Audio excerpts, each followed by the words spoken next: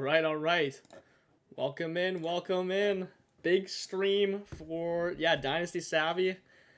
100 subs. Cheers, We did cheers. it. 100 Cheers, boys. subs. Shout out to to everyone on that last stream especially. Was just like a crazy stream. We got like I don't know like 20 subs randomly. Um, Unbelievable. yeah, it was a phenomenal stream. Went like 6 hours long. Yeah, Classic literally Dynasty six Savvy. hours long. I mean, we're not even exaggerating there. I mean, go and look at the time. But yeah, we couldn't stop. I mean, everyone was so active in the live chat, asking us questions and giving us a ton of engagement and just great positive vibes and ton of support. So thank you to everyone. Yeah, and we gotta shout out some people. Hey, Nahal's been here like every stream recently. Shout out Nahal, Yep. Kingdom KO. Yeah, same thing. And Michael Hall. Oh wait, I was Hart. thinking Michael Hart. I was Michael thinking Hart, I Michael believe. Porter Jr. That's a basketball player. Yeah. Michael Hart, shout out. And we're probably forgetting a bunch of people. You guys have been here a ton, and some of the other people that we could shout out are actually just going to be guests. So no need because you'll see them here. And also Camex DB. Yes, Edson Santos, and of course Hash, who Ash. actually broke the news to us that when we had reached 100 subs. So I'll always remember that. That's right. Yeah, we're gonna be forgetting a bunch of people, but yeah, a lot of awesome people. Literally, that AO, I'm not sure if we mentioned AO as well. And then I mean, so many other people. I mean, of course, everyone in the listener yeah. league Hey, Green and Bean. Green Bean. I was gonna say Green Bean. I'm thinking back to like some of our like original regulars. There weren't that many, but the one that stands out was Green Bean, Hey, and he popped in a stream the other day and then the that's live right. chat. So it was great to see him. But yeah, Hey, thank you to everyone. Like just so much support. Really appreciate it, guys. shout out Hash. I hope he heard us name drop him because he says it's my boy. So hey, welcome back, Hash. Had to get the 100 subs going. Yeah, we got a bunch of guests lined up, guys that have been mostly on the channel before, whether once or multiple times, and also uh, one or two people that Yeah, have never. we have one guest that has never been on a stream before, and he is a league mate in the listener league. That's So right. there's a little teaser. Everyone. I'm not sure if we made the thumbnail. We had a few issues with the AI. The original thumbnail had this league mate on there, and it was pretty hilarious with the outfit he had on in it. So if you're in the listener league, definitely open up the league chat at some point and check out the thumbnail we ended up not using. But yeah, let us know what you think of the thumbnail we did end up going with. Yeah, we'll have to show off that other one at some point. But hey, we're running behind, so we'll have to figure out how the time works. But hey, look, we Yeah, got Joshy. That's the guy on the top right. So yeah, for anyone new, he's been on the channel a few times. Actually, co-manager of mine as well. Where we're definitely not in first place after last week, but we're doing well. yeah, the So break room. That's been a really fun league, and in fact, I mean, we met some of the people that eventually came into the listener league from the break room. So like Jacob and Seb. So yeah, definitely an important league for us. And but yeah, you guys are having a great season in there. yeah, look, let's start. I got fun games by the way for each guest, and also chat can get involved here. I'm excited to see how people do with these. We're gonna leave that actually. Let's just talk to Joshy here. He's just sitting here in Yeah, silence in SoFi Stadium. Let's let's yeah, hear a word Josh. from him real quick. Yeah, So yeah, Josh, welcome back to the program. I mean, I can't, I've lost track how many times you've been on. I mean, it's been quite a few. I think more than anyone else. So you still have that crown. that's right. I want to say this is maybe like your fifth time on the channel, something like that. I don't know if you can confirm, but in any case, great to see you. It's been too long. Welcome back. Well, it's good to see you guys too. Thanks for having me. I'm very comfortable in SoFi. I'm very comfortable on stream. So I'm in my happy place. Grab a beer. Let's have some fun. Let's do That's it. right. Look, let's begin. Dan, do you want to ask him the first question here? Yeah, yeah, absolutely. I mean, yeah, just the first one. We're just kind of asking all our guests here is just how's your fantasy season going? Oh, it's been a tough season, right? It A lot has. of injuries. A lot of injuries. Oh yeah, Uh, a lot of but overall surprises. good. I'm in 5 redraft leagues. The one I'm not in playoff contention right now, but I think that will change. It's a Lamb, Rice, Pearsall team. So that should turn around soon. Doing really well there. I got Oh yeah, I 13. mean, if you get those guys back, I mean, as long as you're like kind of hovering around 500, you get those guys back, like you should be in good shape there. I'll be fine. Um, 13 dynasty leagues. I got Oh wow. one complete rebuild. And I mean, I can go through all the trades I made with you since the off season if you want. It's really easy to do. If that's something you want to hear about Hey, anytime. I mean, we'd love to do it on the next stream. I mean, we'll have Yeah, to have it you doesn't have back to be on now, We but soon. are tight it's on time, unfortunately, my friends. well, if that's the case, let me speed up my response. Um, I got Walter White's lab. I'm throwing in the towel, which is really sad. I don't even have my first, but I have a damn good first. It's going to end up being the 102 instead of the Yeah, 101 that might because be the best trade I've ever seen I completed. By I the way, know, I know. Pretty excited about that trade. And then I so I'm in another league with with Blake that I'm the commissioner, and I just had the worst luck. And I'm like, I mean, my team is really good. It's a playoff team for sure. And it's just really bad luck. And I went to sell Bill today. I didn't send him to you, oh, Diggs, because I knew you weren't going to take him. But I sent him a first for a late first for three teams. And the first guy back was like, you're three games out of the playoffs.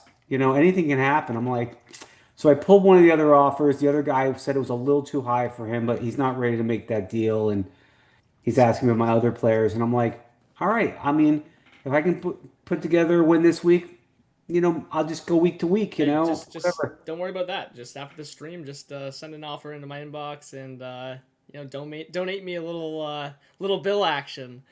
I could use a running back in there, but look, hey, let's Oh, now you want to pay late first for Bill? You're ready for that? absolutely not. I'll give you Exactly. That's why I'll I give didn't you send it to you because 3/4 I knew you and a weren't going to pay peanut. that. But that's what he's going for. I see. Yeah, Dan recently got a trade off. Look, so what's Other than good? that, I'm doing really well. Really well. Really well. Well, that's good to hear. Let's hear from you. What players are killing you most, and well, more importantly, which ones are carrying you? Wow. Well, Puka. Okay. Um, he's definitely carrying me. I have a few shares of Pickens, which Mm. I'm doing well in those leagues. Yep. Yeah, get this. I traded Pickens. I traded Ladd and Dobbs for Pickens and Henderson before the season started in August sometime. Um, so Yeah. I'm pretty That worked happy out with pretty that. good. Now Henderson's not Yeah. doing what I want him to do, but it's a whole nother story. Uh, you could February. I traded. It might have been January. I think it was February. I traded Benson straight up for Javonte Williams. Oh You'll be wow. happy with that one now. The That is guy bold. said, I don't usually make trade. He had Connor. The guy said, I don't usually make trades in the off season, but this one I have to make. I'm like, all right. And then the season started. He's like, I guess you won that trade. I'm like, Wow. I mean, That Joshy, like that's bold to have done that back in like January or February. What the heck inspired you to make that deal? Because I mean, that is not something I would have considered in a million years. his contract, they gave him another contract. So the only Yeah. way Benson's gonna be really relevant is if he gets injured. And he did get injured, but I also didn't believe in Benson as the full-time back there. I just something just didn't feel right. And sometimes you Right. just gotta go and feel. Yeah. And I just wanted to diversify and want to have, it's like 2 years out from a major injury. Like, what if? Yep. What if? And Fair point because we are seeing the what if right now, and it's phenomenal what Javante Williams is doing. And by the way, Joshy's been he's actually you know how you think of a player and you're like, I don't know, I just because we know so many league mates and stuff, I just associate a player with someone. I yeah, always think of startup drafts with Joshy, and in our startup break room, he kept naming Javante Williams. I'm like, look, yeah, like dude, way down the board, like sure, man, yeah. like okay, we'll consider him, but like we're not taking him ahead of ADP. We're not taking ahead of this third round, Yeah, he mid was third round going rookie pick. super late. I think someone did at least like reasonable, like take him like round 15 and okay, round 16 and 17 and 8. Okay, so on. Maybe we'll draft him there, but hey, Javante Williams has been a baller, so I'll give you that. Yeah. CMC and JT. Oh Um, Yeah, JT's a yeah, big they've one for been you. I just had unbelievable. to sell JT because I wasn't going to be able to compete. So now I just have two shares in What'd Dynasty. you get for JT? Oh, boo hoo! He sold I him got for the 101. I got the 101 or the 102. Yeah, Danny You got Dimes. both of them? and No, one. It's either gonna be one or the other. Oh, I see. Josh Okay. has sold it for, we're gonna call it the 101. Daniel Jones and what was the other one? Who's the other R.J. one? Harvey. And like, Oh, that's right. That was the one in Walter White's lab, right? In my inbox. Just woke up. Wow. Unreal. so that was your trade. We don't even need to ask you that question. That's the trade of the year that you've made. Oh my god. Yeah.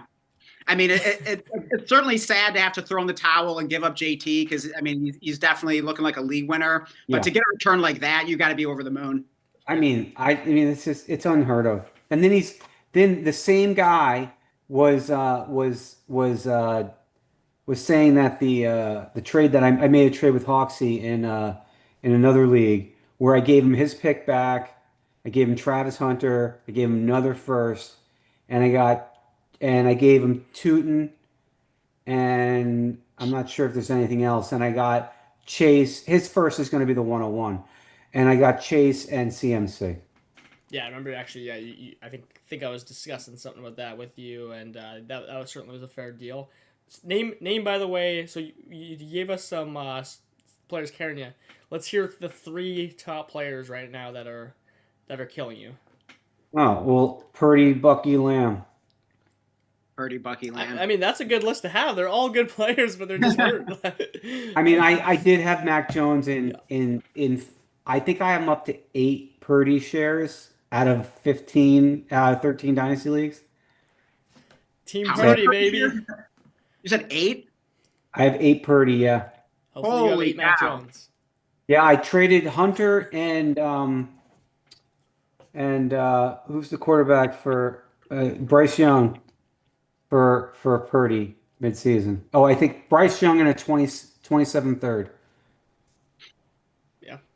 I just wanted a quarterback. Get off Dan's point, Bryce. Right, Purdy all the way, baby. Yeah. Hey, if I was the one being interviewed, yeah, you want to talk about my biggest disappointments this year? Probably would be Bryce Young, although he is coming off a pretty good week, albeit in a great matchup. That's So right, yeah. Yeah. I can't say I'm feeling amazing, Streamer but of the week last week. I just had to get off them and make sure that was a competing team. We'll have to do that, by the way, when we get to the graveyard shift with our final guest. I won't even name drop him. You guys will have to see. You didn't even hear this story in that same league. I'm sorry to cut you off, Blake. So I didn't have Purdy in that league. I mean, I didn't have Mac Jones because I didn't have Purdy, and so I sent this guy a 4th for Purdy for Mac Jones, and he's like, no, I can't do that. He's like a starting quarterback right now. I'm thin at depth. I'm thin at quarterback. So I'm like, all right. So it's the game 2 weeks ago, and he gets a notification on his phone that Mac Jones. It was a Thursday night game, I think. Mac Jones just broke his leg or something. So he sent me the trade offer, this one that I sent him back as a joke, and I instantly accepted it. And so then I got. That had to be like a fake tweet. The chat blew up. The chat blew up about that one. That's too good. I was like, I wish I had him. I wish I had him 2 hours earlier. Yeah, I was just saying, I hate how like Twitter and stuff, like everyone gets the notifications immediately. There's no like edge to, oh, I saw it first and no one else got it. But honestly, there's just like so much fake news out there that like people will start reacting kind of like that to just like something that didn't happen, which seems to be the case there. So that's an awesome deal. Yeah, I'm pretty happy with that. So. hey, by the way, we got our boy Hash in the chat here. It's my boys, and he has the emoji of like the happy tears. So great to have you, Hash. You must have been like in another universe when I was saying this. Oh, at the beginning you already of the said stream. that? Yeah, Oh, I said that way. The second we started the stream up, but we had just called his name out, and I'm like, oh, speak of the devil, he's just gone. But good to see Hash. Okay, well, 1, I have ADD, and 2, I was posting some links to try to get as many folks in here as possible. So my apologies. I certainly hear you. Yeah, good to have Hash, and anyone else watching, check in. And hey, if you got any questions for Joshy, drop them below. Our actual next question, by the way, for Joshy does not apply to him. He's not in the listener league like I think everyone else is. Oh, yeah, but I was going to ask him about the break room, which I thought was fitting since right, Blake and Joshy are co-managers in that league. So, yeah, I mean, I already know the answer to that. I mean, things are going amazing, but, Yeah, I mean, you've definitely have had some. You have an interesting build in that team. So yeah, what do you think about your team and in your season in the break room so far, Joshy? Oh, the break room? I Yeah. mean, I think we have a stacked team. Oh yeah. Um, You guys got like what Genty and CMC and Scatabo. I mean, you guys are pretty loaded. I mean, yeah, I mean, kind of Genty fell into our lap. We weren't expecting that during Yeah, I the mean, rookie Scatabo draft. fell in your lap too because I Yep. just heard the story recently that apparently the guy that you made the trade with to get Scatabo apparently just like hated Scatabo and just was like pretty much giving away the pick. Hmm. You guys could draft him. So like, man, like I remember being jealous of that at the time. And man, has that aged well? It's my only Scadaboo, so That's I right. mean, I had to pry tooth and nail Yeah, but it was such a good price that Josh is like, all right, yeah. let's do it. But that yeah, guy, yeah.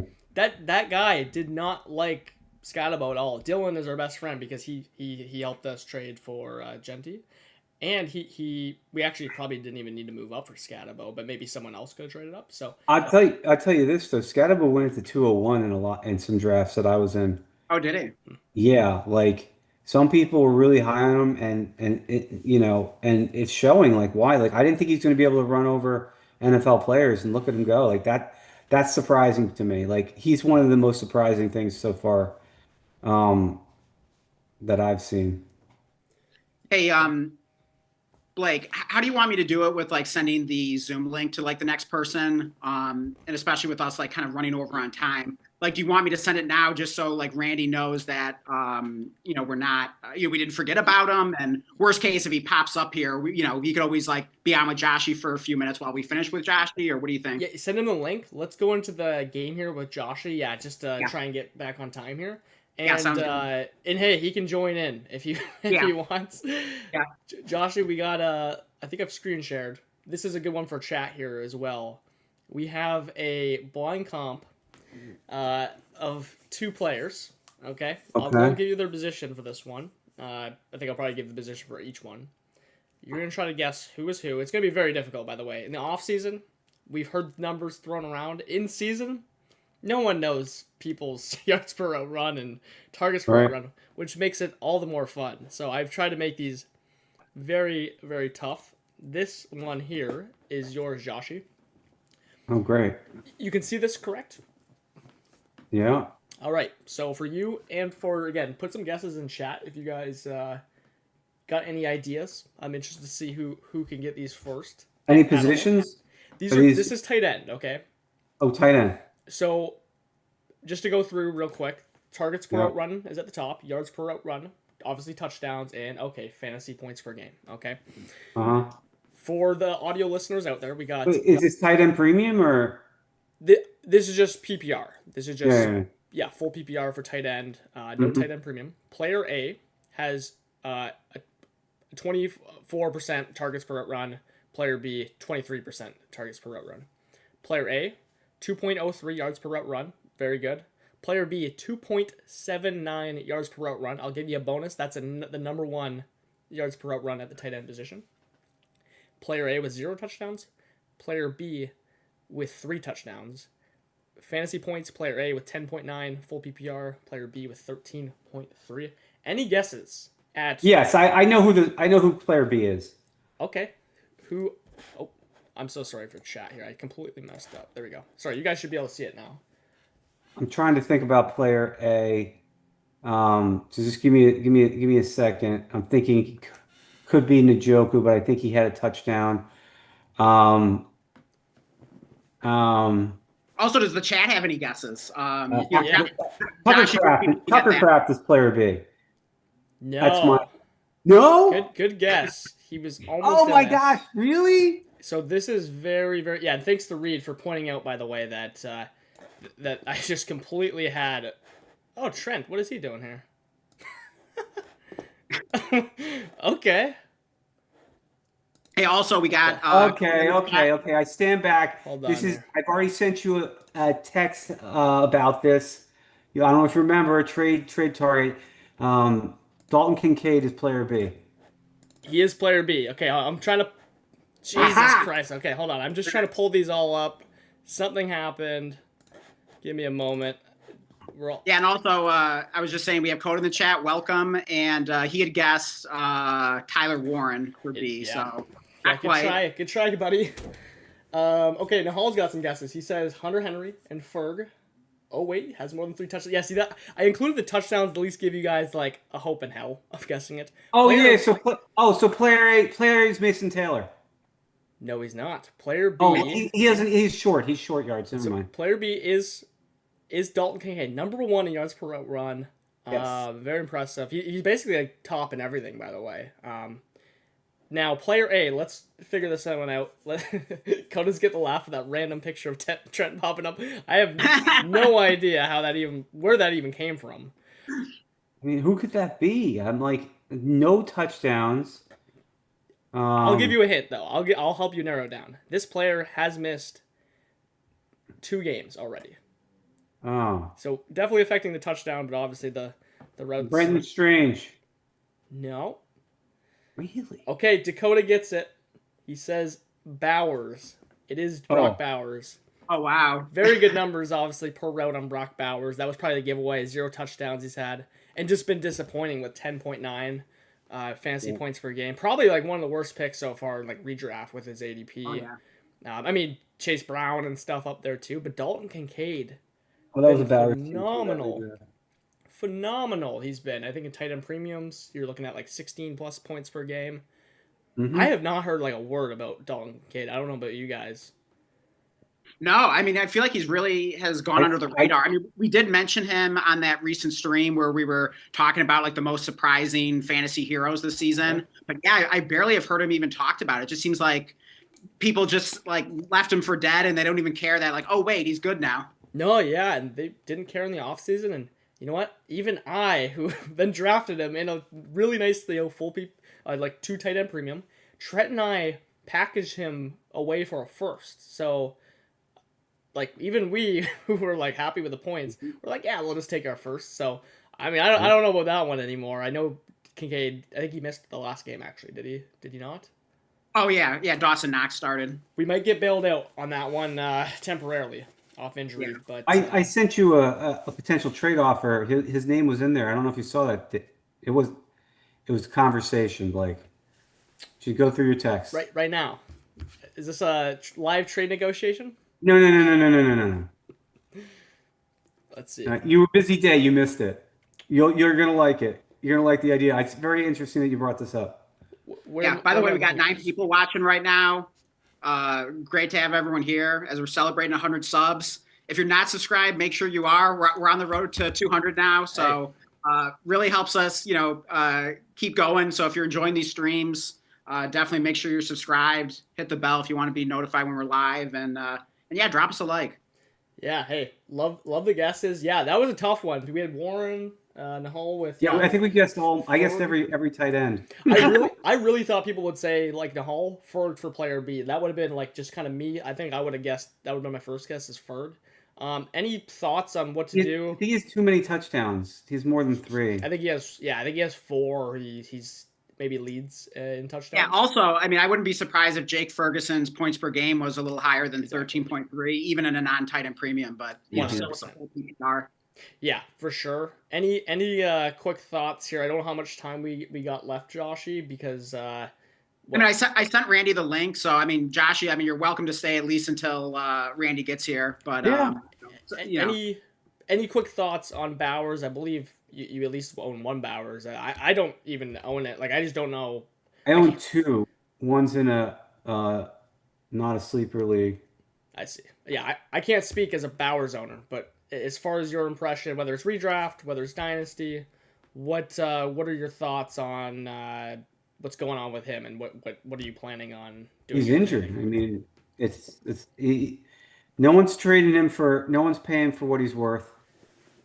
And so if you want to get him off your team to compete, you're going to have to take a loss. And if you're not competing, he's probably a better hold. If you don't need to get rid of the points, he's not getting points right now. Yeah. So that's kind of what I'm thinking. Here's my question for you. I've tried to move him in Walter White, and I was close a couple times. This last offer, I'm actually glad it didn't get accepted, but now I'm just gonna hold him in that league. I have him in a non-tight end premium league as well, but um, that's kind of weird. I had like a super team that like started off really slow, and so we'll see. I have Michael Mayer in that league too, so I'm like, whatever. I'm just gonna run him instead. Yeah. You Now know, here's my question for you, because in redraft, obviously no one's trading uh, Tyler Warren for Bowers at this point, right? Because of the injury. But hmm in Dynasty, at this very moment, if you had a Bowers and the Warren guy was like, "Hey, 1 for 1," and you're, let's just assume you're contending, you could use the points right now too. Would you accept Warren for Bowers? I don't own either of those guys actually, so I have no idea. would I accept Warren for Bowers if I was competing? Warren doesn't have the same. Well, what's the tight end premium? 0.75? I guess it could be whatever you want it to be. I just don't think Warren puts up the same types of numbers. His I mean maybe I will tell you, I Warren has know put up he's in line with what Bowers did. I know. identical I know. plus touchdowns, I think. It just doesn't seem like he's putting up the elite numbers. Well, I guess you could say the same thing about Bowers at the start of last season. He Like, didn't at the beginning, right? Yeah. yeah, I, it's tough to say. It's tough to say. I don't think it's that much of a value loss. I just wonder if it's in a half point PPR in a 1.5 tight end premium, probably not. I see. Dan, just Maybe if it gets above that, I'm okay. You mean you saw? I'm okay taking value losses. I mean, I'm kicking myself with one trade, but it's all right. Remember when I gave away Laporta? was that the one with Andrew and I in there? No, with for Ferguson in the big league. Oh, okay, yeah, yeah. But I got a late pick, like a fourth, but I got a second round swap. So I'm basically trading my late second for like an early second.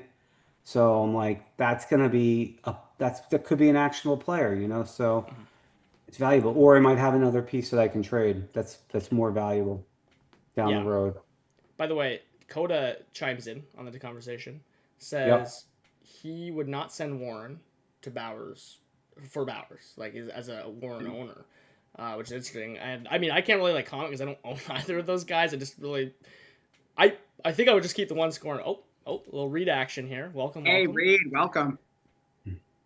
Any thoughts on that, Dan? By the way, just last thought of On Bowers, I mean, I think it's just a reminder of how volatile the tight end position has been, especially like the past several years. I mean, how many times we had to learn after like the big rookie season from Kyle Pitts and Sam Laporta, and then it's like, okay, well, it's not going to happen to Brock Bowers, and I like, didn't sure agree. enough, so I mean, you can blame it on injury, you can blame it on whatever you want, but one way or another, if you take a tight end early in redraft, even in a shallow league where tight end is more valuable, it just seems like you inevitably end up regretting it. And there are all these like mid and late round tight ends that end up emerging that are like just as good or if not like better than the guy you drafted like in the early rounds. So it's tricky in Dynasty. I haven't seen Bowers moved in any deals since the start of the season. He's probably one of the toughest players to move right now. So very tricky situation with him if Yeah. you own him. Funny comment here from where did we go?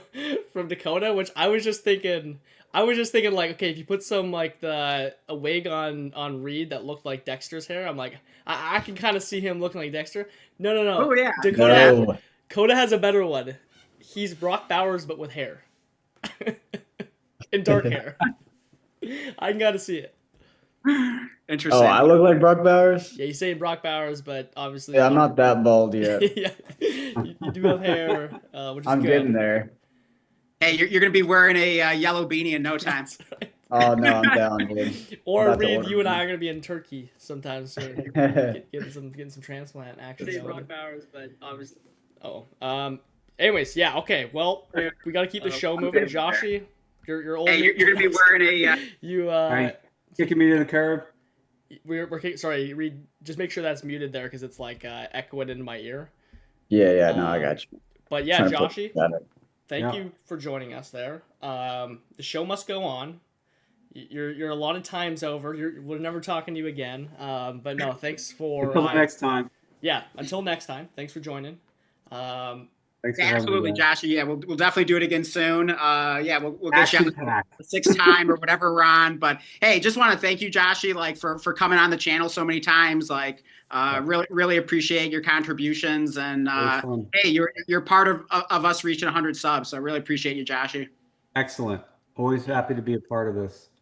Beautiful. Guys got a good thing going on. Yeah. Oh yeah. Hey, go us in break room. We're gonna take this thing down. So we'll have to make a video. We'll have to get you back on for that one. You know, the championship victory lap. Hey, you know, my brother and I'm I happy to make a victory lap. Listen. My brother and I might have something to say about that in the break room. The return of the king, as our team is called, might have something to say.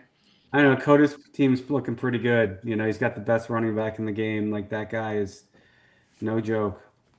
Yeah. Yeah, and that would be Bijan, who is also owned by Reed in Listener League. So, hey, how's that for a segue? Also have Gibbs. Also and you have Gibbs. Oh, hey, you got the Salamanca twins. That's right. Salamanca twins. Yeah. Gibbs is a top dynasty back, but I don't think he doesn't put up elite production with Monty on the field.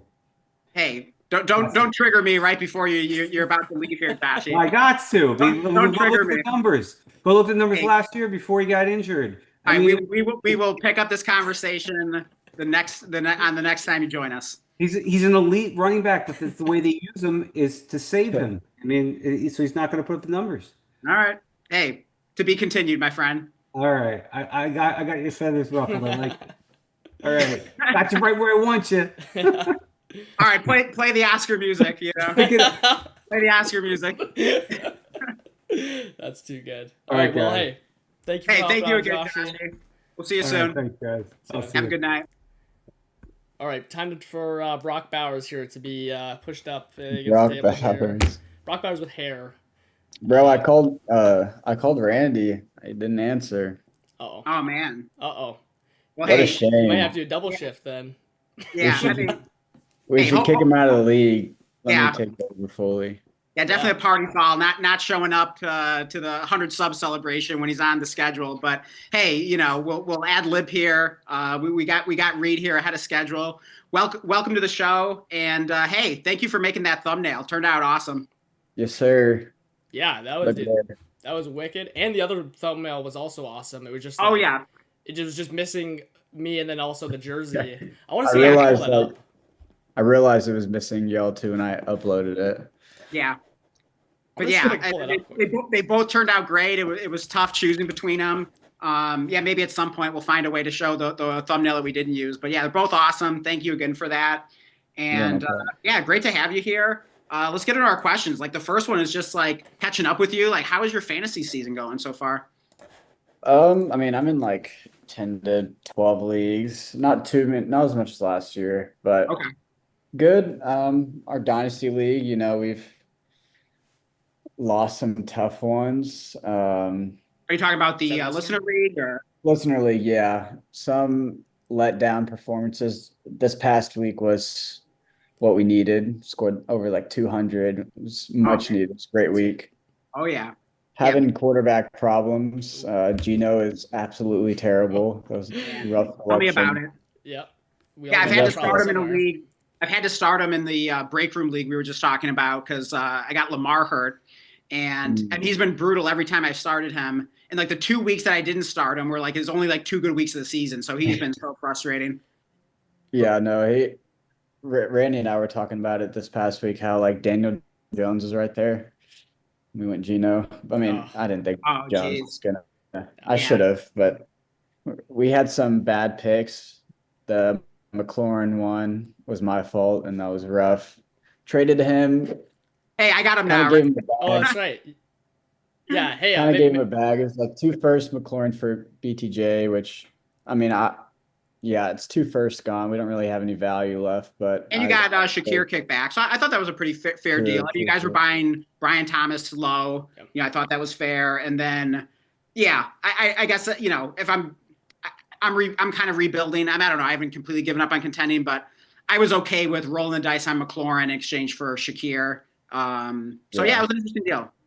I still trust McLaurin. Just like we needed to get some wins right now, and I had faith in BTJ. I mean, he performed this week, so it was good to see. Yeah, he had a second touchdown that was called back on a offsides by Travis Hunter, so it could have been even a bigger game. No, yeah, we had some good picks. I think our best pick was probably Cam. It's probably our best pick. Yeah, that'll do. I was like, I told Randy, like, I want him so bad, like we have to get him, and he was like, let's trade it for Cam Johnson. Or Caleb Johnson. I was like, Caleb Johnson. I was like, no, bro, let's get Cam. I mean, I love that, because that was like my entire like offseason thing was, okay, like people kept putting Caleb Johnson like, oh, what's the difference between him and Judkins? I'm like, no, like what's the difference between Caleb Johnson and Tootin and Scatabo and that stuff? So, I mean, I'm looking too right now. Like, yeah, you took Scatabo at 203, which is, I mean, it might only be like a spot or ahead of ADP of like where he was normally going, but that's still like a really big spot to like, because there was other players like Burden and stuff that haven't been scoring anything, which you had to take them over. Yeah, I looked at kind of the roles they're splitting, and I knew they still wanted Jalen Warren to really be that guy. I could tell, they moved on from Najee for a reason. And then I look at Tyrone Tracy, and I just didn't trust it as much. And I liked Cam out of college a lot and knew he could make an impact on a team that wanted to win some games. So, yeah, that one's aging perfectly. I mean, we were definitely fans of him on the channel here. I had just like texted Blake a clip of me singing Scatabo's praises in the offseason. I was saying, hey, we got to like turn this into a short and do a little victory lap here. But I mean, dude, like your running back room in the listener league is absolutely goated. You got Bijan, Gibbs, Josh Jacobs, who just put up a 30 burger. He's been heating up, and Cam Scatabo. I mean, unreal. I mean, it'll be interesting to see how that kind of ages long term, because of course running backs can be pretty volatile in terms of their both production and value. But like, man, like you got to be loving life right now with those four guys in your running back room. No, it's nice. I'm just like, it's all about timing now, with finding the right time to offload any of them, which that's hard to do with running backs, because they could be like so dominant and have that role, and then all of a sudden it's gone, so it's hard to kind of plan that. But I think Bijan and Gibbs are there to stay for a little bit. So oh, for sure. It is tricky though, because like those running backs, or just running backs in general, like they can win you leagues when you have the right ones, but from a dynasty perspective, you can also sometimes view them as like ticking time bombs, and finding that perfect time to kind of tactfully move off one of them. It's definitely kind of an art and a science. For sure. That's a great point too, because like that's what I was looking at. Like I have one James Cook. I don't know if you guys own James Cook, but I was like wanting to keep him for staying, trying to get a first round bye to try and separate myself. Now that I'm kind of getting like that's happened, it's like, okay, I'd probably be willing to sell him for the right price, but it's like, okay, now he's already put up like 2 complete duds. He's not catching any passes. They're kind of using these backs a little bit more finally, and then it's like, oh God, like it's just like 2 weeks. 2 weeks from being the RB1. Dan was trying to get him in that Galaxy League. Oh, okay. And I looked at a few, and that my team in that league is kind of falling apart, unfortunately. Is that where the triple trade went down, the 3-way trade? Yes, exactly. We did that trade live on stream where I got hurt. Yeah, so Randy got away A-Chain for Nico, which you got Nico. Oh. I got A-Chain and Worthy. I also got like Ollie Gordon thrown in there as like the A-Chain handcuff. It was an interesting deal. Yeah, a couple other pieces involved. Yeah, I still recall. I should have known that Texans offense is just, I mean, they've played good somewhat recently, but I just should have known it might have just still been a struggle. But in A-Chain, I just didn't have faith in him, but I should have. But it's still early and it's still a dynasty. So I mean, as we were talking about, like it can change so quickly with the running backs. But hey, I mean, if your season's not going well in that league and you're looking to move off James Cook, I mean, we could probably work out a deal. If you still. No, I mean, I'm down at this point. I'm like, whatever, dude. Like, all right, I'll give up on this league, right? Just maybe stock up on some picks or Yeah. just some younger players. And Okay. I mean, he's still young, but I just don't. Yeah. I mean, He's if one guy I don't have faith in of maybe holding that position for super long. yeah. I mean, All right. Well, hey, you might be getting an offer from me soon. I would suggest let's do it live on stream. I don't know if we quite have time for that, but yeah, you might be hearing from me. No, sounds good. Cool. Right, let's jump in. I guess we have we asked a question, like one of our kind of set questions to him yet? Oh, well, I asked how his season was going. So the next one is just like, yeah, what players are like most carrying you this season on your good teams, and like what are the players that are absolutely killing you? Oh. I mean, it's hard not to name like kind of the two tight ends. I mean, Ferg drafted him a lot, and Kraft. Those Yeah. ranges of, and a little bit of Kincaid, that range of tight ends during the draft. Yeah. I went in that range a lot. You know, I didn't really go early at all. I don't have any Bowers shares or anything. Kind of. Yeah. Hey, I mean, it sounds like you did exactly the right thing there. Hey, I mean, you were watching that blind comp we just did. Yeah, yeah, dude. Tight end is about the only position that's really been thriving for me. You know, well, running back, right? I mean, at least running back did. Running back's been solid. Got a lot of Buckies, and he's been hurt, but good. I think letdowns. You mentioned Gino. How about Bryce Young? He's been inconsistent to say the least. Yeah, he was super late, and I think he could still. I mean, if they continue to fix that offense, he could still maybe be. I just don't know about maybe fantasy weapon, maybe a more just like on a field, not. Yeah, fantasy wise, I don't think he could be a top guy, obviously, but yeah, I think Jacoby Myers got a lot of him, and it's been rough. Yeah. McLaurin, obviously. Golden, getting a lot of Golden over Egbuka. So that was also. That'll do it. That'll certainly do it. Yeah. That doesn't feel good. But I mean, it still is so early. I mean, I think about look at what JSN's doing right now. I mean, he took the step forward in year 2 when a lot of people doubted him and just wanted to move off him in Dynasty. And then now in year 3, where even I was kind of sleeping on him, he's pretty much like the wide receiver 1 or 2. And Puka's banged up. So is there any receiver you want right now more than JSN? So just goes to show you it really is a marathon in Dynasty. Yeah, I don't think I drafted. I was a stay away from JSN. Yeah. His ranges, I was go lad instead, and that's been great. Huh? Yeah, I mean, what I was saying is that Josh Downs scored very similar points per game as JSN last year, and you can get him rounds and rounds later. So yeah, I definitely missed the boat on JSN. I should have known with Darnold that he's going to feed the best receiver. Yeah, he's been money. And I just saw a stat. He's been perfect, literally perfect, graded on throws 15 yards plus downfield. And every time I'm watching Red Zone, I don't know about you guys, it's a 20-yard JSN catch. It's a 25 one, 30. It's it seems like he just keeps upping it and upping it every time he comes on the screen. It's ridiculous. Which quarterback do y'all think has been the best in the league so far? Ooh, interesting question. From a real life perspective or fantasy? Real life perspective. I mean, gosh, I'm not even sure if I'm qualified to answer that. I mean, it's tough to watch all the games and then really analyze it from an intensely real life football perspective. I mean, my brain is always so focused on fantasy, but what comes to mind for you, Blake? I mean, what comes to mind to me isn't going to be the best one, but certainly up there. It just according to expectation, or at least what he's working with too, which would be Drake May, and then also even Dak Prescott, who's just completely lighting it up.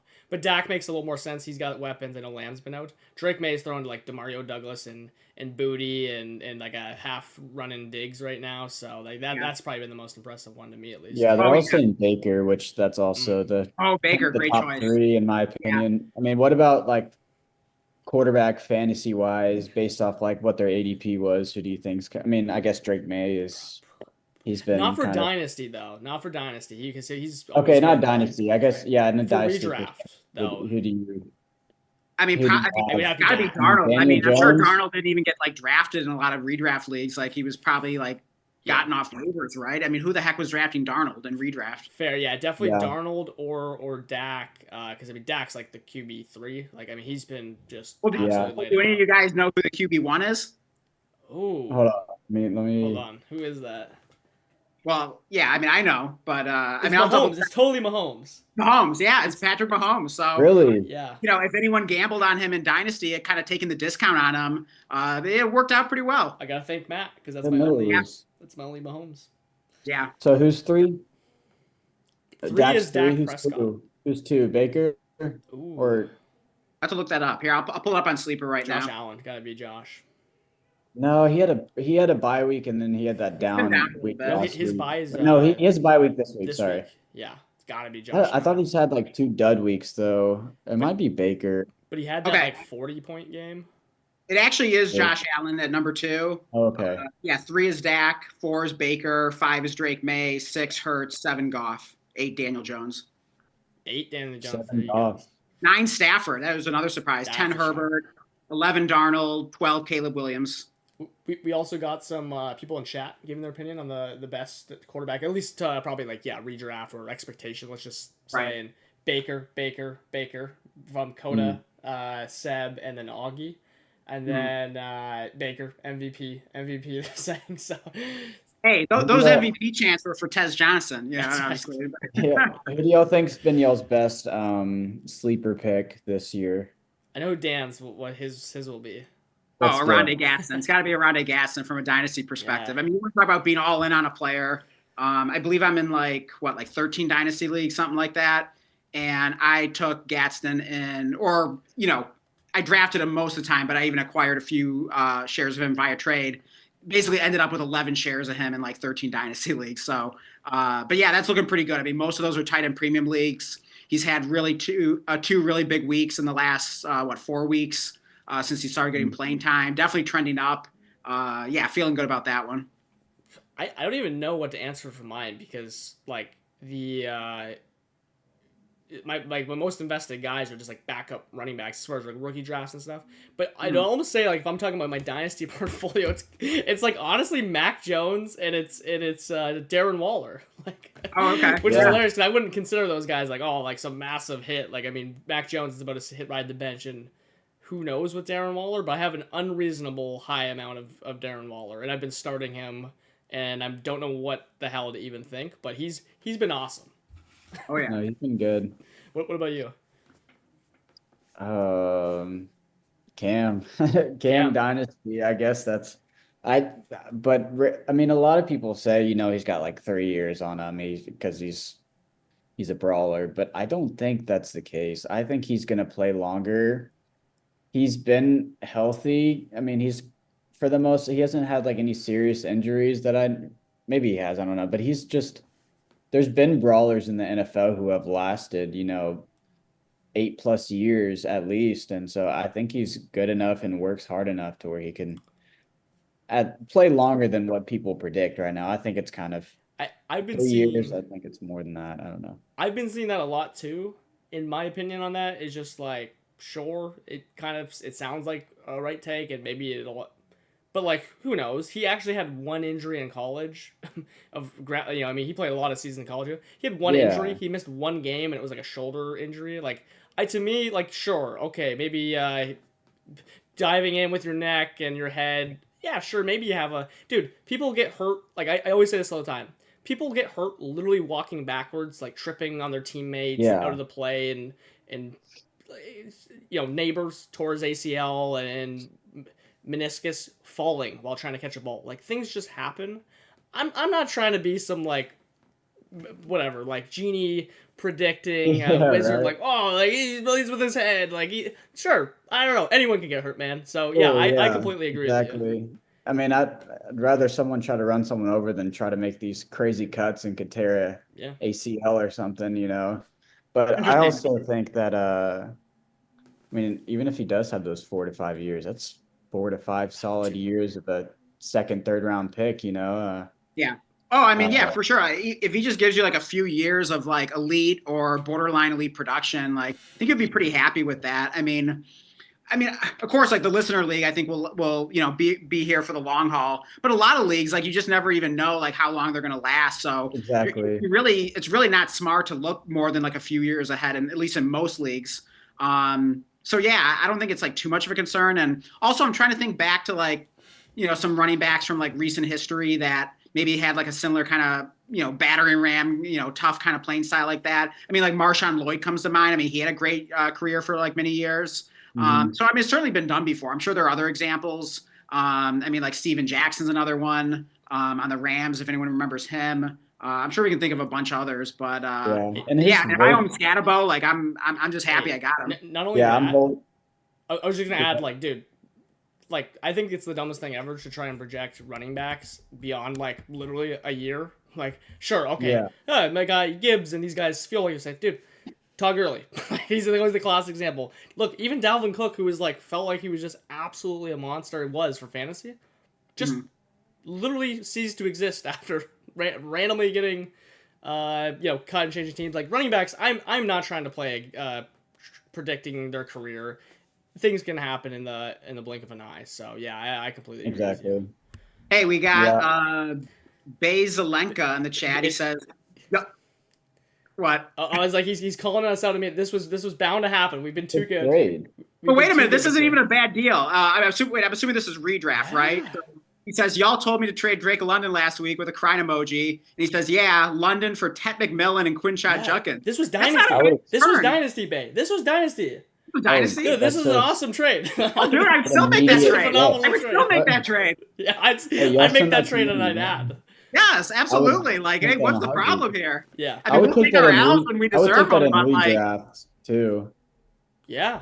I mean, Ted had a couple touchdowns, and I mean, Judkins has looked incredible. I hope it didn't cost him his week. That's probably what he's also. I mean, he's about to play a sorry run defense in Miami, who's been. Oh my God! I mean, we saw what freaking Kamani Vidal just did to them, like coming not even back from the dead. I mean, he was never even a thing in the first place, other than the hype. But yeah, if Vidal can do that, I mean, think about what Quinshot Judkins can do against that defense. Yeah, right. Rico Dowdle went nuts against the Dolphins defense as well, didn't he? So I think he might have a very different feeling about that trade a week from now. Ted just scored two tutties. I mean, we're printing money on Ted.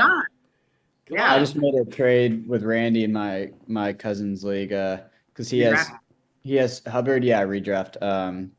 I traded him Rico Dowdle and RJ Harvey. He gave me, I mean, Ramondre Stevenson was kind of a plug, and then he gave me Ladd. I didn't need Rico, and he has Hubbard, and so I was like, I mean, I get Ladd, who's an automatic starter, who I think is going to continue to get his workload back that he had last year. But I mean, Rico Dowdle is really fascinating. I mean, some people think like he might just hang on to the job, so that could certainly change the calculus of that trade. But yeah, I mean, Dowdle's really not someone we've even discussed like too much on the channel yet. I mean, I don't know. Like, what do you guys think? Like, you think Dowdle's just going to like keep this job, or it's going to be a split backfield, or what? I think the hot hand. Mm-hmm. That's what I think. So it could be split. I think Rico's going to continue to get it now, while maybe Hubbard's a little banged up, and maybe he could take that load because it's just working and that offense is thriving and they're winning games. So yeah. I mean, what would you guys pay for Rico Dowdle in a dynasty league right now? I mean, is that someone you guys would be like interested in acquiring if you have a contender and maybe need a little bit of running back help or depth or whatever? I have him in that Galaxy League actually, but that's right. Hey, maybe we can get while we're doing the James Cook deal, maybe we get. Hey, I'll throw him in for something. Hey, let's go. I think we can work that out here. Coda says that's a great trade, by the way, and I think he must be in that hot handle league. Is Coda? Right, the hot hand, yeah. What would I trade for him? That's a great question. Yeah, it's a tough one. And it's also weird. Like going back to the scat, like Randy was like, would you do like James Cook and give up scat like straight up in a dynasty? And I was like, dude, I don't think so. Like I'm being biased, but it's also something we took a gamble on him. Like I don't want to just trade him away like that. And I think it's close enough where I'm like, I don't know, but back to the Dowdle. I get it. I don't know. I don't know what Dowdle is a good comp for in a dynasty, or what I would pay for him. Yeah, I mean, giving like a second for him feels kind of risky. I mean, maybe if there was like a really juicy throw-in, a contender might be enticed. I mean, a couple thirds would probably be like a win-win. I don't know. I mean, it's kind of hard to say. Like that's where my mind goes. By the way, is a third and a player or something. Because if you're giving him a second, like again, even though Dowdle's been amazing, we just like, okay, if I have evidence that Dowdle's like the starter the rest of the season, sure, like I'd rather add to a second just knowing that information like later on down the road. Whereas like a second, like, dude, what if he's just not the starter? You just burnt a second on. Yeah. Like, just to wait a little bit longer, and if he does become that guy, then yeah, I'll give you a second and a little more. Yeah, that's yeah, it's like I mean, maybe like a second for like Dottle and a third, like something like that. Like, yeah, I mean, I do that. You get creative with it. Yeah, you gotta get creative in those deals. I think if anything's gonna happen. But to answer the question about the Dowdle and Hubbard thing, like, I mean, it's interesting, right? Because it's like, okay, he goes down to injury. I don't know about like Hubbard. He certainly hasn't been amazing, but he has, like, in the previous years, been one of the best rushers, like, on just per metric. So certainly interesting with Dowdle. But Dowdle just put up what 400 and something, just shy of 500. Like, that doesn't happen. That I know one was against like a good matchup. It doesn't matter. We see running backs play those defenses. They don't score 200 yards on them. So it can't be a fluke. Like, he's doing something right. Like, there's something there that very well could continue. Yeah. So, but I mean, the answer. I mean, he was getting really banged up, and his calves were getting, sore on the sideline. Look, it's gonna be probably more a split, especially coming back. But what's more interesting to me is if it's an initial split, like, yeah, how does that go? I mean, maybe then Rico can kind of earn more or less as the season goes on. It'll be certainly pretty interesting. Might get a little messy, though, right out the gate there. So. Yeah, but I mean, I'm wishing I had some Dottle, like, in just about like any format. I got like 0 shares of him, and I just kind of like gave him away in Blake, our Blood, Sweat, and Beers league in the off season, and I'd kind of forgotten about that. It's like, oh man, so yeah, I don't know. Maybe I can get a share from Reed here in this Galaxy League that we're together. But I'm feeling like I want to. And y'all were talking to the other guy about how he's talking. He's pretty high on Javonte this year. I was also a big Javonte guy. His starter, and I also used the kind of the. I mean, I'm a Broncos fan, and I saw his potential as freshman or his rookie year, and knew that he was still kind of recovering, and also behind even though by metrics, the Broncos O-line was one of the best in the run game, but I just still, like, watching it, there wasn't much, and so I knew behind that Cowboys O-line where Rico thrived last year, where his ADP was in redraft, I was like, it's a steal, but. Yeah. Oh, interesting. Yeah. In hindsight, it's like, yeah, he's the Cowboys starting running back. He actually had really, really good pass catching numbers last year. Yeah. And it's like, okay, well, he's kind of like free in the offseason relatively for being a starting running back. So, yeah, I mean, he has to look so much better as well. Maybe it just has to do with the blocking. But, yeah, I mean, huge miss. Like, I mean, I didn't care about Javonte Williams at all. It's easy to look back and be like, oh, yeah, he was the starting running back for the Cowboys. But, like, in the offseason, I didn't even necessarily view it that way. It's like, I'm thinking, like, is he much better than, like, Miles Sanders? And then they draft Jaden Blue. Like, maybe he's just, like, better than anyone there. So, I mean, to me, it seemed like more of, like, an ambiguous backfield. I mean, maybe you made Javonte Williams the favorite, but, like, I didn't even feel confident in that. So, I mean, yeah. I guess because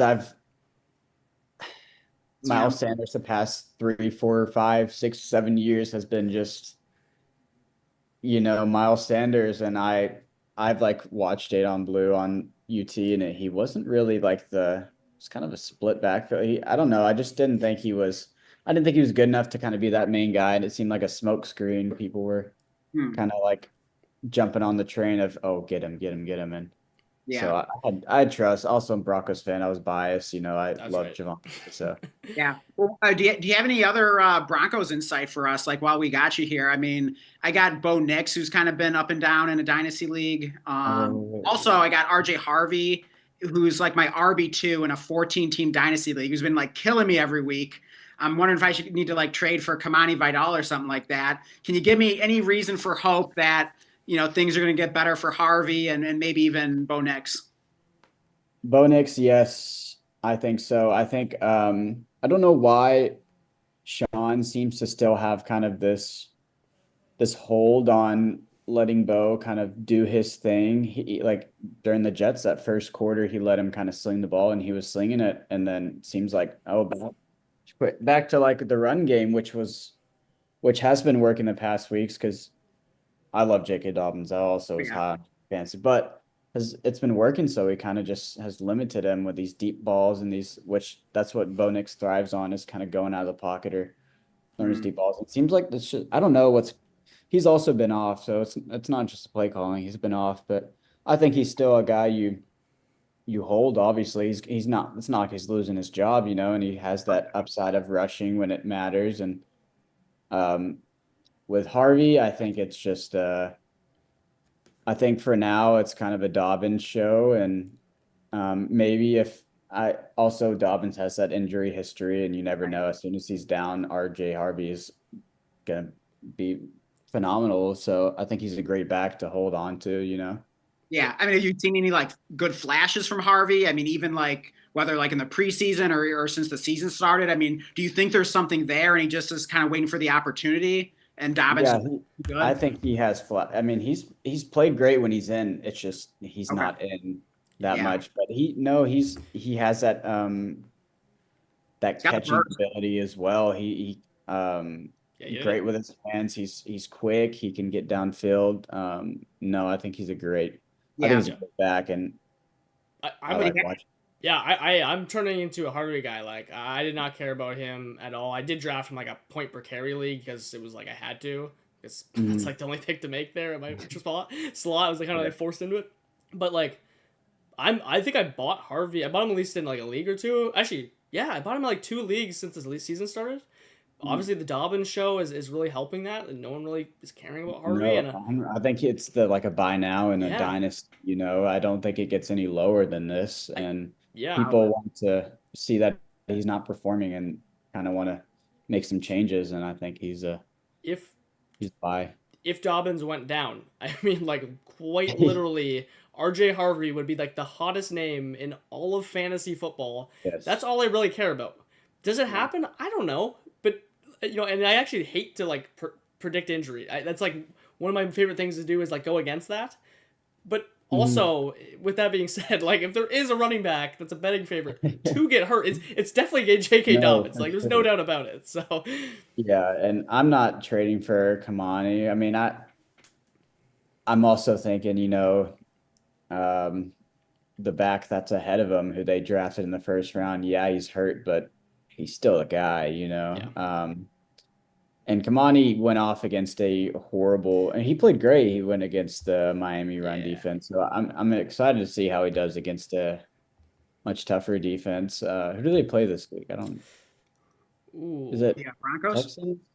No, the Chargers. Do they play Texans?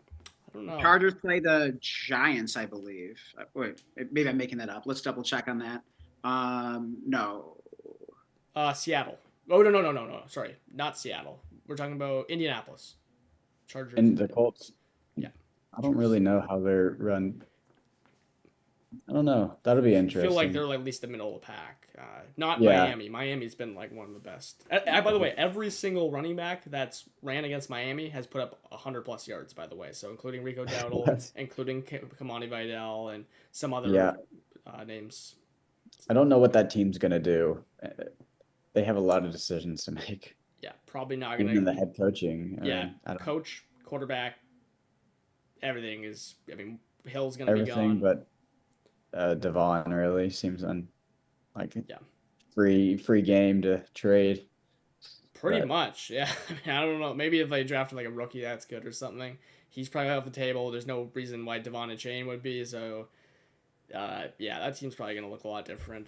Maybe some dynasty goodness there next year, especially if they get for sure a good coach. By the way, I don't know what's going on with the time, Dan. I guess I'm just like leaving you in charge of like the time. Yeah. So we have our next mystery guest coming on in about 13 minutes. So I mean we have a little more time here.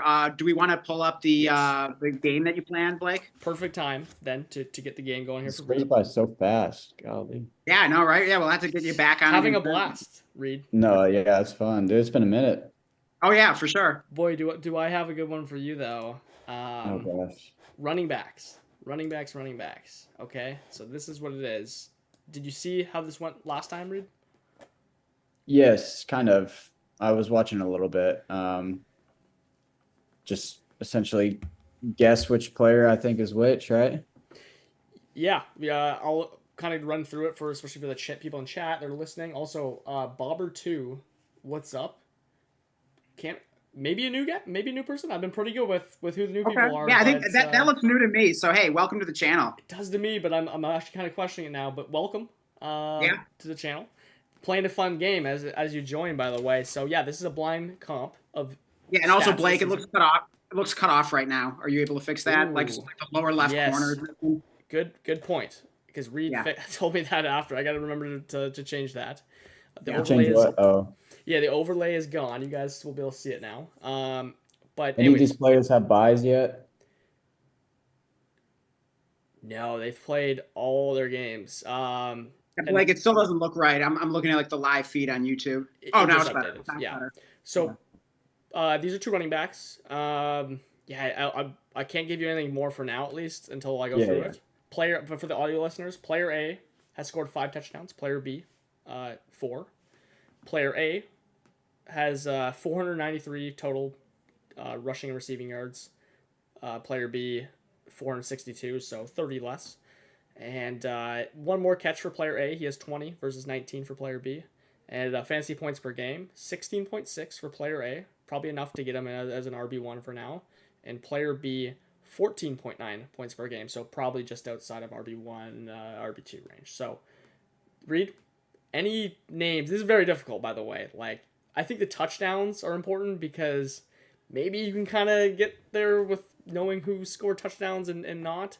Maybe the receptions helps. Any thoughts on who might be one of these players? I'm gonna be so bad at this because I work Sunday mornings at a restaurant or breakfast, so I haven't really watched I've watched highlights. So I want to say B Dobbins. No, as I was listing that though, I literally that's why I thought you said that I would like this. That's why I was like. No, I was actually thinking the same thing. By the way, just off the fantasy points, I felt like that's right where he's been. And also, chat, feel free to guess who you think his players are. But it is not J.K. Dobbins. Anything else that comes to mind? Do we have any kind of age clue? I feel like we need a little age clue with each of these. Or give me have they both played all games? Yeah, but I can't give you this player. One's Rico. Is one Rico? A's Rico. No, but good guess. I think he only has 2 or 3 touchdowns. Rico does. Player A is younger. Player A is significantly younger. He's a young player. Player B is an older player, of more of a veteran. I'm thinking. I have a guess here. Unless Reed, do you have any others that you want to throw out there? No, go ahead. Also, we have. Let's see. We have. This is Matt in the live chat here under his wife's name, Colleen. He says B is Gibbs. That's Joshy, but he said B is not Gibbs. Good guess. Wait, that's Josh. Okay, yeah. Sorry. Good guess. Player B is older than Gibbs. Your guess, Dan. So for player B, you said it was a younger player. I was thinking it was probably player A or something like that. I was, Gibbs also came to mind. Player A is the younger player. Player B is the older one. Oh, okay. Oh, okay. So let's go B. Said Scat. Is A Scat? Okay, A is Scat. I don't know what Josh is talking about. Player B is not Gibbs, but player A is Scat. So good job on that one, Josh. I wouldn't have got that. Player B though. Okay, think now you have Scat as a reference. I'm not gonna look at the chat. Who has been slightly worse than Scatabo in fantasy? It's an older fantasy player, older running back. Not a fossil by any means. I have a thought, but I'm not sure if he's quite old enough. Wait. I might have a guess here. Okay. Is player B not James Cook, right? Jacobs? No, it's neither of those guys. But Dan is on the right track. He's closer on that one, I'd say. Actually, AFC or NFC? Ooh, NFC. Yeah, NFC. Yeah, I'm gonna pull up running back leaders on. No, you're gonna see the fantasy points per game.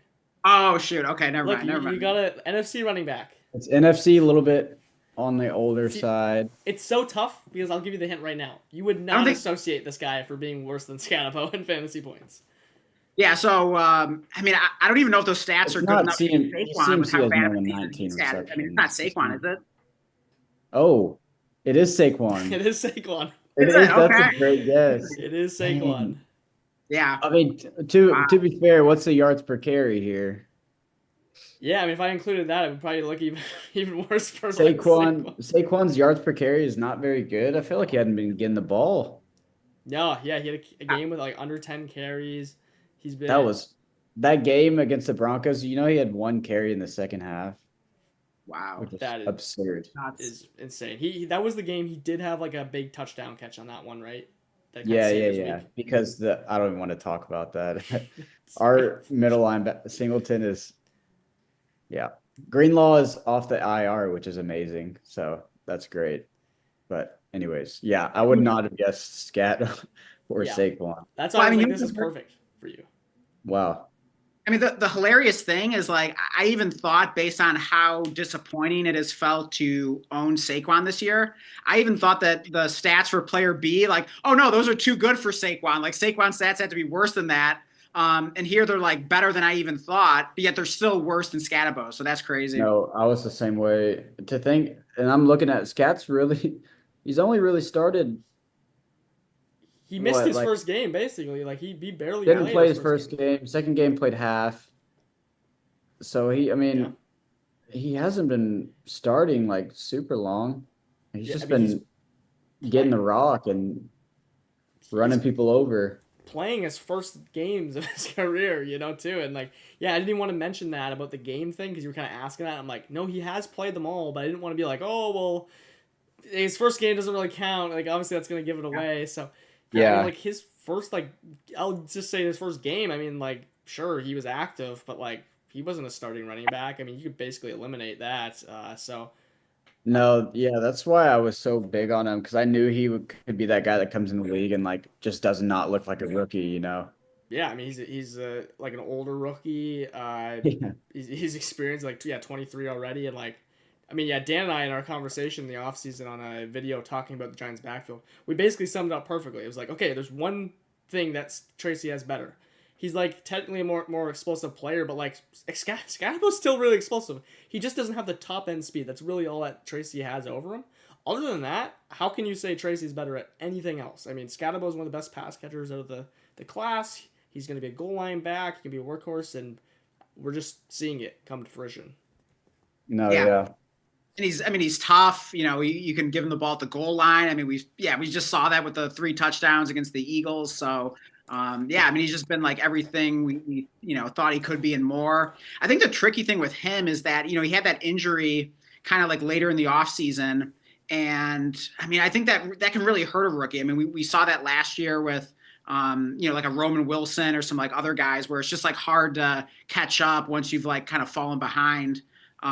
So, then like it seemed like everything was like, oh, but this is Tyron Tracy's job and everything like that, and Scadabo's injured, and so it was hard not to, at least like in redraft, rank Tracy higher. But with them both healthy in the offseason and like through the NFL draft and everything, I mean, we definitely believe more in Scadabo. So it was kind of a roller coaster there. But I didn't expect Scadabo to recover from that injury so quickly, especially as a rookie, and then just come out and instantly dominate like this. No, I agree. Yeah, they're fun to watch, that backfield. That whole team is super, super fun to watch. Yeah, I'm surprised with how they've played. They look pretty experienced. Like him and I can't even think of his name. Dart. Yeah, I mean Dart's looking. He's fun to watch. He's looking good. Yeah, it's fun to watch for sure. Finally.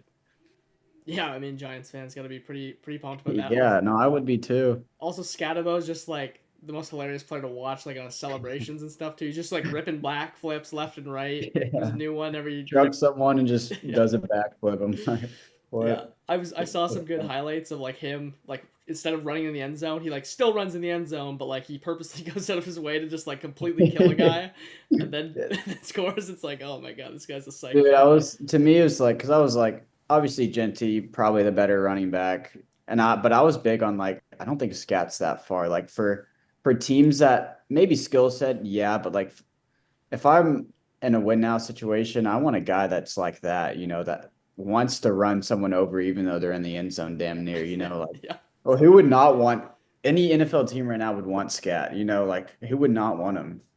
He just has a great energy. runs hard every play, like it's his last run.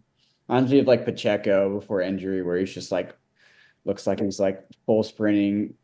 You know what I mean? Like Pacheco runs it kind of the same way, not as so, but just kind of looks like it's his last chance to run. Yeah. But yeah. I mean, the thing with Scatabo that we talked a lot about this offseason, especially in like the context of Dynasty, is that, I feel like, Scatabo, I mean, he was, you look at this like rookie class of running backs. I mean, he was number one in good vibes. I mean, he's just such like a likable guy. I just knew like the fan base was going to get behind him. And even like the whole Dynasty community, they're going to be like chanting his name and the, Meadowlands there in New Jersey. And, we've seen that already with the Scatabo, I mean, everyone just loves this guy. He's just so likable. I mean, I just knew like once he got going, like Tracy was never going to get this job back. Hardest worker, first one in, last one out. Blue collar, exactly. The one other thing in that Dynasty, the Savvy League, I'm like, I was super big on this player, and I'm hoping like he's got to be the guy is Shador. Like I was big on getting him. Randy didn't really want him. I was like, dude, please. And it's looking like, I mean, there's Browns players like wanting him to start, like he's better than Dylan Gabriel. I'm sorry. Dylan Gabriel was I can't do it. Horrible. He could start. He could be that guy, and he could like be amazing for a fantasy team because Gino's not it. Bryce is iffy. Hey, Gabriel almost beat the Vikings. I thought he had a really good debut. I didn't watch the second game, to be fair. I know he threw it a bunch of times. The second game was horrible. But, I mean, that Steelers defense is legit, though. I swear. I'll stand by this until I'm wrong. I even own a random Shedeur Sanders. I just took, just in case I'm wrong, by the way, in a league. Yeah. Just in case. But I swear the Browns literally just took him to like actually sell jerseys. Now, normally when I hear that, I'm like, like you're just a hater, dude. Like genuinely, the coach doesn't want him. Like Stefanski didn't even want to name him the second. The organization doesn't really want him. I don't know why. The GM he forced them to draft him. He was looking to be a top 10 pick, and all of a sudden he's going that far. Like I'm still taking it. Like talent wise, no way Tyler Shaw goes before him. You know what I mean? That's what in my head. Yeah, I mean, I didn't think he was a first-round quarterback, and I'm no QB evaluator, by the way. I could clearly see when I was watching people evaluate and trusted people that I've seen in other classes. But yeah, okay, this does not seem like a number one first-round quarterback. But he did seem like a Will Levis-type talent quarterback where there's some things missing if he gets it together. Definitely not a fifth-round quarterback, I'll say that. But Deshaun, by the way, Deshaun Watson, this will be the most interesting thing about this thing. He is coming back apparently in November.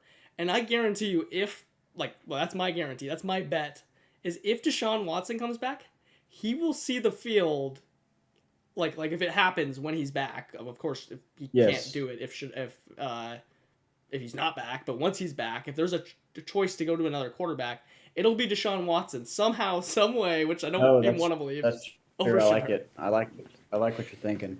And Shedeur might be good, man. I don't know. I just don't think they want to play him. In my head, it's like a gut. I mean, a lot of people were big on Scat, but I was like, dude, I love him, dude. And it's more of like a Deion Sanders son thing where I think he's he's an athlete. He's a good quarterback.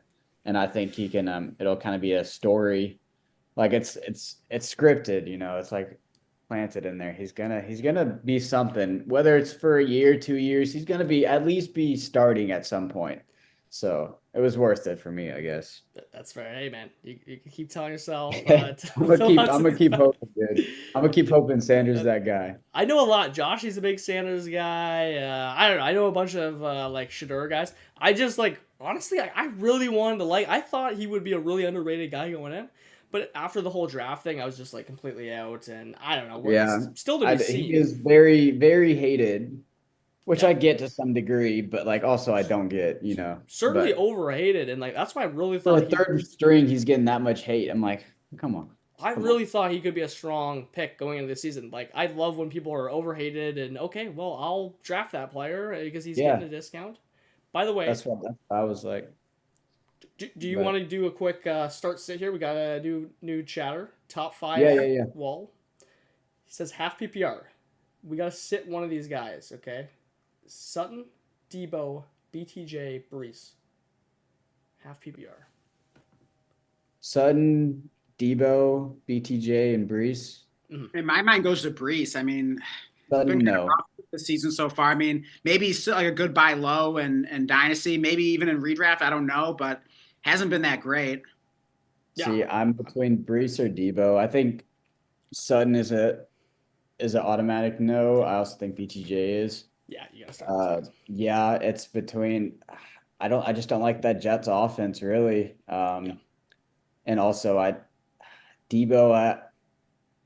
I don't know. I mean McLaurin's coming back, and I don't know if they utilize Debo the way he was utilized at 49ers, and so I just don't. I think from fantasy standpoint, I just wouldn't. I think he's probably the one guy who could have a dud, and have the best chance of that. So it'd probably be a guy to stay away from. Wait, sorry, you said that like Debo?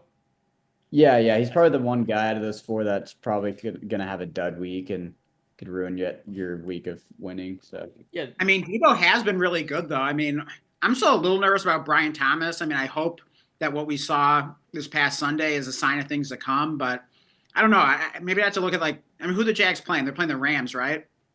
Welcome, Augie. Yeah. Oh, dang! Hey, I didn't know. We got Augie in here. First time on the channel. Welcome. Oh, connecting audio. Okay.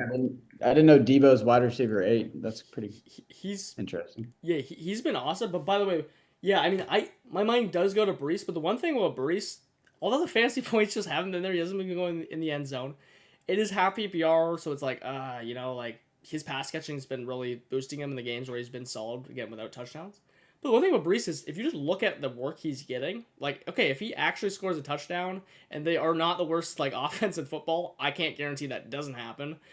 He's at least literally taking every single backfield carry. Like Isaiah Davis carries. Isaiah Davis is not touching the ball, which is really interesting. So there's some good stuff there, but he is a Jets player that's not scoring touchdowns. So it's like, I don't know, man. I mean, if you believe in Brees, you can play him, but Debo is a top 10 receiver. I'd probably just play Debo this week. I think Randy and I's worst trade so far has been trading a second straight up for Braylon Allen. Just not looking super promising. Randy was I'm not gonna shoot him.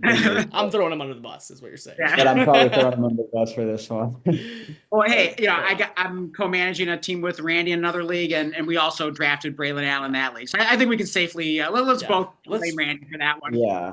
I don't know what his deal is with Braylon Allen, but whatever. Throw him under the bus for everything, fellas. I gotta go co-manage one, so I can just blame everything on Randy. Oh, right. But right, I'll let y'all talk it out, but appreciate y'all letting me join. If y'all have anything coming up and y'all want someone to join, I'll join. So. Oh, absolutely. Great having you on here, Reed. And hey, thank you for everything you've done for the channel. I mean, this is your third time on. You, filled in for me when I had to leave the stream early, and you made so many of our thumbnails. Thumbnail guy. Yeah, I mean, you've done a killer job with that. So thank you for everything. Really appreciate it. Yeah. Randy and I will join soon. We'll have a little a one-on-one battle or something going on. Yeah. See who's better. We had another 3-way trade. So I'm down. I get them both you on here together next time. No, sounds good. All right, I'll catch you later. Thanks. Have a good one. Have a good night. See ya. All right, Augie, first time on the channel. Welcome. Great to have you here. What up? How's it going? It's good, man. How are you guys? We're good. Yeah, just having fun here, celebrating 100 subs, and we just realized recently that we had never gotten you on a stream, so long overdue. Great to have you here. Let's get to know you a little bit here. I mean, how's your fantasy season going? We haven't had you on Dynasty Goats yet, so we don't know how many leagues you're in. So tell us that as well. How many Dynasty leagues are you in, and how are things going this season for you? I'm in too many. Probably for lineup leagues, maybe 10. Okay. But I have a bunch of cheap best ball ones that were $3-5, just for fun. Yeah. And some of them are going good, but then some of them I literally haven't even hit the median score, and because the injuries have just I'm 0-12. Not even 1 week of hitting the median. Yeah, it's been. Man.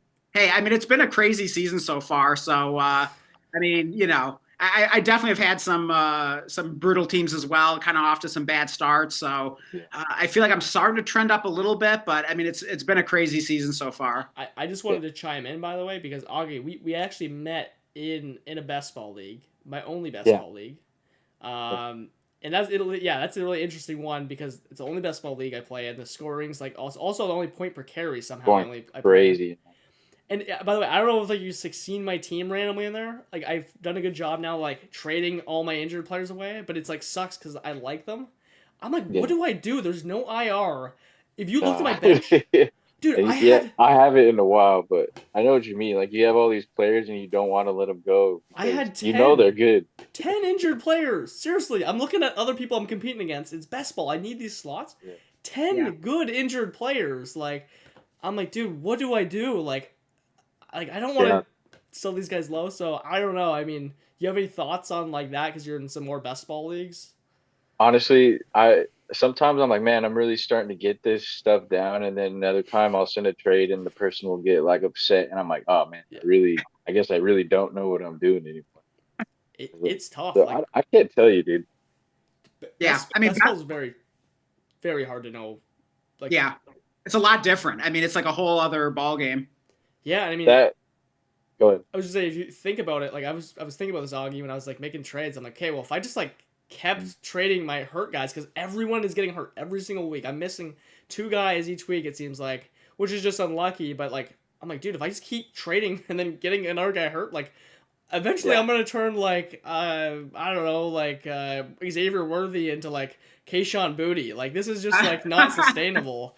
So I don't like, not fun. Yeah, I think a bad example or a good example of that this week, I think somebody in a league that I'm actually undefeated in, they wanted Josh Palmer just because they needed somebody to like put in, So I traded them a 4th and he got hurt like the 3rd play of the game or something like that. Yeah. So like the injuries have been crazy this year.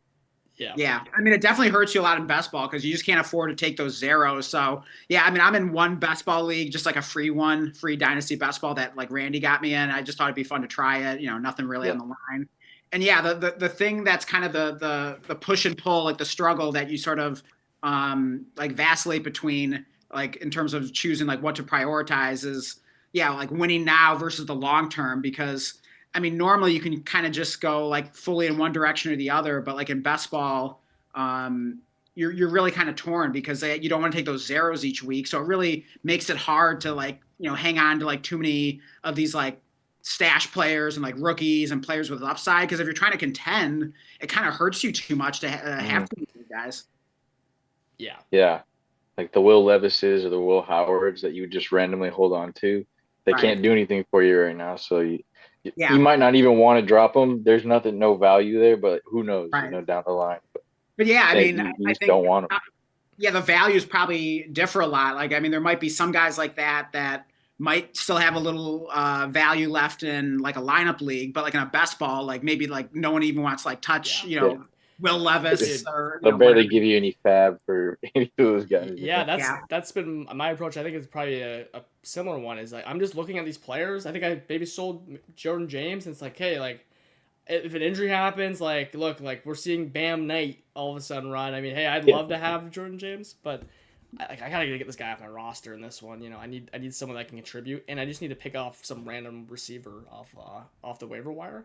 So one's like been like Joe Milton in that league, Augie, and I'm just like, I'm like, dude, like if Dak got hurt, Joe Milton's like the hottest name in all of the fantasy best ball world.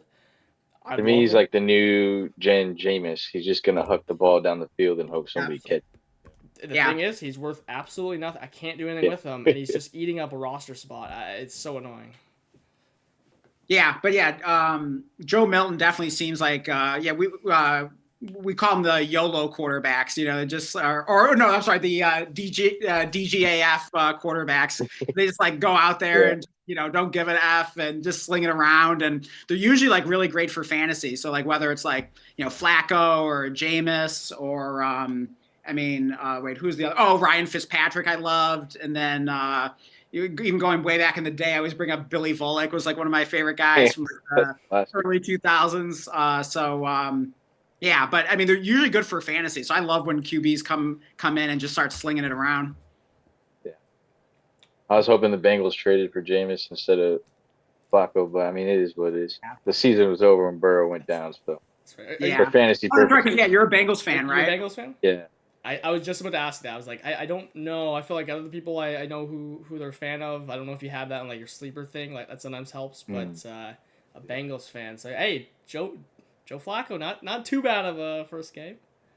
Yeah, he's doing pretty good. I mean, when you have those guys to throw to, it's kind of hard.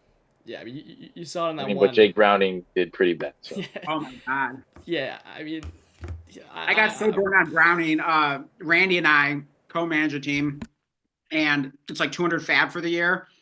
And I'm always like trading for like extra fab, as you probably have seen before, Augie. Yeah, and so I picked that up from you for sure. I like that move. I use that a lot in other leagues. Yeah. Because of you. Oh, hey, I'm glad to have inspired you. That's awesome. So, yeah, we had more fab than anyone. We had a little over 200. So we put 201 on Jake Browning, and I felt like so amazing when I woke up the next morning and saw that I won him by exactly $1 because someone like bid all their 200. But sure enough, I just had that $1 extra that I put on him. So I thought that was pretty epic, and I was so proud of myself. And I was excited because like Randy and I didn't invest like too much in quarterbacks in this startup, which just happened this offseason. So our QBs are like Justin Fields and Bryce Young and Daniel Jones, and we were doing pretty good with that, but we still thought like, okay, like we could still use a little more depth here in case like one of these guys turns back into a pumpkin or whatever. And yeah, man, I mean, we end up cutting Browning. It's kind of a shallow dynasty league. We just end up cutting him. So, and we could have traded him for a third. We were holding out for like a second when we first got him. So I guess we got a little greedy there. But yeah, man. Yeah. I made that mistake everywhere, by the way. I have like a bunch of Browning because that 2023. Did the same thing. Yeah, I've been just like stashing him in rosters. Like, just, okay, if he gets in there, he's going to be awesome. I'm not trading him for a third. Are you kidding me? I can use this guy as a QB3 the rest of No, that didn't work out. But I don't regret it. I mean, like, if he was good, I mean, heck, like, he would be a backup quarterback. Sell. Adrian, by the way, from chat is chiming in. He says Flacco over Winston. And then he just deleted the message. So I don't know, maybe he's not too sure about that one. Okay, he's having second thoughts. But yeah, hey Augie, we also want to ask you, like, what are the players that are carrying you this season, and what are the guys that have been killing you the most? Neighbors for sure going out and like. Yeah, that was rough. But people that surprised me the most, dude, Sam Darnold. Like, okay, I had him in a few places, and I was like, man, like I really, KOC is the QB whisperer. I was like, it's probably just him, but then. He's really surprised me a lot. I think you traded him. Me out. Am I crazy? Yeah. Damn, I think we got him in a deal from Augie. Yeah. Oh, and Walter White's lad. No, we hold on. You gave me Jamar Chase and Sam Darnold for Josh Allen and Jameson Williams. Yeah, we traded you him. That's what it was because we had. Yeah, okay. I see. Yeah, I mean, hey, I don't know if you even have Darnold still, but that would have been working out pretty. He's there. He's helping for sure. Okay. He's the best QB I got right now. So he was last year. Yeah, Blake and I think we were just pretty excited to like move off of him. We thought, okay, he's not in Minnesota anymore. He's just gonna, as I said, turn back into a pumpkin. But like, yeah, far from it. I mean, he's playing like one of the best QBs in the NFL. So hey, good on you for but for buying him up, because I mean, I don't think too many people were crazy about trading for Sam Darnold this offseason. So kudos to you. Mm-hmm. Yeah, I tried moving him so many times, even for a second, and like nobody. We were going so creative, by the way. I mean, it was perfect because like whatever, we could trade him in a deal for some decent credit. Like we were looking to give him away or anything, but we were like, okay, we'll take a second. We'll take like Jalen McMillan, who is like after Ibuka's draft. I don't know, but it was like, okay, we'll take all these like gross stuff, a combination for Sam Darnold. No one wanted him. It was like insane. Yeah. But yeah, I mean, I'm regretting trading him now. I mean, I'd love to have Darnold on our team. Oh yeah, for sure. But I mean, yeah, maybe sometimes the best trades are just when you're willing to go against the grain, like whether it's like Javonte Williams that we were talking about earlier or Sam Darnold. Yeah. Because eventually the market just kind of like overcorrects and goes like too far the other way. And that's sometimes when you can just get those best values. Yeah, I think somebody offered me Javonte Williams for like a third during the off season, and I was like, nah, look back at that. I should have. Hey, I mean, dude, I can't blame you. Like, Yeah. I would have smashed declined that so hard. Like, I'm not even sure if I would have given like a fourth for Javante. I mean, like, I was so low on him, so I can't blame you there. Yeah. I mean, we all had the opportunity for Javante. I didn't care. I think my one redeeming thing, Augie, you can tell me what you think about this. Imagine you're in week 2, post week 2. This is my only thing. I'm like, okay, guys, I'm not the biggest Javante hater. I'm not a complete idiot. I traded Chase Brown basically 1-for-1 for Javante Williams on a contending team because I'm like, he's just doing what Chase Brown, I hope. That was my logic. I'm like, he's just doing what Chase Brown. And I'm like, this is going to age so bad. I was like, I'm sick. I can't believe I'm doing it. It's working out pretty good. So I'm so thankful I did that. And so I have one Javante. I don't know. Is that something like in some of your leagues you've been considering doing?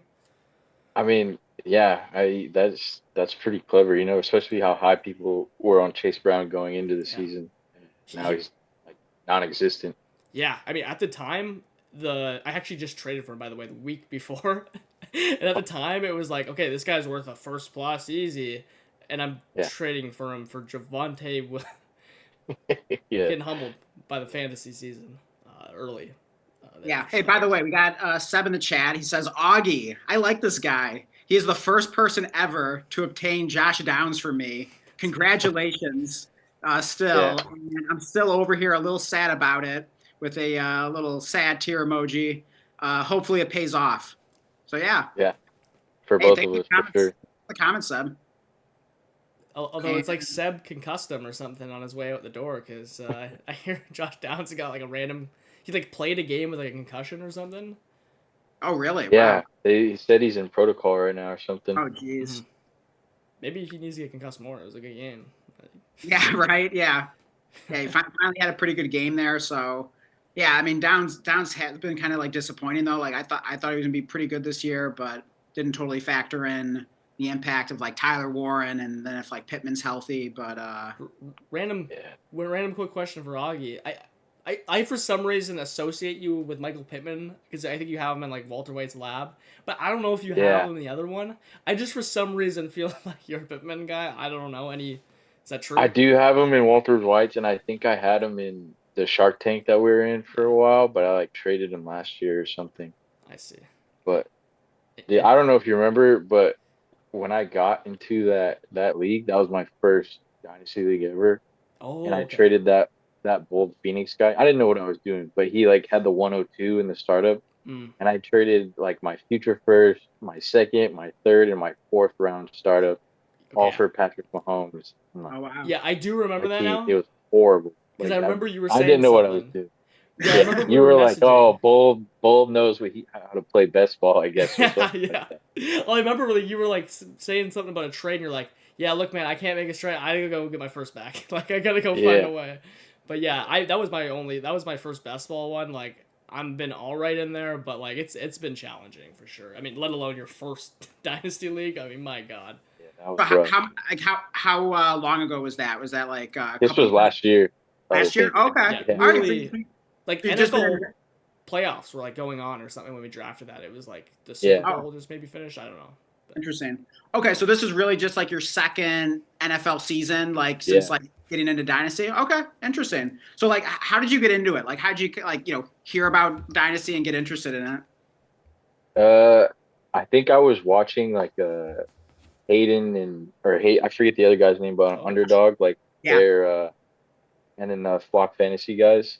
Oh, okay. I was just doing their redraft like rankings because I had just started playing redraft again like a year before I started Dynasty. Okay. I was like, oh man, like I kind of want to play year round. Like that sounds fun, like Madden Ultimate Team or whatever, but on your phone. And then I found that Shark Tank through Discord. I joined that, and that's where I got destroyed like immediately. Right. Hey. That's how you learn. That is how you learn. I was going to say that's like the best thing you can do though. Starting, unfortunately for that team, I mean, like I don't know. I mean, I don't. Maybe you've turned it around. I'm not too sure, but I mean, yeah. After that dispersal that I did coming into this season, I think I'm like, I forget what I am. I'm like 8-6 or something. I'm like in fourth place now. Okay, after but being in hey, last place last year. So I mean, yeah, yeah, I mean, turn around at least one way or another. I mean, yeah, like that's tough, and it's funny you say Madden because like that's kind of really how I got into Dynasty. Is like I used to like play like Madden for money, and then I stopped doing that, and yeah, I'm like I need something to like compensate for my like Madden hobby time. And I was yeah, just like, okay, I'm gonna play Dynasty fantasy football and spend way too much time doing that now. yeah. My wife hates that I'm on my phone all the time. She's like, what are you doing? I'm like, I'm literally trading or like just trying to get my fab right, like stupid stuff that like doesn't matter. But Yeah, I feel you. Yeah, it's got to be tougher when you're married. Yeah, Blake and I are. Well, I mean, Blake has a girlfriend, but yeah, I mean, when you're not like married and have kids and stuff, like yeah, Blake and I definitely have probably more free time than like the average guy in our. Well, not that we're yeah, the same age, but in that range there. So definitely makes it a little easier to get away with it. Yeah, yeah, Augie, you could probably relate. There's too many times where like maybe I'll just see my girlfriend or something, and I'm like, and in the back of my head, I'm like, oh my god, like I forgot to put this waiver claim in, like in yeah, waivers running like 4 hours, and I'm like, my initial reaction is like pull out my phone and start doing. I'm like, wait, like I gotta like relax here. yeah. You'll I'll, be at dinner or something, and you're like, yeah, oh like okay, I'll take care shit, of yeah, that later, but like, yeah, I'm just like instantly like reaching for my phone yeah, when I'm like thinking of this stuff. So yeah, I can certainly relate. Yeah, I mean, it's easy to get lost. Like once you pull that phone out and you get sleeper up, I mean, like hours will go by. I mean, I swear, like uh, yeah. we're spending way too much time on there. Yeah. But So It's a lot. It's fun, but it's a lot. oh yeah, I've actually put like a 1 hour timer. I think it's actually really helped. I put like a 1 hour timer limit, and like if I hit that, then I'm like okay, like just as a point of reference, like okay, if on Sunday like I'm gonna hit that, dude. I'm like watching the games, whatever. But like if I'm in some random day in like like July, I'm like. Which I'm like not hitting this by the way, thankfully. But like if I am hitting that 1 hour timer, I'm like okay, like maybe I should reevaluate things. Like maybe I shouldn't be spending like more than an right, hour randomly on this day where I can't do anything for right. Dynasty. I thought that's kind of helped with my like Oh yeah, random. that's genius. Yeah, I mean, especially since like Blake, you and I like both have ADD. I think that would I think that would really come in handy for me because time can definitely get away from me, especially when I'm like hyper focused on something that I'm enjoying. So I think I need to start doing that. Yeah, it's just a good reminder. It's like what am I doing with my life here? I gotta. Exactly. Yeah. Yeah. Yeah, Not wanting to spend like your whole life just staring at your phone, like sending trade offers. As fun as it is. As fun as it Digital is. fake football fantasy. I mean, yeah. gotta look at the big picture, but. Yeah. With all that Yeah. being said, what's Right. I'm trying to Yeah, pull up. back to that. But yeah, I mean, Augie, like, what has surprised you most this season? Like players wise, teams I mean, just wise, anything or in the NFL, like fantasy wise. Like, what's been the biggest surprise for you? uh, Daniel Jones for sure. Like in real life, you know. Oh yeah, And fantasy. Yeah, and fantasy, it's crazy. And then honestly, I thought I wanted to believe in Justin Fields. Like I was surprised that they're 0-6 right now. yeah. I I mean, think that's that's a crazy. little crazy. I mean, for a while he was putting up the insane fantasy points, and then he just had this one absolute dud out of nowhere. I mean, albeit Yeah, against a good Broncos defense. So I'm not even sure what to think of him moving forward. I mean, I'm probably throwing him right back in my lineup and just hoping it was kind of just like a 1 week blip there, but certainly not what you'd like to see because you're hoping that he doesn't lose a hold of like the starting job. I mean, thankfully they just have like Tyrod Taylor back there. It's not like they have some young quarterback that they want to take a look at. So And yeah, let me add, Tyrod Taylor technically has started a game and played half a game, mhm, and they actually, for fantasy wise, the Jets have like one of the best quarterback schedules there are, by the way. So at least a okay, good thing, especially for redraft. Like if you can just go, if you need a quarterback, you could probably just go get Justin Fields maybe for really cheap off that game or add him to your QB room. Very good schedule, but honestly, like I've been hearing people, I don't know what you guys think about this, being like, just throw Tyrod Taylor in. It's like, dude, they're 0-6. Like, what is Tyrod Taylor gonna do to sell tickets and win games? Like, dude, he actually started a game. It's not like he went and lit it up and won. Like, let's just have fun watching Justin Fields go 0-17 or whatever happens, and let him score a bunch of fantasy points. And I mean, like, if anything, the coach and the GM should probably want to keep him around and just pray that he turns it around and starts winning some games. I don't know, or plays them into 0-17. Any thoughts on that? Like, I just don't get why Tyrod Taylor would ever be the starter. I don't know either because it's not like you're gonna make it to the playoffs. So, and you signed the guy already, so you should just keep playing. Yeah, like what's Tyrod Taylor gonna do if he wins 2 games? Oh, Yeah. we're re-signing Tyrod. He's our starting quarterback in 2026. Like, no, like, it's not gonna happen. Hey, and then Augie, before we hop into Blake's little game here, just want to ask you like how things are going for you in the listener league. I mean, you pretty much like went into that just knowing you were going to rebuild, right? So, but hey, you did get me pretty good on a trade. You got JCM and a 4th. I wanted to ask you about that. Mike Gesicki, which I'm so embarrassed to admit. It happened on July 27, basically right before the hype really started getting going for JCM. Yeah. You know, even then though, I immediately regretted it. I tried to get JCM back. I offered you like a 4th, and Isaiah. It was a quick decline. So yeah, I mean, you had some good foresight there on JCM. What did you see there? And then also, what was your thought process flipping him for Josh Downs recently? To the trade that we made, like, I thought Gesicki at the time had value. I know Kodo in the chat said he didn't, but I mean, I don't know. I like Gesicki with Burrow. Like, me too. I mean, he was like a spike week king last year. Yeah, and if Higgins was out, it was Chase and Gesicki. You know, like there wasn't really anybody else. Yeah. But honestly, the people I follow on YouTube had just studied a lot of his tape, and he was just one of the sleepers that I didn't really see anybody else going for. It was him and Kyle Williams. I was like trying to get everywhere, and Gadsden for the Chargers. Yeah. It was those 3. So I sent out trades, I think, in like every single league I had. If I didn't have them already, yeah, he just accepted, and I was like, all right, sweet, and then I locked him in.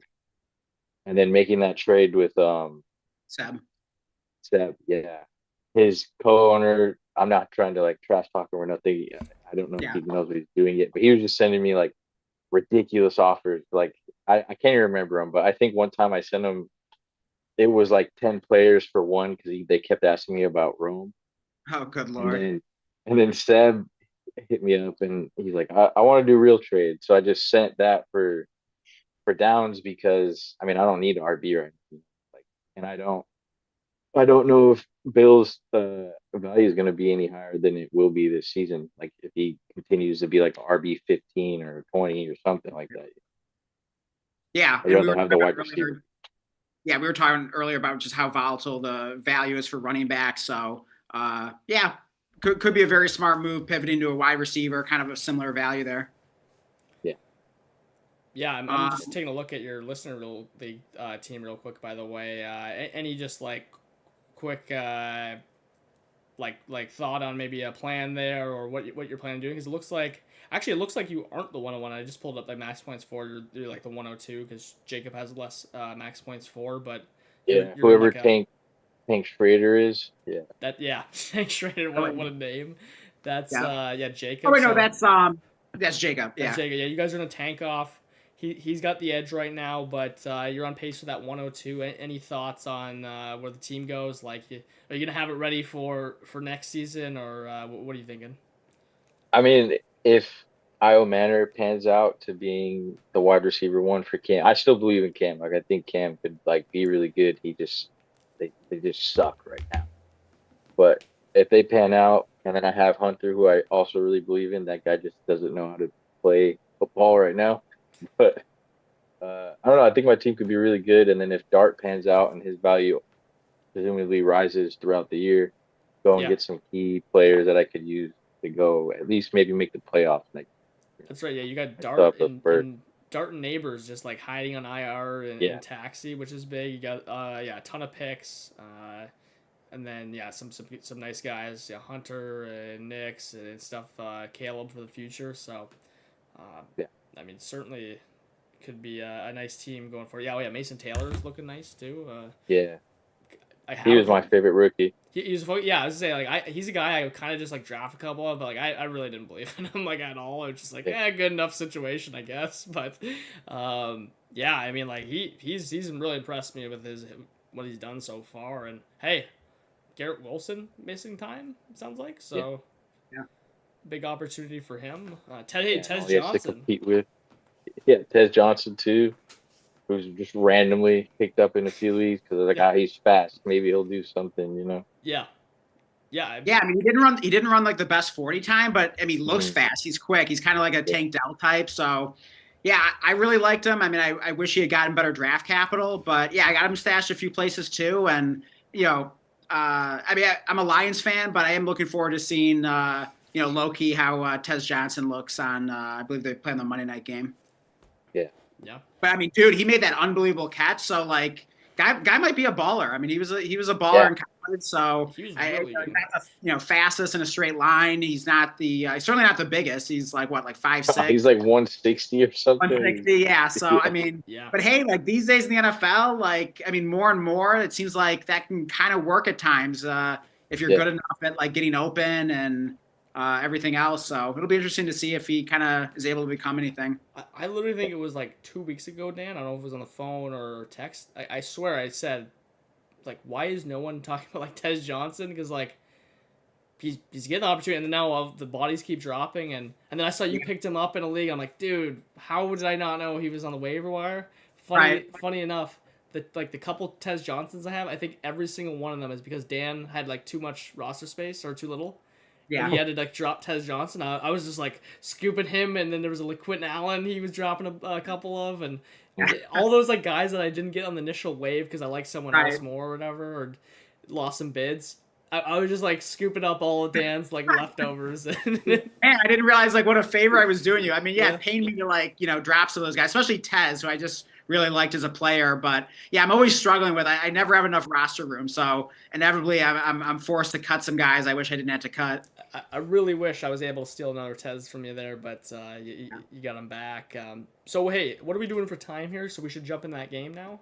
Yeah, I mean, I sent the link to our next guest, but let's play the game now because our next guest could pop on here at any time. Now I'm just trying to think of which one to give Augie here, and which ones we've done, because I did have like some picked out, but I was in a bit of a rush. So let me see here.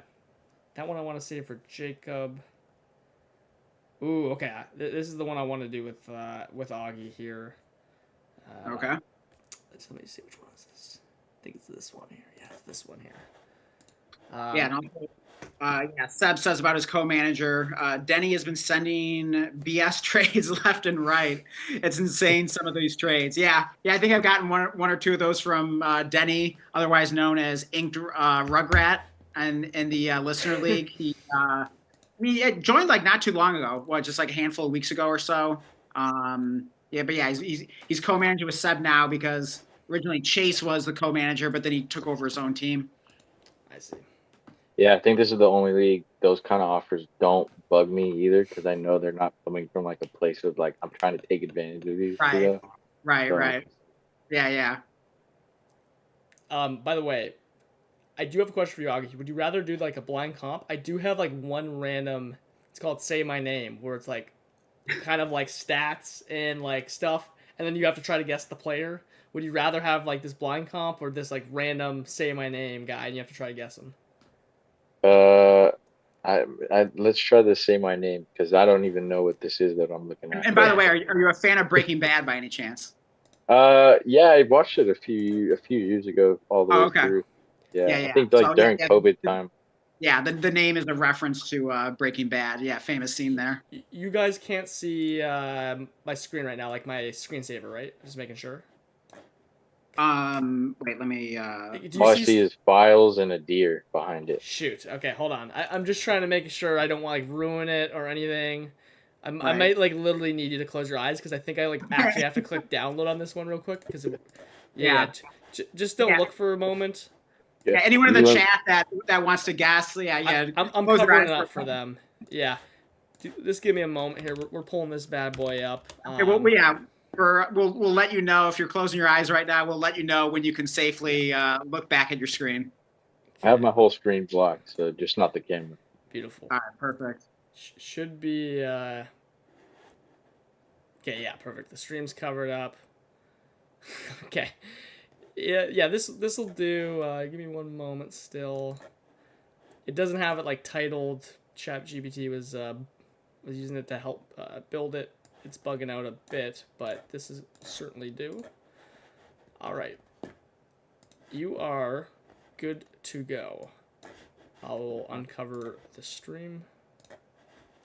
Boom, boom. Yeah, and by the way, we still got 7 people in here watching right now. Good to have everyone here. Definitely drop us a like. It helps us grow and keep going and everything. And yeah, if you want to support us, make sure you're subscribed. Celebrating 100 subs and trying to get to 200. So That's right. appreciate all the support. One at a time, baby.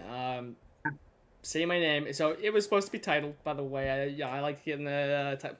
Well, you know the name. Okay, so this is how it goes. We have some stuff on here. I can give you more hints too, because by the way, this is gonna be like, I try to make these as like it's annoying as possible. By the way, like I don't want you to be able to guess this. So yeah, I don't even. So what's TPRR? Okay, I'll go through that in a moment. Dan, just in case you get this, refrain from answering, and then maybe you can help him out or something if you have an idea. You might have an idea, kind of not cheating, but something we talked about before the stream. Well, hey, do you want me to read this in kind of the Walter White style here? Yeah, give it a go. All right, Augie. Say my name. 8 years of experience. 0.29 targets per route run. So basically 29% target share. 0.33 yards per route run. 18th in the NFL. 143 yards after the catch. Ranked number 15.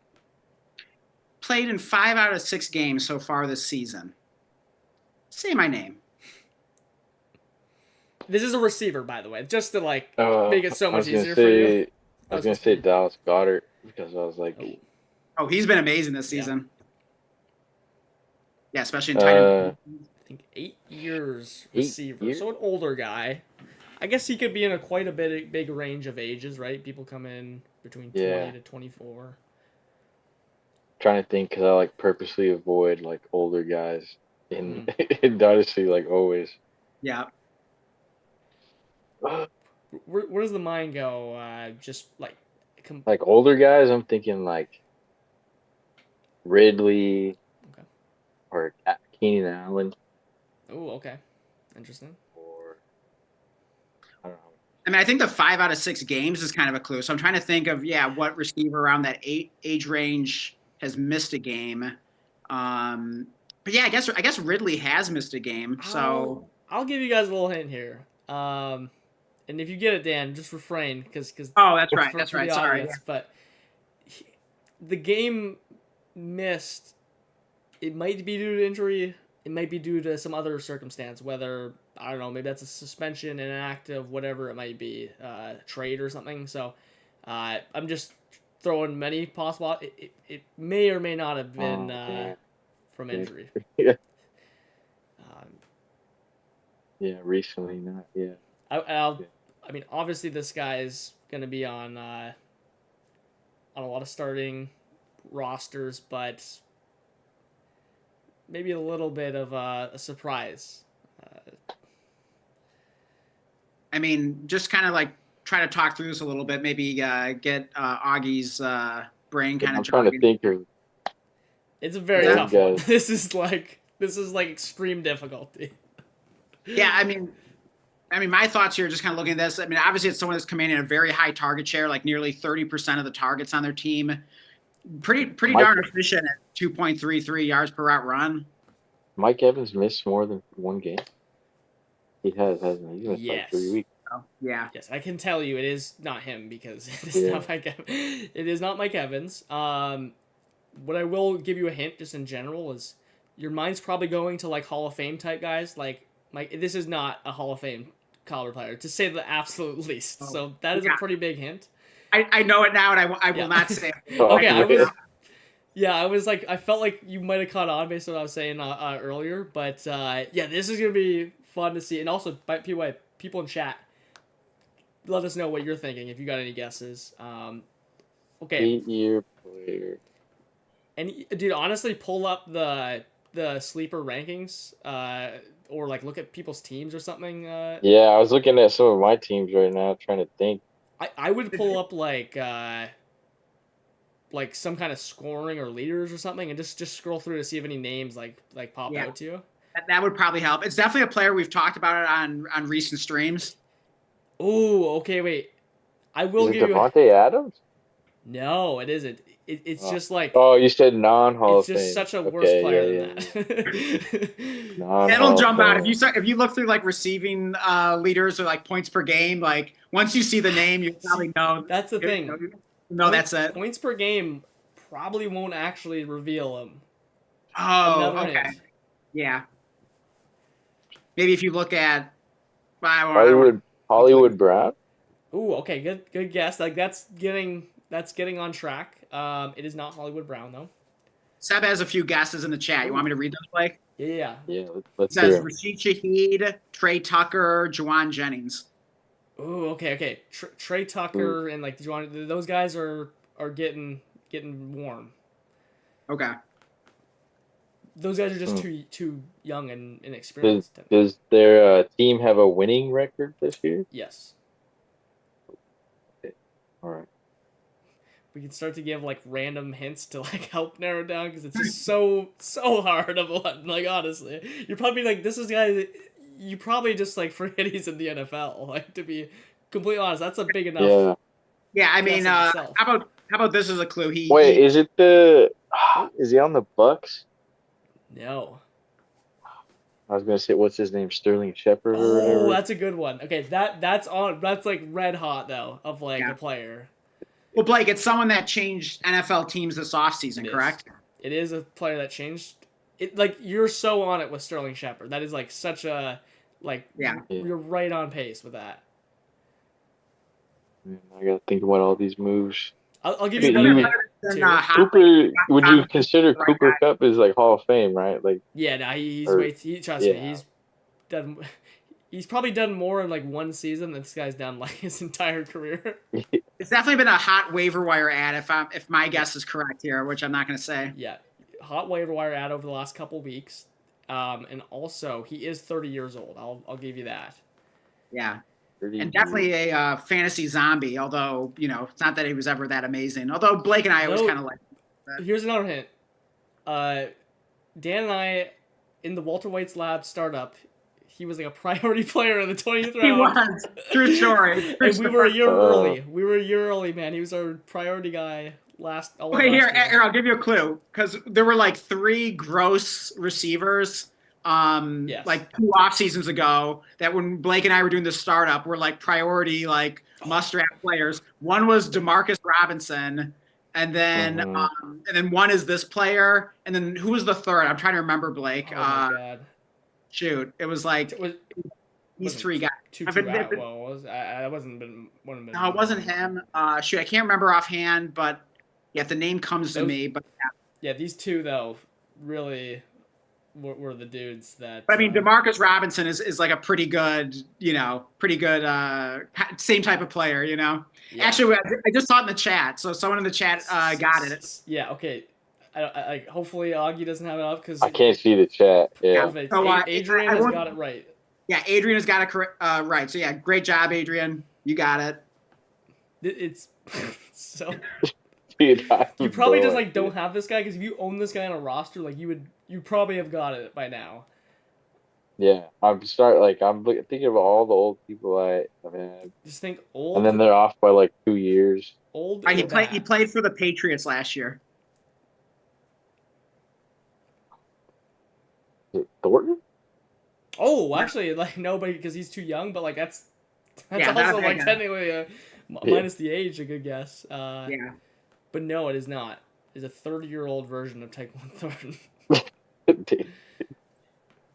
think you got me on this. Also, he's playing with a quarterback that he used to play with on the Patriots.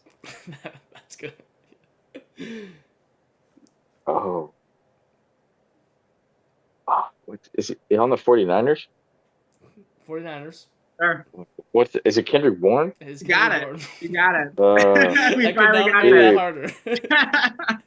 Oh, wow. Yeah, I completely avoided that guy like everywhere.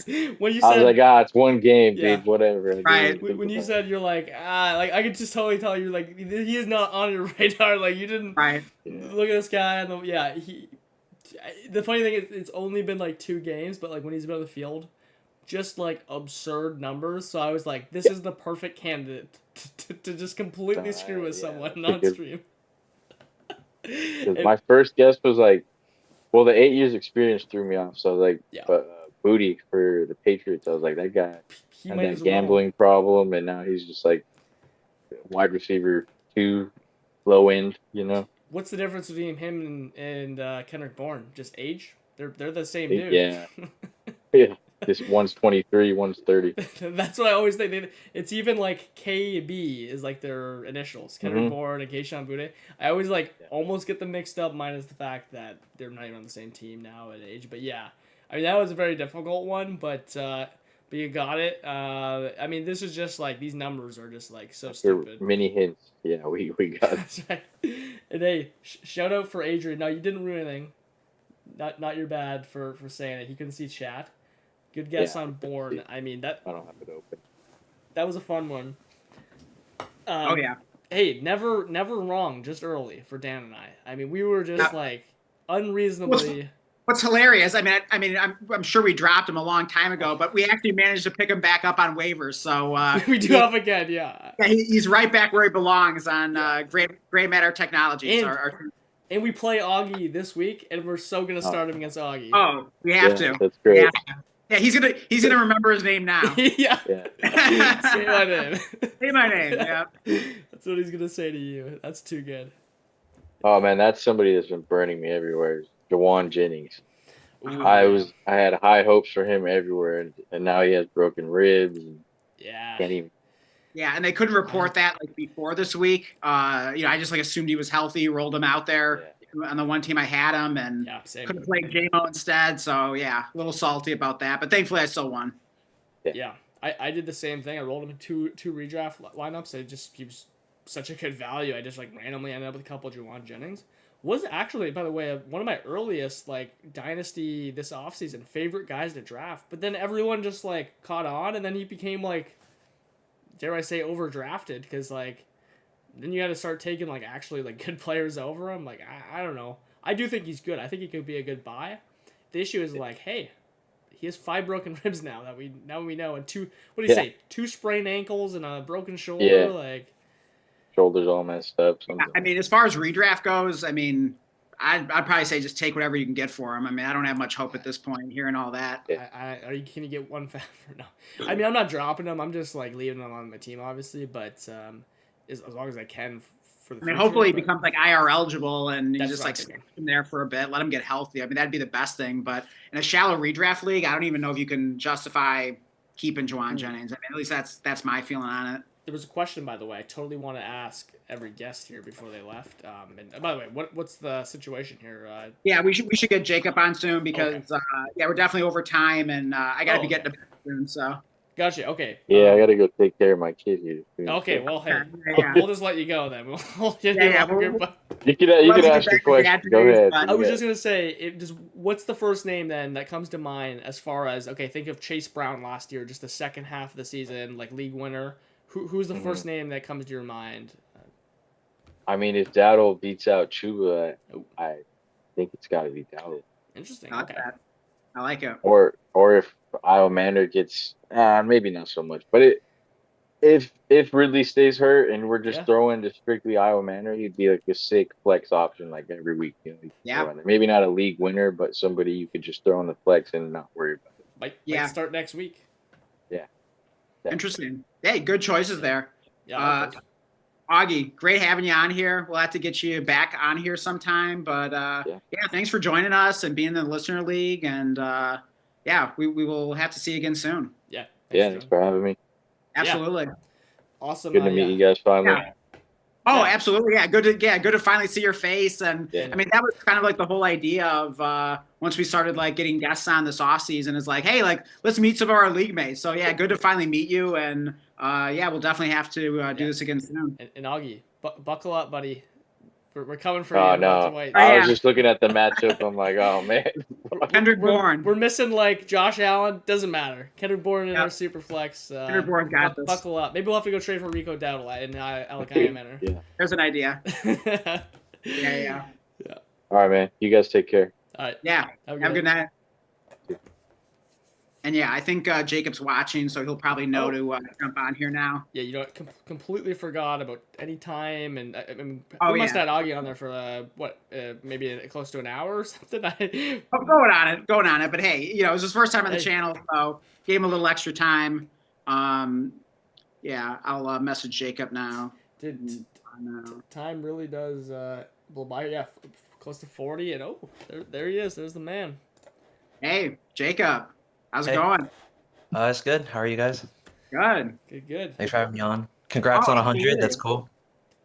What's that? Oh, can you guys hear me? Yep. Yeah, I can hear. Oh, I just said congrats on 100. That's pretty cool. Oh, dude, thank you. Appreciate it. It's been great like having you on the channel. It's been too long, but I think the last time you were on, you filled in for me on a live stream. So appreciate that, and you definitely did a great job on that. Thanks. The goal is to waste as much of Blake's time as I could, so I think I did an alright job with that. Really long on that. We did. Yeah, you kept Blake up. I mean, that was another like ridiculous stream where I'm like, I had you guys going in the background, like, are they still like yapping about Dynasty? And it was like all about tight ends. I don't even. It's about whatever. I couldn't even tell you one thing that we talked about. If you refresh my memory, sure, I'd remember. Jacob has like the funniest like message to me ever about one of my streams that was like 6 hours because it was one of the ones where I kept going. And do you remember what you said, Jacob? I don't remember exactly, but I said like I did a whole day and I'm going to sleep now and you're still going. He said he went to the movie theater, like watched the movie, like did a bunch of things, and then just like we were still going. Yeah. Oh, I got a kick out of that. Hilarious. But I mean, that perfectly encapsulates Dynasty Savvy. Just like we just cannot stop yapping, and we love this stuff way too much. So as you should. Good. It's awesome. You should love it. So absolutely. As we should. But I mean, hey, it's been a minute. We look. You're the we always gotta we were talking about the Augie and Joshy. We just like associate people with other players. We haven't talked ball. We haven't talked anything going on really since. We have in the messages a bit, especially we have for sure. But really haven't got to talk any football. So like, I guess there's a ton there to talk about, and I mean, we definitely have a lot of specific players that I want to ask Jacob about, and like, okay, because I mean, Jacob is very like stubborn in a lot of his takes, so I'm curious to see like, is he coming off of any of them? Is he holding the line? But before that, like, I mean, how's just like your season going in general? I mean, if I'm not mistaken, I believe you got a few like, rebuilders, which was kind of part of your strategy and a lot of the startups you did this off season. So like, how's that going? Like, how's your fantasy season going in general? Well, I'm at the point where I have so many teams where my fantasy season is going always at all times. But but it's been fun. I always like it. I have a lot of teams naturally, as you might expect, that are just young and filled with guys I got at crazy value because they're young. I think all my win now teams are going pretty well, except I don't know, one has been kind of annoying, but it happens. And then I'm in a few redraft leagues, but I have my main one that is the reason why I think I'm a decent fantasy player, just because it's filled with all my like UCLA STEM major friends who do models and all sorts of crap on their teams. And so that team's going well. So I'm happy about that. Yeah, so that's the main one. So I'm happy about that. Fantasy nerds that are out there, pretty much. I don't know if they're only a few of them are about as nerdy as me, but they're all like, they all will like do smart math bullshit that I don't really understand sometimes. Right. But it's mainly because they're the friend group from college too, so it's good to it's nice to be doing well there. Yeah, overall it's been fun. Yeah, like having a good time. So awesome, cool. What are your biggest hits so far? Like, what are the players that are carrying you? Like, especially on the on your contenders, but even like, what are your biggest hits on some of the rebuilders? And then conversely, like, what are the players that have just absolutely been killing you and making your takes look bad? Yeah. Well, I guess so. First, I don't like calling them rebuilders because that implies I'm coming off this great era of winning that I've never ever done before. So they're Okay, initial builders. fair enough. Um, but I don't know. I basically any young receiver I have on a lot of teams. So Big book on you know, like Evans's. yeah. So my high exposure to Ibuka has been really really cool. Oh yeah. Um, it's actually ruining my tank on some tank Oh teams. man. But You're probably gonna have. Puka has been really good. He's like a metrics darling who I got on a bunch of teams a couple years ago, so he's Yep. been an absolute stud. Oh yeah. Trying to think who else. I have a few, or a lot of my contending teams have, or two of them rather, but that's a lot actually for me. But two of them have Jonathan Taylor because I thought he was really good by last year because AR had this high ceiling and he would open up the run lanes like Lamar Jackson. That didn't work. But I randomly have JT now, so Nice. JT's been really, really, really fun. Oh yeah. I mean, Like he's I had just never. saved some weeks, which is Oh kind my of God, awesome. yeah, I'm he's been sorry. unbelievable. I had never owned any JT in Dynasty, and like I don't think Blake had ever owned much either. And so like we hadn't really like talked about him a lot on the channel, but just randomly somehow, without even trying, I just sort of like fell into a couple of JT shares. Just well, I guess one was through trade, and then the other was just like in a startup draft. And yeah, I mean, man, like I'm loving him. Yeah, for sure. For sure. He's been fun. I have a lot of so I guess to go I'm trying to think of any other like awesome, wonderful hits. But I don't know. I feel like a lot of the young players I glazed were already good and are playing good, so you know, nothing surprising there. I And think Gadsden. some yeah, so I have Gadsden's, that's cool. Oh I yeah. overpaid Dan for one, and you know, it's cool. But Hey, I'm not convinced it's an overpay. I mean, like he's been looking great. I mean, he's had two really good weeks in the last four. I mean, he's commanding the targets. I mean, even on the season, even with like the two dud games, I mean, his yards per route run isn't bad. I mean, I think he's only going up from here. We had almost well, actually here I don't want to give any hints about the blind comparison, so maybe we'll get into that later. But I mean, I could see him get into that territory where he's like starting to become like worth a late first and like the high tight end premium leagues, just like the listener league where we made the trade. It's 0.75 tight end premium. And so, yeah, I mean, basically you paid like a second and a third in the future and then just some like throw in players. But like that might not age so bad. well, I appreciate the optimism. One thing I've learned in playing fantasy for a while is nobody defends a trade like the person who won the trade. Oh Because God, they that's don't want so to make the true. person feel That bad. is so true. Yeah, it's always the person Um, that won it that's like, oh no, it's really yeah, fair. Like exactly, this yeah. player Just got this wait. and that, and In 3 years down the road, man, you might break yeah, even. that's I do hilarious. believe in him though. I'm happy to have him. I do believe in him. But yeah, I overpaid and sometimes I don't know, I'm the metrics bro, but like sometimes you think with your dick, like always, you know, and you just trade for the player you Gadsden. want.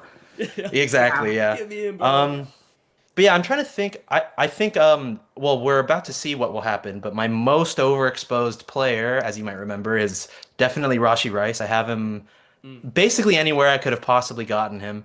Yeah. And so I don't know, that will be a big impactor on the vibe of the season in a Oh yeah. couple I mean, weeks. hey, this is your time Yeah. now. This is what you've been waiting for. Week Yeah. 7, the suspension's been We lifted, and he's gonna be unleashed. we after this, by the way, we need to go revisit Rashid. That is one of the players that I didn't really even think about what to even like talk about because there's naturally going to be a bunch brought up. One thing I was going to talk about is like Rashid Rice and going forward, because like hey, I have him on a couple teams and like one of them, actually both of them that come to mind. I think I'm on 3 teams. One's contending, two's rebuilding, and it just so happens like why do I have him on these 2 teams that are like one's rebuilding, the other one just like is just absolute disappointment. So like I'm trying to figure out what the hell to do with Yeah. him. So let's talk about that Cool. whole Rashid Rice thing after. So remind me or Will do. bring it up. Yeah, I Yeah. have him just everywhere, so contending teams and non-contending teams, I have him Yeah, everywhere. exactly. 'Cause It's like, he's well, awesome. what do you? Yeah, exactly. We'll get into what we want to do with him on different teams. What Just about real quick, I just wanted to ask because you mentioned Ibuka, and he's just been like unbelievable. I mean, he's been like the massive hit of like this rookie class. I mean, certainly as far as the receivers go. And actually, I mean, speaking of trades in the listener league, I also traded you Ibuka. I mean, I almost forgot about that because it was, a while ago now. And I guess I owned him for such a short amount of time that I kind of forgotten for a while that, oh, wait, like I actually drafted that guy. And then, sure enough, like you came knocking, you wanted to get Ibuka there. And I can't remember. He was one of the boner players. So I was definitely going to, Yeah, and I could tell you wanted him. So I definitely made sure to get, as much as I could. But I mean, I was really high on him too. I definitely didn't want to trade him, but of course, like every player has a price. Do you remember what exactly the deal was? Because the history isn't on Sleeper because I think I traded him like before the draft ended. So do you recall like what that deal was like? Well, I had the next pick, and I had the very next pick after, and I think it was for RJ Harvey. And so I spent like 5 minutes trying to like sell you on RJ Harvey, and then. I think it was an overpay at the time. It was to move up one spot, and at the you never know how things will play out. But like at the time, they were like relatively, I think, close, like in startups. And I think I had to pay you my third next year, which I knew was going to be 301, and then like a fourth, and then maybe something else. Like so, you definitely at the time, definitely I was like, Dan is just taking advantage of me. But I was like totally down for it because I really liked him. Oh yeah, but I mean, I knew the potential for like how it could age because I mean, Blake and I both really, really loved Ibuka. Just like as a player, I mean, we were a little skeptical of the situation with Evans and Godwin and everything, but I still wanted to get as many shares as I could because I mean, I'm pretty sure I said it probably even more than once. Like you just never know how things are going to go. Like I could imagine Ibuka producing sooner than everyone was expecting, even though the path isn't clear. And sure enough, I mean, that's exactly how it played out. And so I mean, but yeah, but I mean, he's one of those players that, you want to make sure you're getting a little overpay at the time because with the potential for him to grow in value, I'm the one that ends up getting, it ends up being a pretty bad trade for me. So, but I mean, kudos to you. I mean, you were definitely, it didn't look good at the time, and I'm sure a lot of people would have said that, you lost that trade, but. It has definitely aged well. Yeah, it has, and I got to sell him for what I thought was way too much, so that's cool. I'm trying to sell him anywhere I can for sure. Just because you think like what, like his value is just kind of at his peak, or what? His value is way too high for what he deserves to be, in my opinion. So I'm happy to sell him at whatever people think his value is now. Yeah. I'm not like trying to sell him, but like if I get what Well, I mean, I assume you're taking like Neighbors straight up, despite in spite of this torn ACL and. I don't know. I might be a little bit pessimistic on him because I think I think the double ligament is weird. So I don't know if that's the best comp, but yeah, like he's going like right now he's ahead of like I don't know, he's head of like Joe Burrow, Brian Thomas Jr., Nico Collins, like all sorts of guys who I think we know are studs, and I'm happy to just sell him as if I'd take him over Nico though, by the way. Like I would take him. Yeah, I saw your you did a Nico Tet trade, which I probably prefer Nico, but yeah, I mean you're low on Nico, so that makes sense. No, I love Nico, but I'm just at this point, especially if I'm in a spot where like I mean Ibuka and these guys are like scoring the same amount of points. I probably have Tet like honestly in redraft higher, and I love Nico Collins. Anyways, that's a whole other conversation. But that is one I put over. What trades have you done for Ibuka, by the way? I wanted to ask. Like, because you traded Ibuka to Augie for Cam Ward. It was to Hawkeyes. Oh, to Hawkeyes for a 27 first, a 28 first. Yeah. And then Cam Ward. Yeah. I thought that was kind of sick. I don't know. I thought that was kind of awesome. The Coda 27 first is probably late-ish, and then I really think the 2028 one's going to be early, but you never know, I guess. And then I don't know, like there's paths where I lose that, but I was like really happy to get all that. I was like, it's very hard to lose it. Even with the picks being 2 years out and 3 years out, but I mean on top of it, you just get like a kind of like a free shot at Cam Ward. So I mean, tough to turn that away as a rebuilder. Plus, you get like the points off your roster. Helps you secure the 101. So yeah, I can definitely understand how that was just like too good to pass up. But what was interesting is that it seemed like the reaction in the league chat, I mean, for what it's worth, it's not always right, of course, but it seemed like the Ibuka side, which was pretty wild.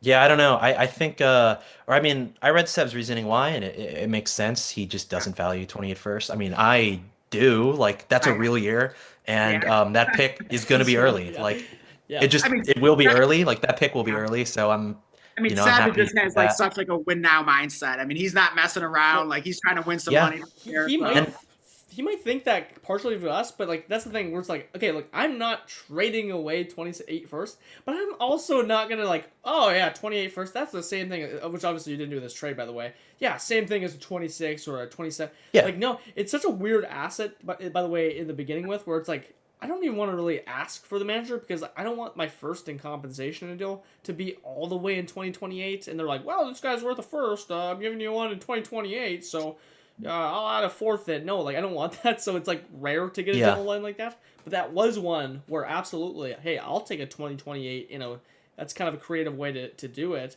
By the way, an interesting way to look at your deal, I thought personally, is one of my favorite things is, okay, if a player like, say, Igbokwe hits quicker than a guy like, say, Matthew Golden or name any other rookie receiver. Dan was just mentioning earlier how JSN had a terrible rookie season. Now, in fact, look at the gap, say, between Puka, who's, I mean, freaking like wide receiver one dynasty. Well, JSN, even though Puka's been that good, JSN's really closed the gap on him, especially now. And hey, now the injury. Well, there's kind of, now you have an opportunity, by the way, I feel like with Cam Ward, let's just say you didn't like Cam Ward. You could probably go turn him into Golden. You could probably go turn him into whatever other receiver. Yeah. And then now you've gotten Golden in 2 first or whatever. Maybe you even get something on top to go from Cam Ward to Golden. So like, I kind of think it's a fun way to look at it that way if you wanted to even take that route. Yeah, it's cool. Like I was happy with the return. And if you guys want, I can actually give the real like in-depth explanation for why he's a sell high. But to answer your previous question, I also traded him in one league for like a little less, but I got Xavier Worthy, a similar 2027 first, and then an early 26 second, and that was enough for me too. So I sold him there, and then he got hurt, so I'm not selling him at the moment. I'll have to wait till he's healthy again. But yeah, I'm gonna keep trying to sell him. Yeah, I mean Worthy, I'm a little nervous about, but I mean, is that on a rebuilding team that you made that deal? Yeah. And I that team is insane. I have like 7 young receivers. Like it's crazy. That team will be the best team in the league next year. After I mean, it sounds like you're just kind of, as we'd say on the channel, just kind of doing like the Russian doll thing and just like splitting them up. You know, multiplying assets and pretty much. Sounds like you could be getting a scary team there pretty soon if you're not there already. But yeah, I am for him in particular. I'm pretty confident that if you can get what the market says he's worth right now, you should just do it. Like he's been anointed this young stud top 18 asset, and I don't think he should be at all yet. Okay, but I'll take it. Like, cool. First, by the way, let's just for the sake of this, let's just call him late first. Let's call these are just guaranteed late first. Because actually, I sent you an offer that has like basically 2 guaranteed late first, or I mean, it's like the number 1 and whatever, maybe even the number 3 team, or number 2 team. In it, which I rarely do that. I rarely ever send multiple firsts in a deal. It had like a book in it, but then had like Coker. Maybe I had something. I had to have. Yeah, it was Coker and 2 of them. Yeah, I don't remember. Was I getting something back in that deal? No, just the guy. Yeah. Oh, okay. I like. Oh, actually, maybe you did like Luke Schoonmaker or some bullshit. I don't remember. Anyway, okay, I couldn't remember whether. Anyways, what is like that price number 1 that you think like market value is or would suggest, and then what's the price like you're actually that you would think he is, and let's just use late first because. Yeah, I guess. So I'll use generic late first. By the way, I've done my initial wave of rookie scouting. I actually will try to throw mock drafts in leagues by tomorrow. Just for fun. But I do think the class next year is weaker than normal. But like in generic late first, I probably think he's worth 2, and I would probably take 2. But like the market says he's worth 3, so like I'm gonna wait till I get 3 instead of just taking the 2. Although I do think the class is weak next year, so I don't know if I'd really take 2 late first next year or not. If it was like 126, 127, I would probably do it if I got nothing better. I see. But yeah, I think the market has him above what he's worth by like a first, probably. Okay. Yeah, I mean, I just like, I don't know. Yeah, I mean, maybe that's like what sites are saying. I mean, just off like vibes. Like, I don't. Well, you did technically get 3 first, so I can't say that. It's yeah. I just, I have sent a couple like, yeah, okay, if someone really wants to overpay for something, I have like basically like no confidence that someone's actually gonna send me three late first. So I pretty much agree with that. If someone's actually basically treating him like he's like Jamar Chase, hey, take him off me. Yeah. That has not been the case. But at his price, I mean that's the thing. I've actually, I think on the stream I've given the case of like, hey, maybe we should be a little skeptical, and hilariously enough, a Juwan Johnson type argument. I don't know if you you heard my like, maybe we should be a little bit skeptical because Foster Moreau and Taysom Hill. That actually is what happened. Like I can't even believe it. Like that's actually what happened. Well, okay, if that happens with the Buccaneers, a similar thing can happen. The question is, number one, do they get healthy? We have yet to see that. Jalen McMillan's still in like a neck brace, so because I do think again, like having 4 good receivers, and hey, Tez Johnson and Sterling Shepard, they're probably nothing, but compared to Ibuka there, obviously, but there's some interesting things going on there. At 2 first, like I'm not too eager to sell them, honestly. Like it sounds like you're not either, especially just because hey, some of these teams, I'm trying to get first place in. Like I'm trying to get a first round bye. Now he's hurt, so things are shaking up. I don't know, Dan. What do you think with Ibuka here? Like with his value. In post injury, because now let's say I'm here in week 10, week 9, week 10. Yeah, I mean that's what makes it so tricky because I mean prior to that, it really felt like Ibuka was on this like Justin Jefferson like trajectory. I mean I forget what the exact stats were, but I mean he really was putting up like historic numbers, wide receiver numbers as far as like historic comparisons to like rookie receivers. So I mean, it definitely seemed like he had a case to like truly be worth like those 3 firsts. But I mean, Blake, like you say, like I mean, it really is hard to justify like paying 3 firsts for like any player because it's almost like their value can only go down, right? But so I don't know. I mean, I kind of feel like 3 firsts or close to it was like pretty deserved for Ibuka personally.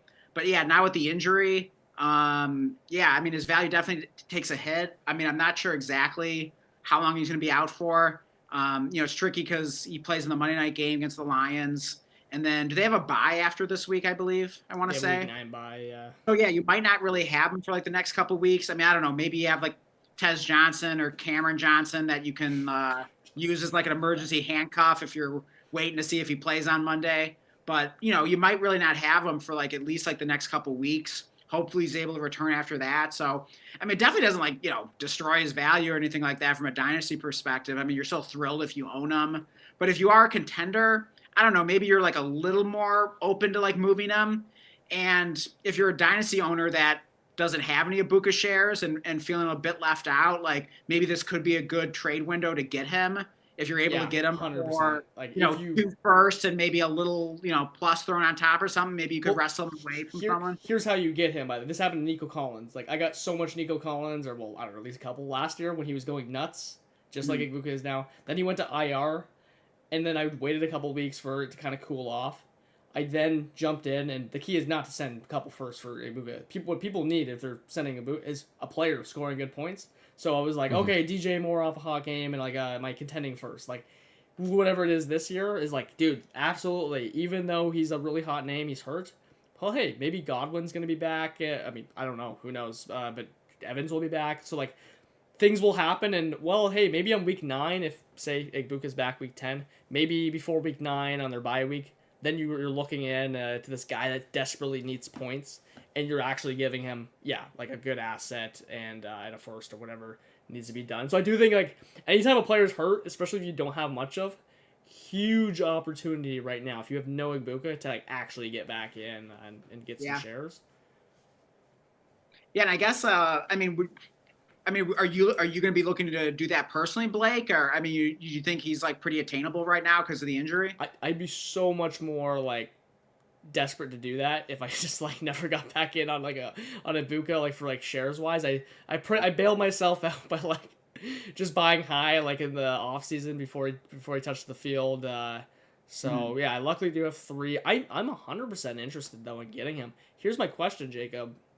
Going on to Rice. I mean, I guess we can go to the whole Rice conversation, but let's do that the whole Rice thing after because I have some fun player comps. I just have one fun question though. If you're a contender and you don't want to be like losing out on the points from Ibuka the next couple weeks, What would you be willing to add to get to JSN? Ooh, that's tough. I don't know, like like a late first or something.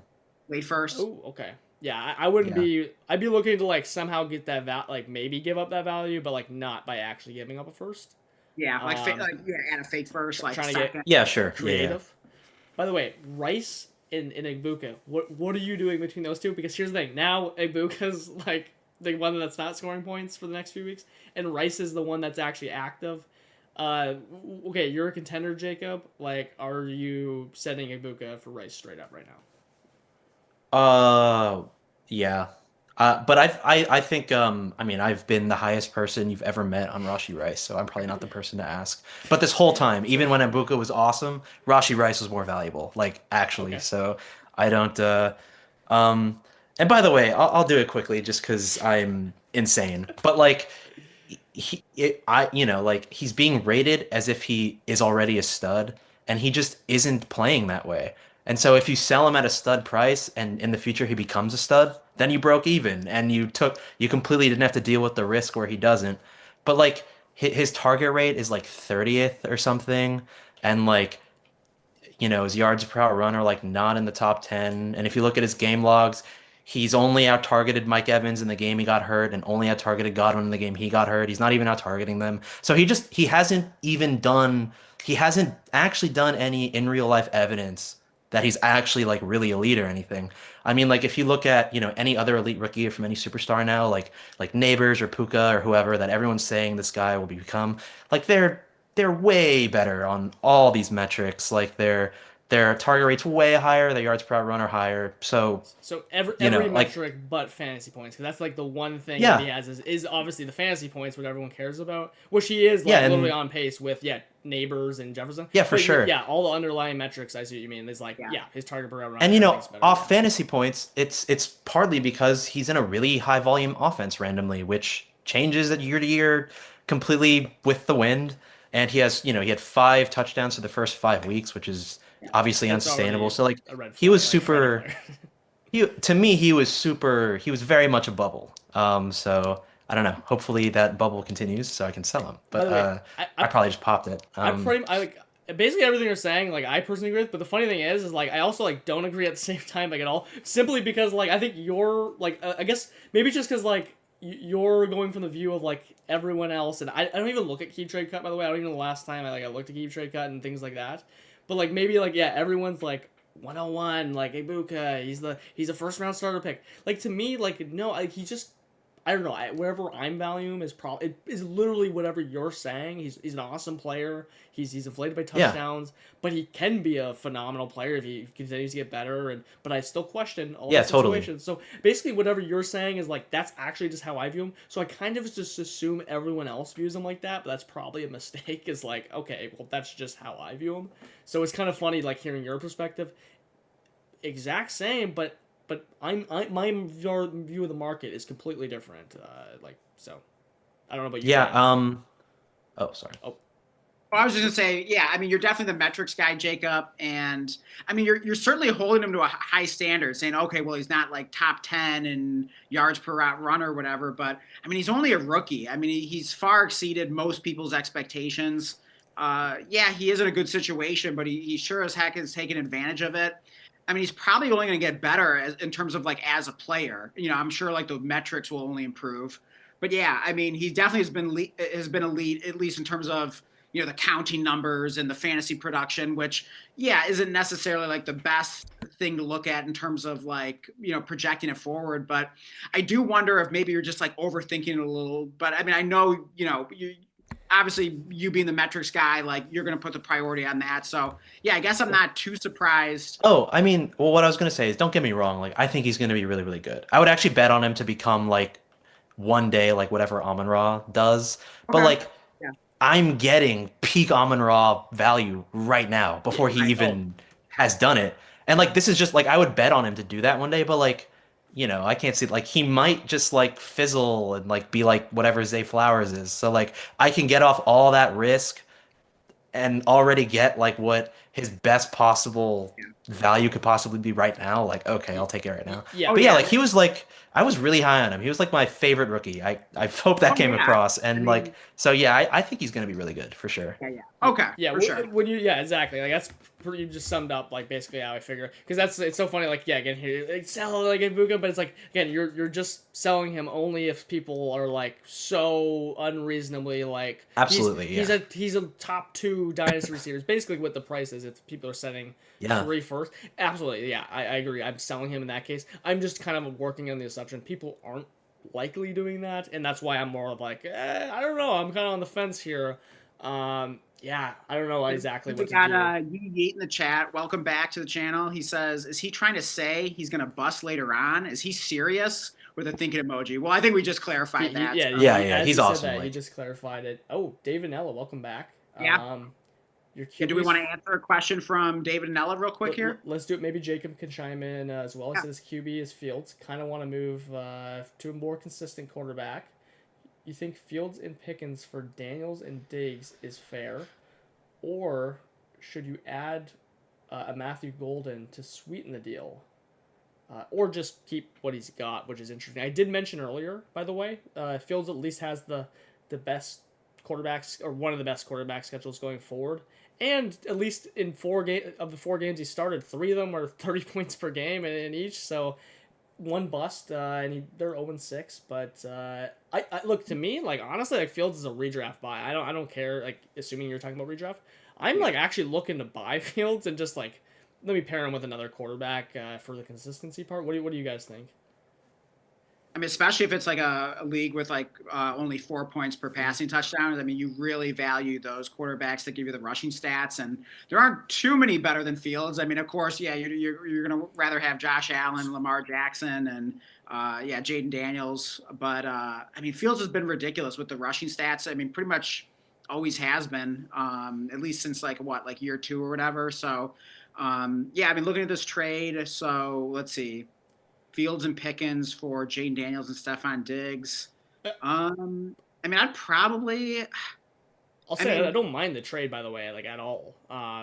Just to say in terms of getting which side, Blake. I actually think it's like a relatively fair deal. I mean, like Pickens to get Lambs coming back.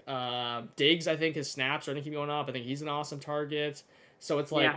Honestly, like you could be kind of turning Fields closer into Daniels for not too much, so I don't actually mind that at all. If you do just want a consistent kind of guy in Daniels, I'm just saying like if you're in a 4-point passing touchdown league and you think Pickens is that much better than Diggs, like you might want to hold on to it. It's not like it's a pretty fair deal. I don't think you need to add Matthew Golden to.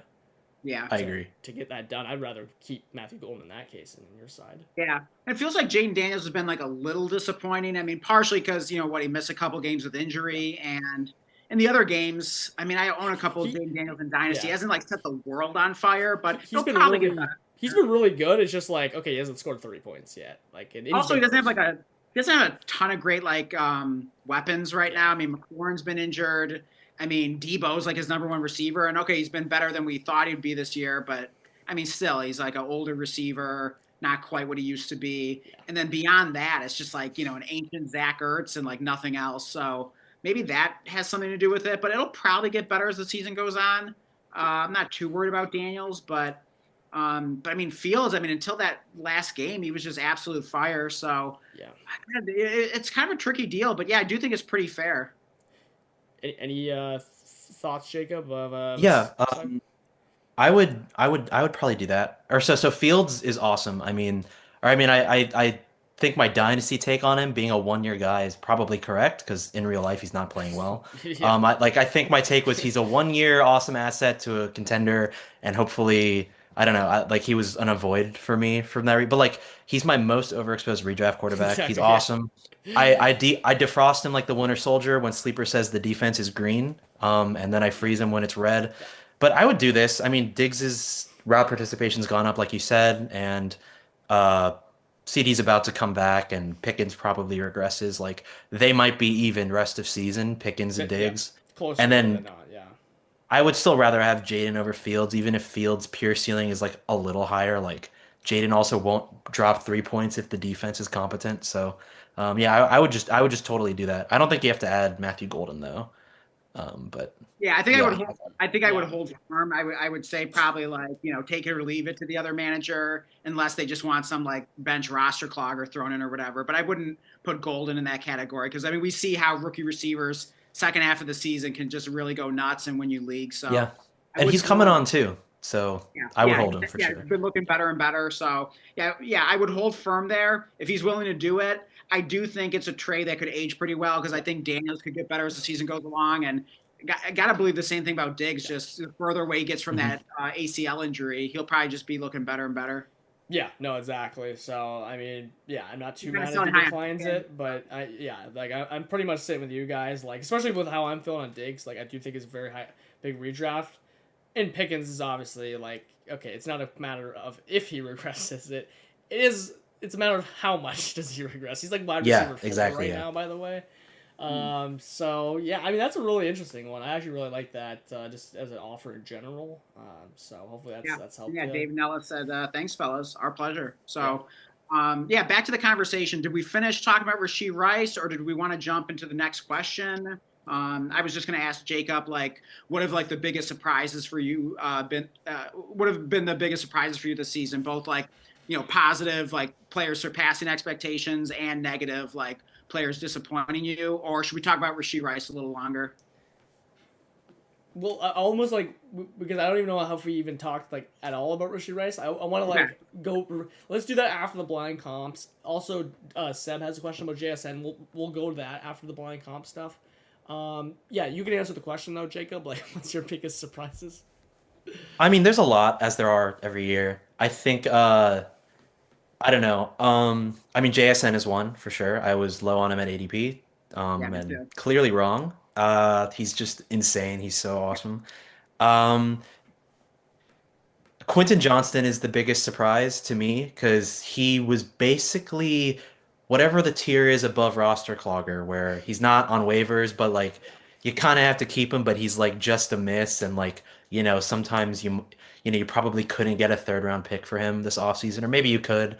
Well, yeah, but like no one wanted him. And Jacob, that's why I would argue he is a roster clogger because if he was on waivers, like then he's not clogging your roster. So that that's why he was a roster clogger because like no one wanted to cut him because it's like, well, he should be worth something, but yet no one wanted him. So many people. Well, I mean, I was fully out on him, but if he ever hit waivers in any league, I would drop like half my fab on him probably. Like he should have been wrong, but like he I mean, he's just awesome. Like, and he just was so shit his first 2 years, and he's just awesome now, and it happens sometimes. So that's really cool to see.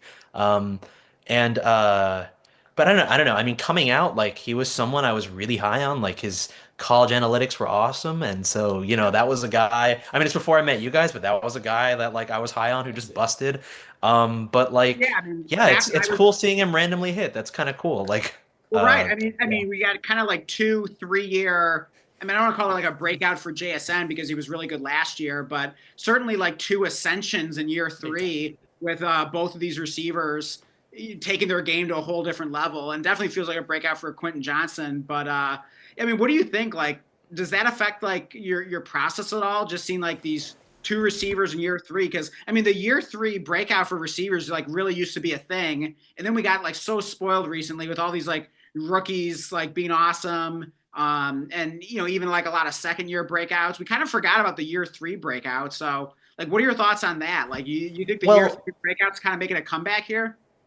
I don't know. I mean,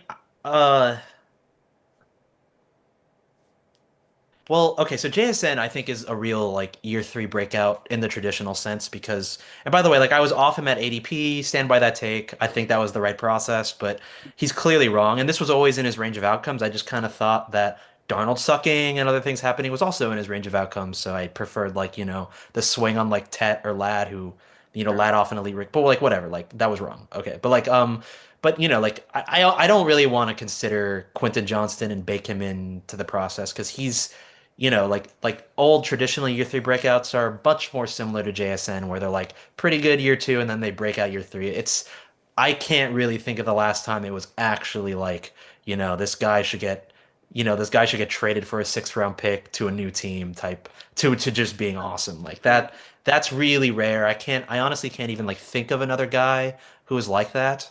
Like I literally can't think of one. Maybe there is one, but I don't know. So he's not someone who I'm like, oh, I should have like known not to write him off. Like right. I mean, I agree with you because it does feel like this QJ breakout is just kind of like completely out of nowhere, out of the blue. But the funny thing is, Blake, correct me if I'm wrong here, because I believe you shared the stat with me that like actually Quentin Johnson has like one of the best improvements from like year 1 to year 2, I think, at least in terms of like receiving yardage. And I think part of the reason why it got so overlooked is because like 180 of it came in like the last week of the season in year 2. We were at like, 180 like plus yards. And by then, people had already made up their mind that, QJ just isn't really that good. And, okay, he was a little better in year 2, but, not enough to care. And then by the time he has this, like, monster week 18 or whatever, like, no one even cared at that point. So it really kind of went under the radar. But, yeah, it definitely felt out of the blue. I don't think that was – I mean, maybe I said something along those lines, but I was saying – because I definitely said the week 17-18 he had, like, 40% of his fantasy points last year. I also definitely said that he hilariously outscored Marvin Harrison Jr. somehow, some way by like a fraction of a point on the season. Wow. Which was just like hilarious. I was like, what? I don't know anything about the yardage, but maybe there was some maybe there was like don't quote me on that, but I'm pretty sure either you said it or maybe it was some YouTube channel I watched, but I'll have to verify that. But I mean, I don't know. I mean, maybe while you guys are talking, like I'll just pull up his career stats and just see like what the yardage jump was. I want to comment though, and I want to defend Jacob here, and hopefully he'll return the favor on all my misses. But no, I certainly actually agree. I don't know about you, Dan, but like honestly with QJ, like okay, the one thing that I can think of again is just the 2 games, but okay. We could go back and we could look at like 100 players that just randomly had 2 good games. I mean, dude, Dameon Pierce, like, year 4 breakout for Dameon, you know what I mean? Like, he's like a different position, but like, dude, so many players randomly have spike weeks in week 18 when they're just like playing against backups and like week 17. Yeah, like it just happens. It's not really anything that, again, like literally 40% of his fantasy points or something ridiculous happened in 2 weeks. So, yeah, I mean, maybe it was a reason to like him a little bit more than the market or roster him on a team or something. Yeah. But I mean, he literally came out of absolutely nowhere. Not only that, like there wasn't any like real reports on him being like, oh, he's poised to be an all-star. Like not the JMO stuff. Remember the JMO stuff last year?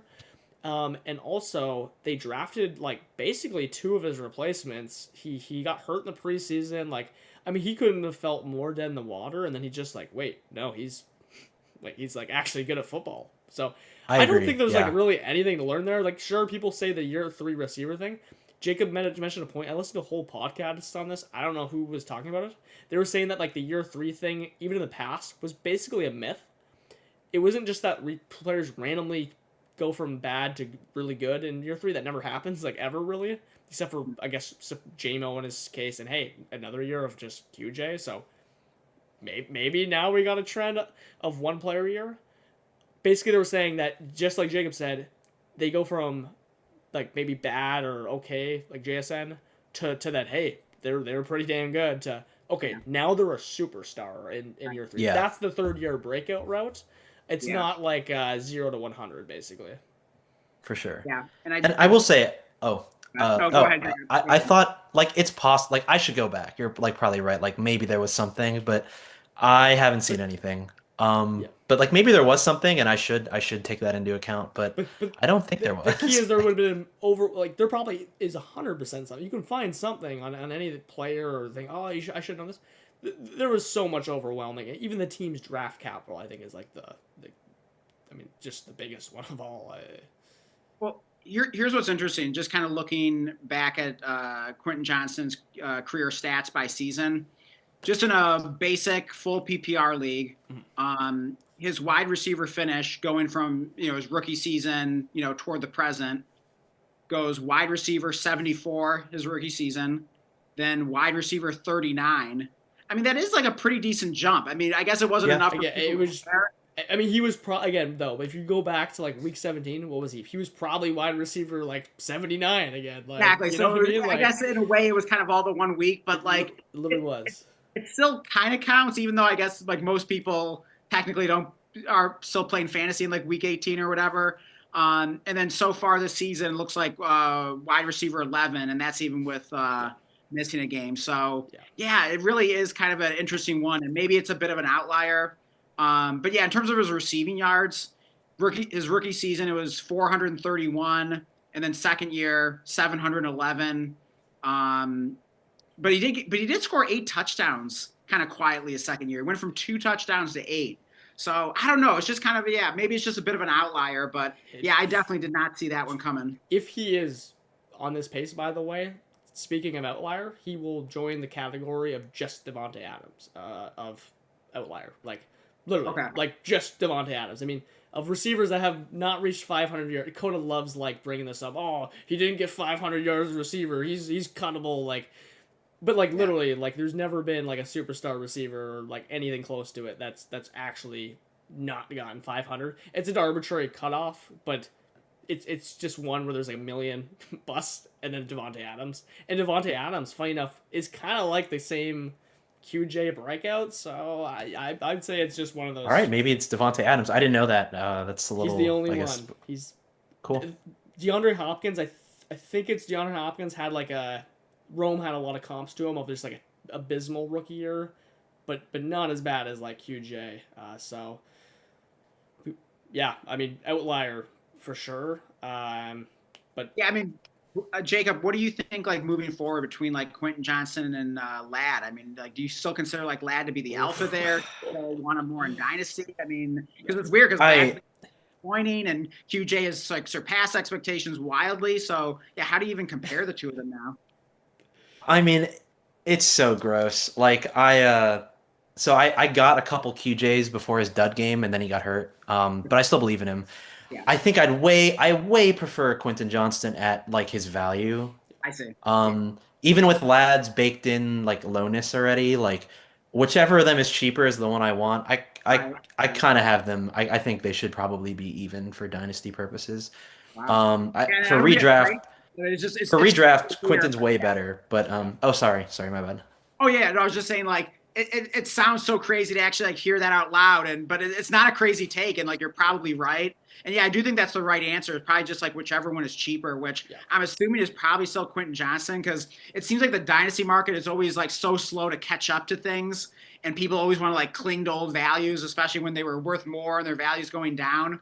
And with QJ, it still seems like they're probably some skeptics at this point. I mean, especially with him being banged up now. So maybe this is kind of like one, almost like a last opportunity to kind of get him at a decent price.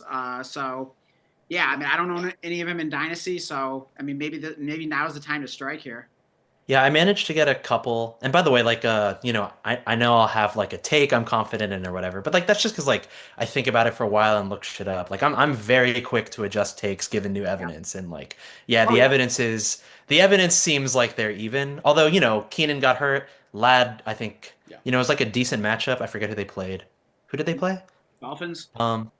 Right. Dolphins. Okay. Dolphins suck. But like, anyways, like, like Ladd totally showed like he's still good. Like, which is what I thought. Like, of course he's still good. But I think I mentioned this like on another stream. But like, I don't know. There's two like lanes of receivers, and a team needs a receiver in each lane, and QJ does the like explosive play, deep ball type lane, and then Ladd does the like slotty like 5, 10, 15-yard reliable guy lane, and Ladd has to deal with Keenan Allen this year in that lane, who's pretty competent, and Quentin Johnston doesn't have to deal with anybody. So, but like long term, you would think Ladd also doesn't really have to deal with anybody. So yeah, long term, I think I kind of have them even for Dynasty.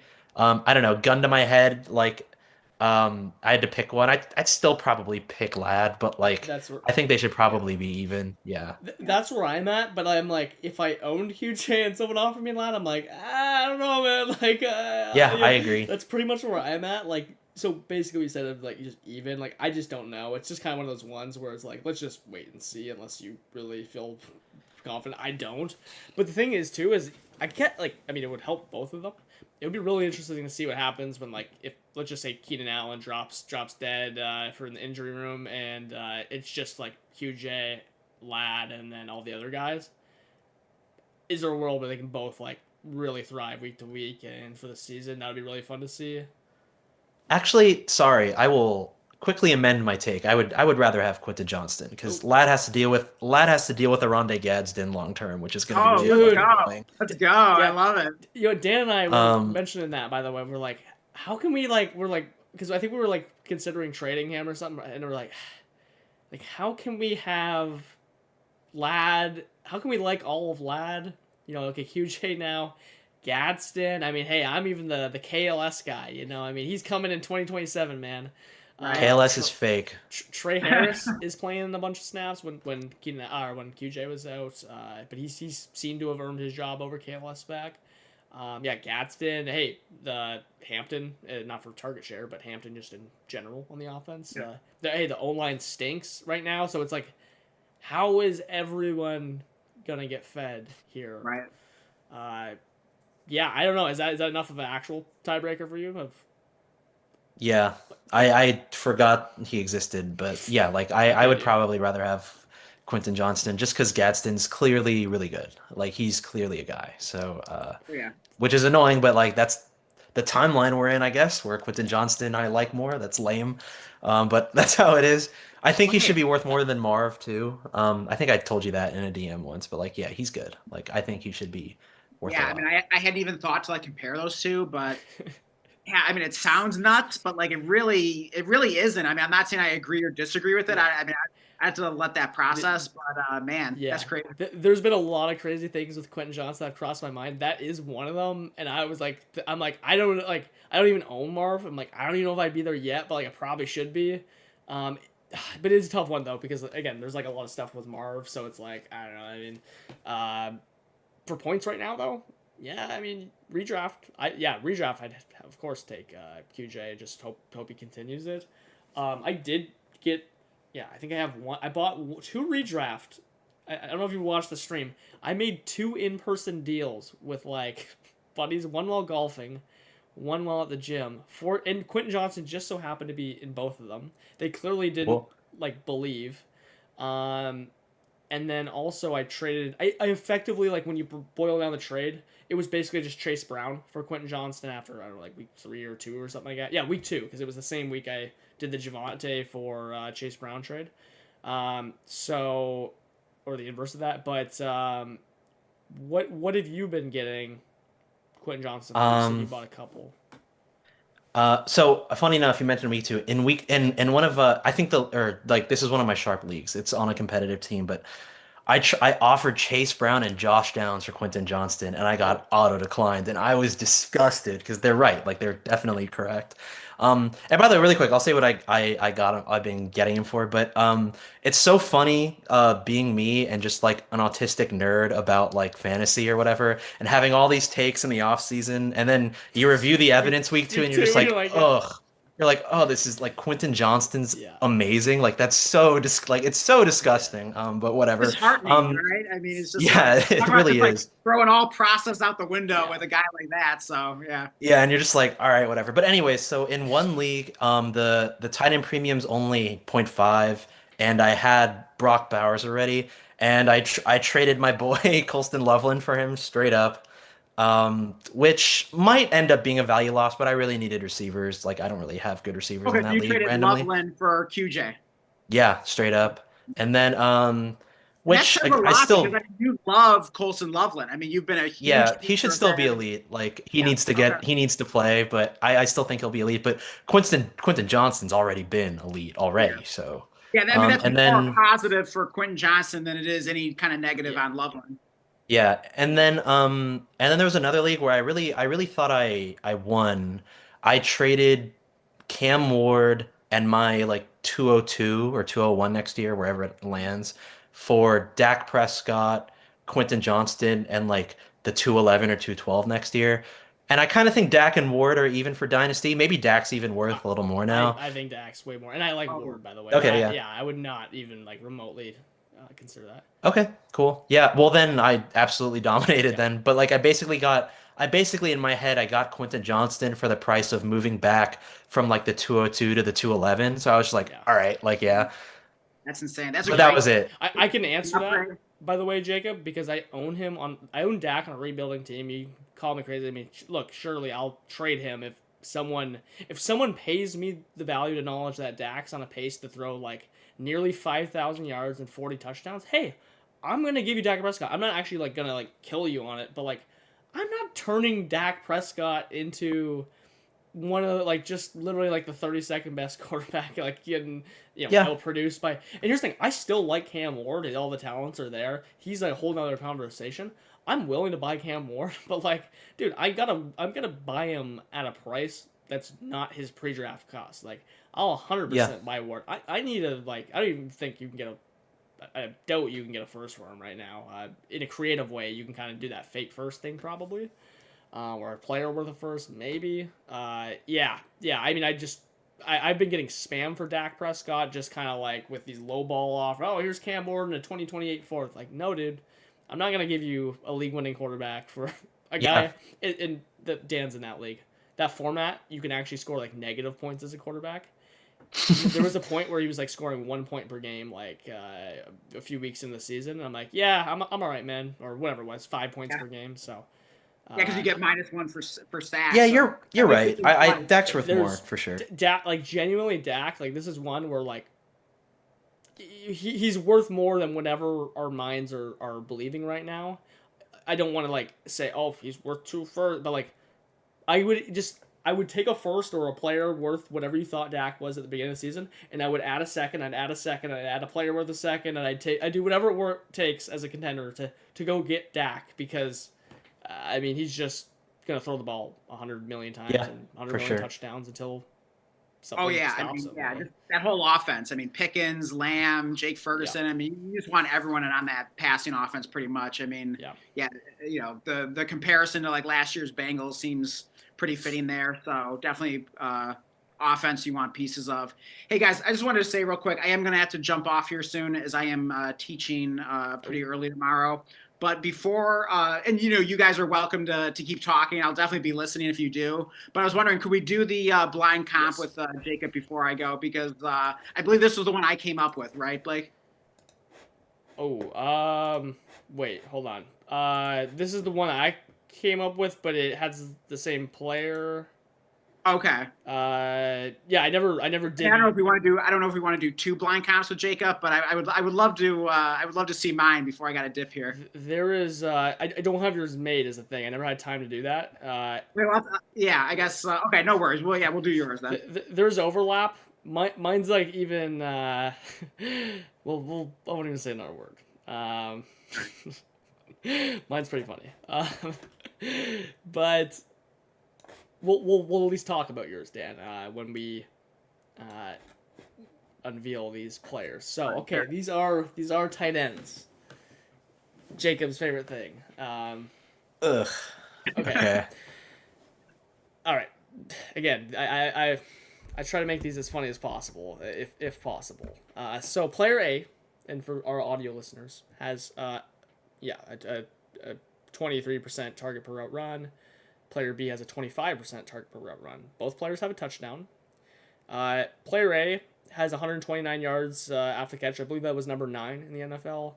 Player B, you'll see there's been some reasons why his would be lower probably, but 76, which is respectable given the circumstances. Player A, 1.54 yards per route run, and player B a little less with 1.38 yards per route run. So, any guesses? And this is very difficult with tight ends, by the way. Like, they both have 1 touchdown. Like, what are you going to do with that?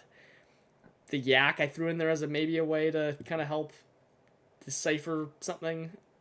Yeah, I mean, Blake, I think you made this one pretty hard because you conveniently left off, like, fantasy points per game. Maybe you thought that'd make it too obvious. Yeah, I needed to, like, remove that one because, again, there's... I really can't say anything else. You'll understand when you see the players. And honestly, it kind of goes for both of them, a little bit, but... I have no idea. Okay, so, like, the yards per route run are bad, so it's not anybody having a particularly, like, awesome IRL year. I'll give you a quick hint, by the way. Player A is under 25... anywhere in there, and player B is over 25, can be literally anywhere in there. So just to give you a broad, like, one's young, one's old. Player B's old.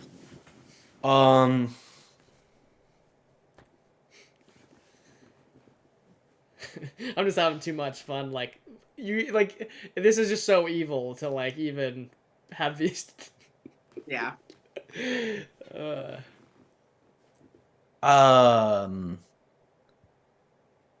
not Fanon versus Njoku, is it? No, that would have been too easy one. It is Okay, Fanon though. okay. Player 8 is Fanon. Okay, cool. Because okay, yeah, like I kind of thought A might be Fanon, but like I looked at him like I don't know, like a couple weeks ago, and like this is better than what it was. So I don't know. I got the vibe like that might be him. Yeah. No, originally, by the way, like I was just gonna put see like, but it would defeat the purpose. I was gonna like put Fanon and Gaston just to see what they were, but then like Gaston's like I don't know. I mean, I forget what his actually were. That's what Dan yours was gonna be. Dan was originally, but then I changed it to something else, which I can talk about in a moment. Gotcha. Okay. Okay. Anyways, player B. What I will say is he has not played every single game. He like I definitely can't include yards in here or like total receptions. So like, but he still has ran a respectable amount of routes. I think he's ran at least 100 routes this season. You like Tyler Higbee, so I think it might be Tyler Higbee. It is not Tyler Higbee. He's actually been really bad, but he did randomly score a touchdown. Okay, you're cool. like in kind of the realm. I mean, he's better than Tyler Higbee. That's yeah. And by the way, I mean, I'm like very bullish on Fanon. Like, I actually really like these splits, given the context of everything. Like, but anyways, what kind of shit vet is this? I don't know. Dude, I don't know. I'm looking at these numbers. I mean, hey. Who's kind of like? I feel like. So you said he missed the game, right? He's missed at least one game. This is so evil, by the way. Like, this is you're not even think of this guy, even though you should think about him. This is a conversation that needs to be had going into week 7.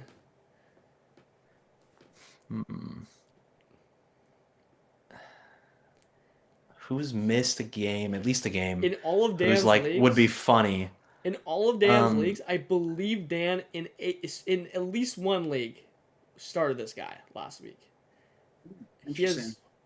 Yeah, but Dan will start DeMarcado, so Dan will start whoever. So I don't know if that helps.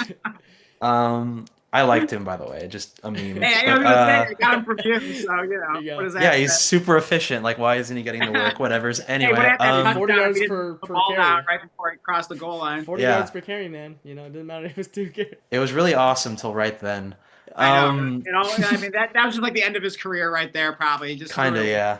Yeah. I don't know. I mean, I don't know who's missed a game. Like, I feel like it's not Jonnu Smith, but I feel like it's right in more right in that realm. Yeah, like I'm trying to think of the like shitter vet tight ends that you would find funny. I was so sure it was going to be Tyler Higbee, but I might have a guess. Okay, Dan. Yeah, I don't know. No, it's not Conquo. He's not old enough. This guy's older. Wait, did we already say Juwan Johnson? It is not Juwan Johnson. Okay. Is it Hawkinson? It is not Hawkinson. This Hunter guy Henry? is not Hunter Henry. He's 30 years or older. I don't know if he's 30, 31. I mean, God, he could be 32. Is it Ertz? Nope. God, okay. This guy is like so far off the radar just in a couple weeks that like you're not even thinking about him. Like that's how like it just thrown to the ashes he's been. Like it's Gosh. Here, can I pull up a list of tight ends, Blake, or is that going to be? Is it Evan Ingram? Okay, well you don't need to pull it up now because it's Evan Ingram. Okay, cool. Who's like working back from injury, and at least in tight end premium, has hit double digits 3 weeks in a row. Yeah, he's coming on, which is like cool. randomly getting targets again, so it's like okay, clearly probably the injury had something to do with like I guess it was only really a bad week 1. I think maybe a first game back. He's like racking up games, but his route participation is still low. It's like his route participation is definitely higher than his snap share. I actually don't know what his exact route participation is. He randomly finds the end zone last week, I think with a game-winning touchdown, by the way, or a week or 2 ago. I can't remember. But anyways, I was like, I just knew somehow this guy was gonna have a phenomenal, like just like random, like for Evan Ingram at least, like targets per route run, and then a decent enough yards per route run that I was just like, this is just gonna be hilarious to put. Yeah, I mean, I don't know what you're doing with Evan Ingram. Like, honestly, in 2 PPR things, I'm like actually interested, even though I just like completely like dumped him off in a couple leagues. I'm low key interested to see if I can like get him if he can run more than 40% of the plays. I mean, that'd be awesome. Yeah. Yeah, I don't know why he's getting so little snap share. Like, I think that's stupid and lame, but it is what's happening. Typical Sean Payton. Yeah, like, of course. He does. Yeah.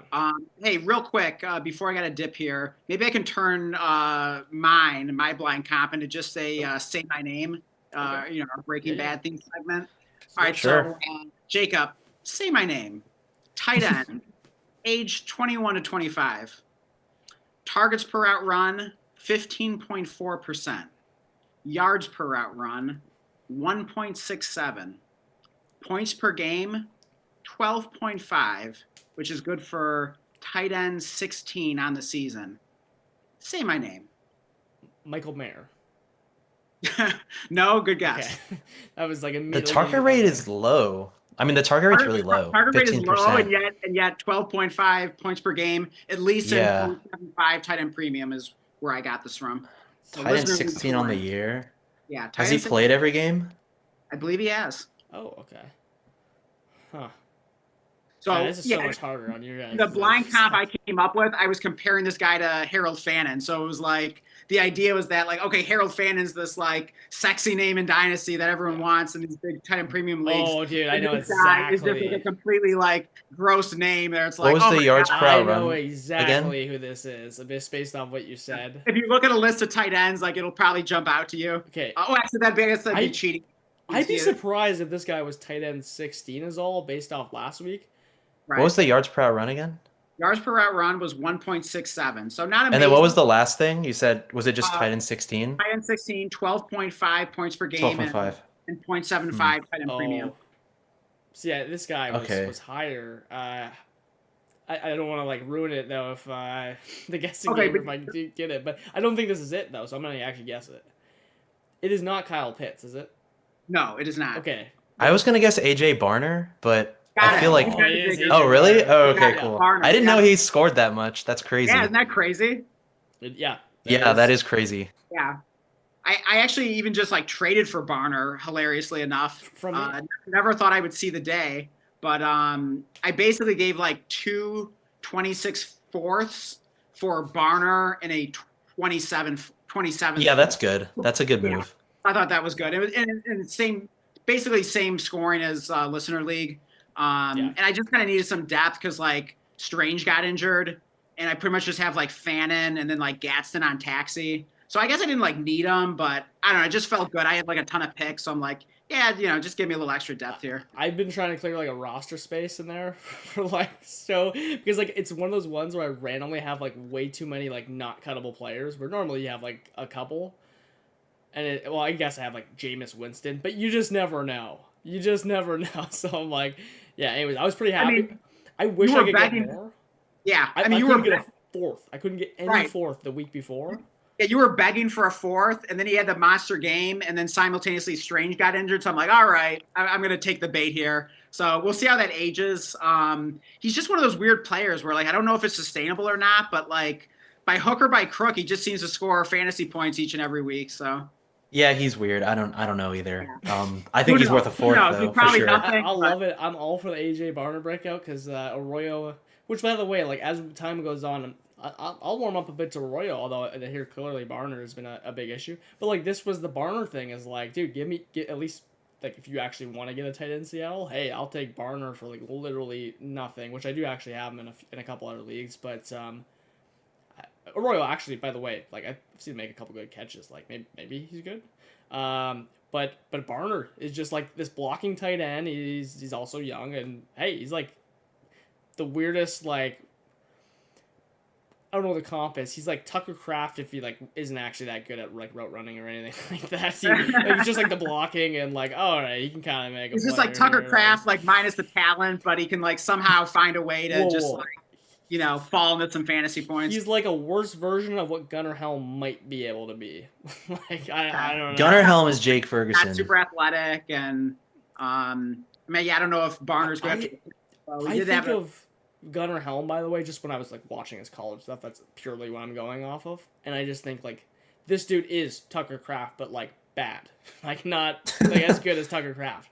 He's not gonna do probably, but he's really good at yards after the catch. That was like that was literally the only thing watching him that I'm like, okay, he has no idea how to play tight end, but he can go run through a guy's face and make him miss. So glad to see he's getting some targets. Yeah. And oh, by the way, because you mentioned Kraft and like this player Ace Fannin.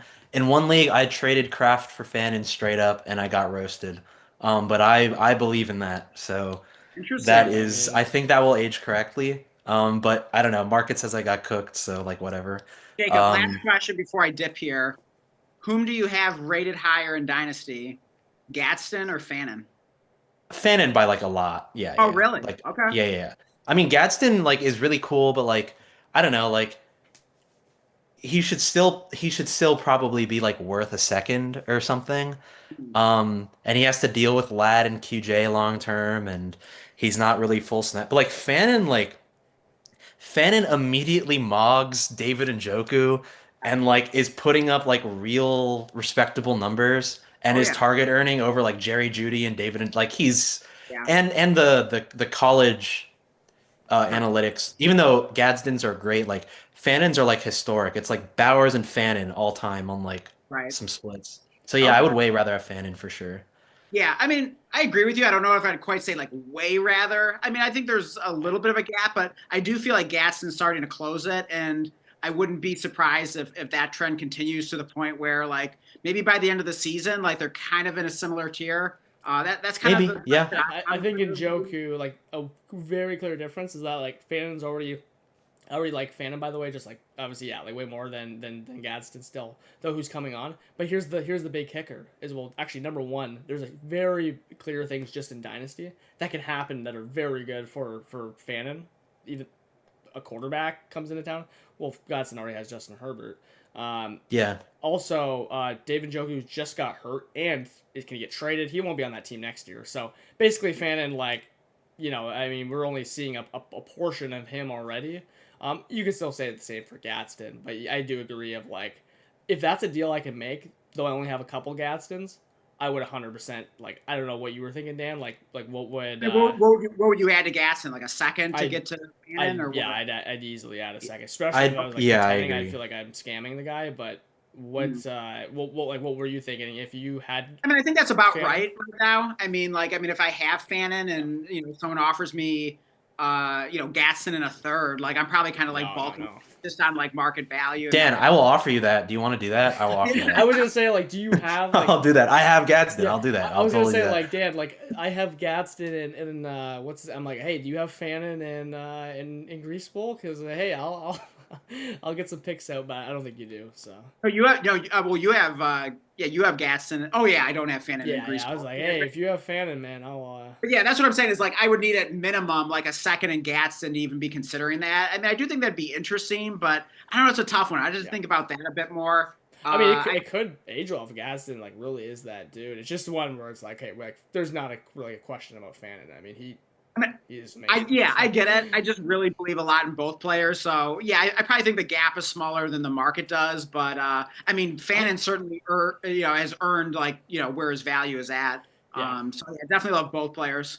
Yeah, I actually haven't seen like any Gadsden trades other than your guys, by the way. So like, I don't even like. It's funny. I don't even know if people like realize like what he's doing. I don't think he's like worth anything. So, honestly, yeah. Yeah, like I seems to know about Fannin. Yeah, I've been sending out a bunch of offers and had no success, but sometimes he's like thrown in. Like I don't even know what people actually like think of him that are like not really, I don't know, like Gadsden like truthers or whatever, like you guys. So like.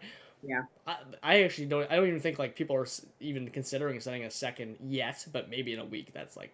Yeah, I mean, yeah, you're trying to get a second from me in Grease Bowl, thinking like, I need to get every last Infinity Stone of Gadsden there, but yeah, I didn't quite want to pay that. At least I guess in a 0.5 tight end premium, and plus I just already have so many shares, but yeah, I do love both players, and yeah, I think yeah, the market will eventually catch up on Gadsden. I am really excited about him, and I think it's only up from here for him. Yeah. Are you heading out? I'm gonna jump off here, okay. But hey, Jacob, thank you so much for joining us. And thanks for having me, for sure. Oh yeah, absolutely, and yeah, just thank you for your contributions to the channel. Really happy to be having you on these streams here, and thanks. Yeah, great to have you in the listener league, and looking forward to more trades there and everything, and seeing how your for sure rebuild turns out. And also, we still have 6 people watching here, so yeah, great to have everyone here. Definitely drop us a like if you're enjoying the stream. Definitely helps us, continue going and growing and everything like that. And yeah, make sure you're subscribed if you want to support us. It doesn't cost anything, really helps us a lot. And yeah, just want to say that this channel has just been such a fun adventure. And yeah, so cool. I never even imagined getting 100 subs. So really cool. Really appreciate everyone's support. And yeah, can't wait to see where we go from here. And I will let you guys keep talking, and I will probably be listening. So you gotta tune in quick, because this is a good one. Jacob, by the way, what for time are you? What's the constraint here, just to get an idea? I don't know. I could probably go another hour-ish or so, as far as max. But if you want to end it earlier, that's fine. We'll see where the wind blows. This is just so happens to be the night where there's the only night where there's no time constraint. I don't want to keep you way up is why I'm asking. So literally, if you just want to get off, just tell me. Yeah. If not, let's just say 2 Central or something. So which is 50 minutes. But I and also I definitely feel like we'll have to get you back on again soon, Jacob, because I feel like we have so many more things to talk about and cover, and so many more players I wanted to ask you about. So we will seriously have to get you back on. Very I'm down. Let me know. Yeah. I'm always happy to come on. This is really fun. Can always throw in the chat if you're listening about some stuff here. I got a fun one for playing comp here. This one's too fun. Just the players in it. But. Yeah, I'll get into that, Dan. I'm gonna dip here, Dan, play the Oscar music. Play the hey, you're gonna play that? I mean, come on! I thought you were asking me to stay for this. I was totally confused. So, no, but guess in the chat. No, I was just kidding about Oscar. That was an awesome poll though on a reference. Oh yeah, Joshy there. Yeah. Couldn't get him off there, but hey, love Joshy, and yeah, super fun having all these guests on. So great stream, and I will be listening. And have a great night, guys. Yeah, have a good night. Were you there, Jacob, at all, or were you busy when we were switching from Joshy to Reed? We didn't tell Joshy. Yeah, I had it on in the background. That made me laugh too. Yeah, we didn't tell Joshy okay, because we didn't have a specific time because things got mixed up. We were oh, okay, when this happens, okay, it's okay, you can just hang out. We never said anything. So then we were I don't know. We're transitioning. None of us had any idea what to say or whatever, because now Reed's here, and then Joshy's chirping Jameer Gibbs and bringing up stats, and we're that was funny. I don't know what to do here. So it was that was a leap poll though. I got a good kick out of that of the Oscar music. I don't even know how you thought of that. So, but yeah, it's been an awesome stream. And the vibe has been different with each guest, so it's been awesome to have everyone on. This is another blind comp, which I had to draw. I think it's the final one.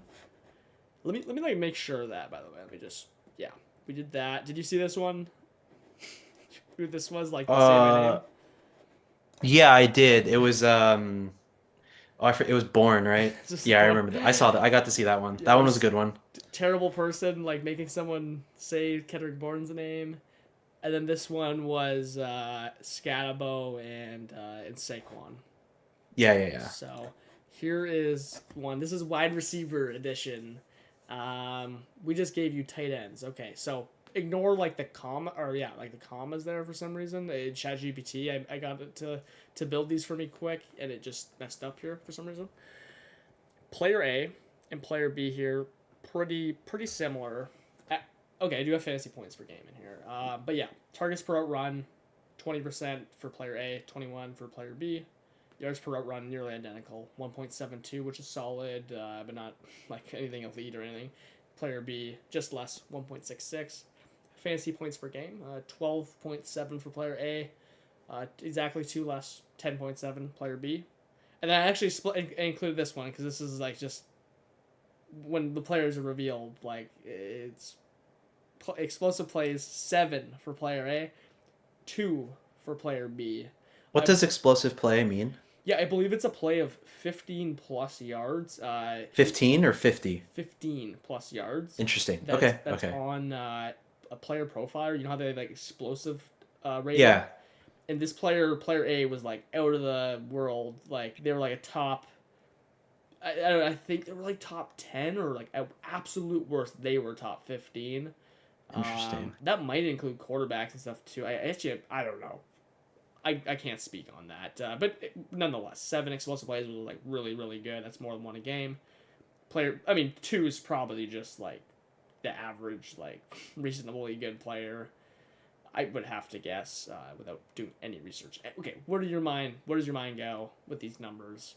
I guess I don't know. You never know because low target rate could also be system, but I get the vibe because you included explosive plays. At least one of them is like the deep ball archetype, but maybe not. I kind of want one of them to be Jamison Williams because they're both kind of mid splits, and I've been hating on him. So, but I don't know. I figured I'd wait for Dan to leave before I shit all over the Lion. I'm just kidding. So you can't defend it, you know? Yeah, I'm just kidding. They're fun. They did not regress like I thought. This should have been a Shaheed JMO comp, by the way. Just completely passed my mind. But no, this. Yeah, that was gonna be a guess. That was gonna be a guess. Or JMO, unfortunately. Gosh, I don't know. My mind wants to stick onto that archetype of player, but for all I know, it's like actually a slot guy who's just actually playing like garbage and randomly has explosive plays. I don't know. I would like a hint. Can I fish for a hint? Yeah. Anything at all. Your last comment was like hilariously accurate. Like they are not Jamison Williams. Neither of them are Jamison Williams. Interesting. Or Rashid Okay. Shaheed, like at all. Not even remotely close. In Okay. fact,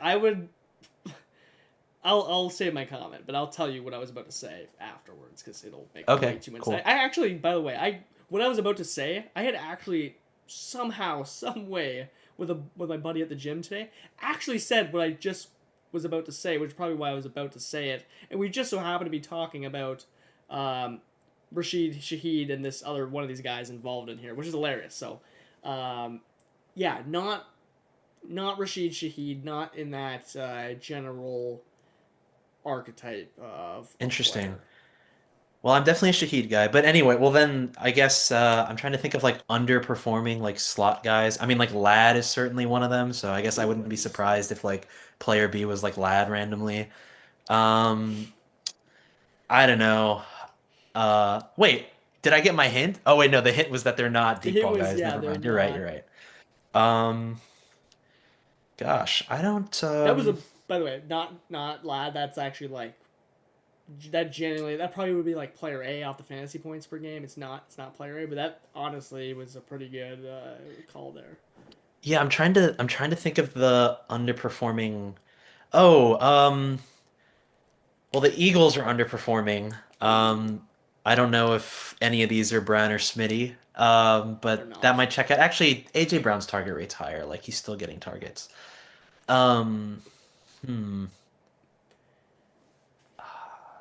I'll give you an actual like good hint here to like narrow your thing. Okay, cool. Like it's just so hard. With what I've given you, these are not. Neither of these guys are worth a first in Dynasty. Okay. Interesting. Not worth a first. Low target rate, but not a deep ball archetype.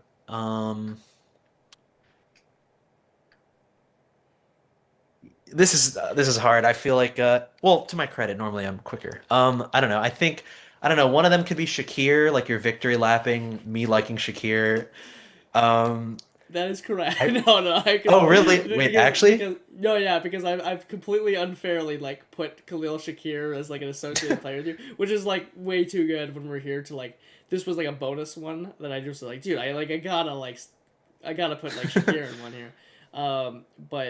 But yeah, Shakir is player B. Okay, cool. But who is player A? That's Okay, so who would you comp Shakir to roast me the hardest? So it's gonna be someone who sucks. Roast you the hardest. It's so simple. It's so obvious. Like when you. It's not Keon, his teammate? No, it's Is not. it? It's Okay. not Keon. I'm trying to think of randos. Like, I don't know. Is this who has 12.7 points a game? Who's even doing that? Because that feels kind of good. Or like a flex start like every week.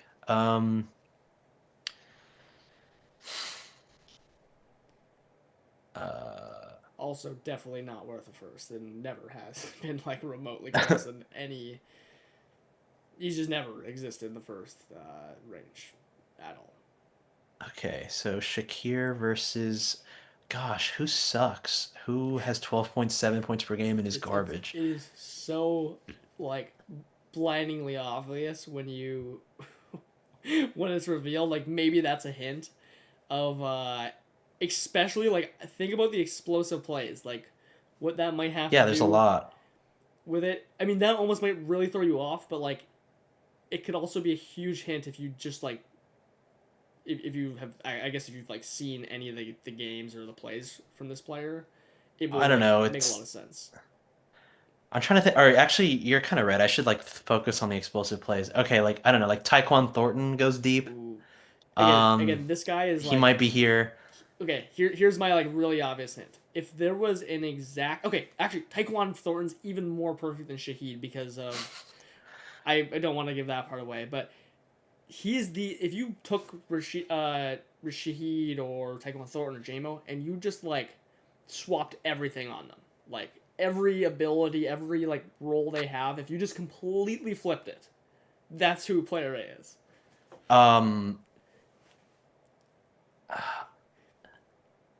Oh wait. Oh, actually, it might not be. Is it Luke McCaffrey? No. I'm trying to think of like.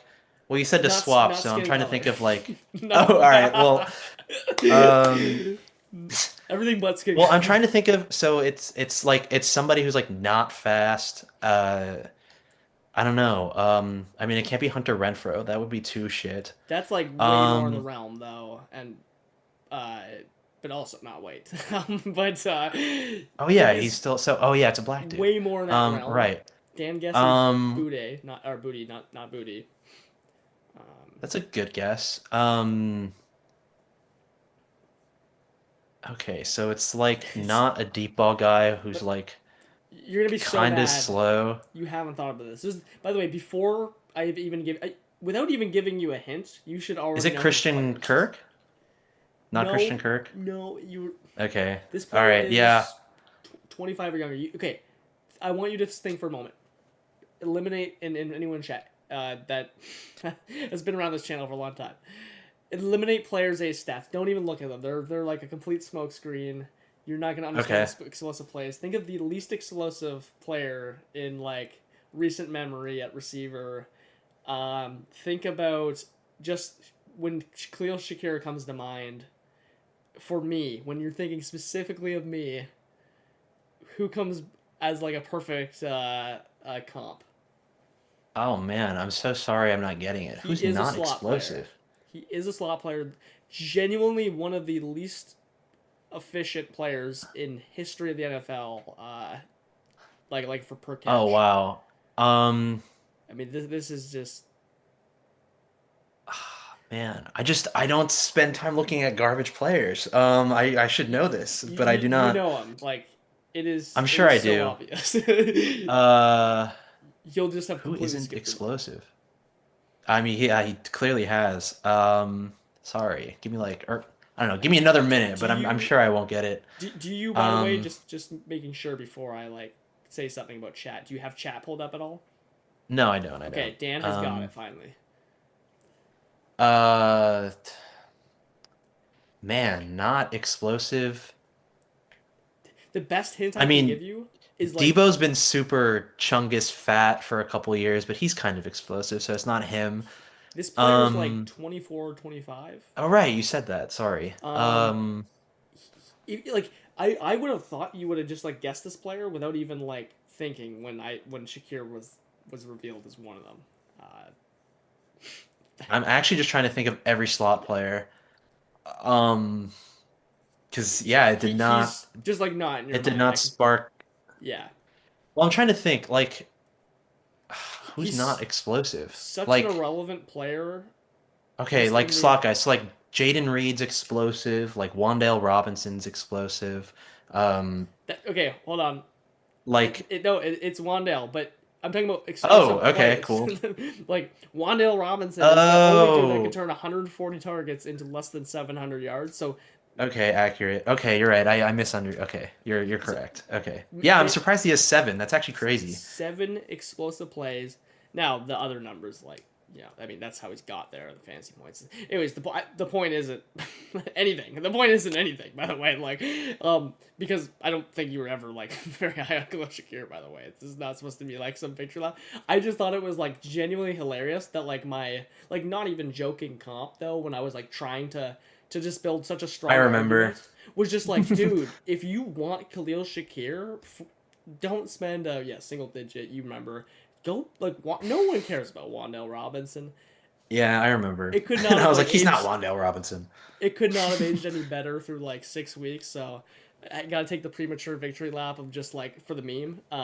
Yeah, for sure, as you should. But dude, do I own Wandale Robinson? Do I care about? No, I don't. I have me and Andrew are like my only share. I actually did care about him last year, by the way. I like drafted him in a few leagues, and he was like okay, but he was so useless that I just like moved on. 7 explosive plays is crazy. That is pretty crazy. Yeah. Yeah, but I guess that's what happens when Neighbors dies. Like someone has to do something. Yeah, he's playing like 100% of the routes. I mean, Andrew and I, again, that's my only share. He was saying something about, maybe we can get a second from him. I'm like, yeah, dude, no chance. Now I'm like, maybe we can get like a 27 second or something. I bet you could. I feel like that's not crazy, especially like I don't know if a contender just needs an every week flex start. Like I feel like that's a trade I would see happen. I don't know. That feels right. I've been trying to like get creative. I'll easily take like any 2/3 as well for him or whatever. But Andrew and I's team like blew up. Unlucky / just like injuries / just sucking. Yeah, the Hurts injury one, right? That was the one from last season's plahurts. Yeah, I remember that one. Yeah. Yeah, we've lost like Mike Evans and Evan Ingram sucks. Hawkinson sucks. Njoku sucks.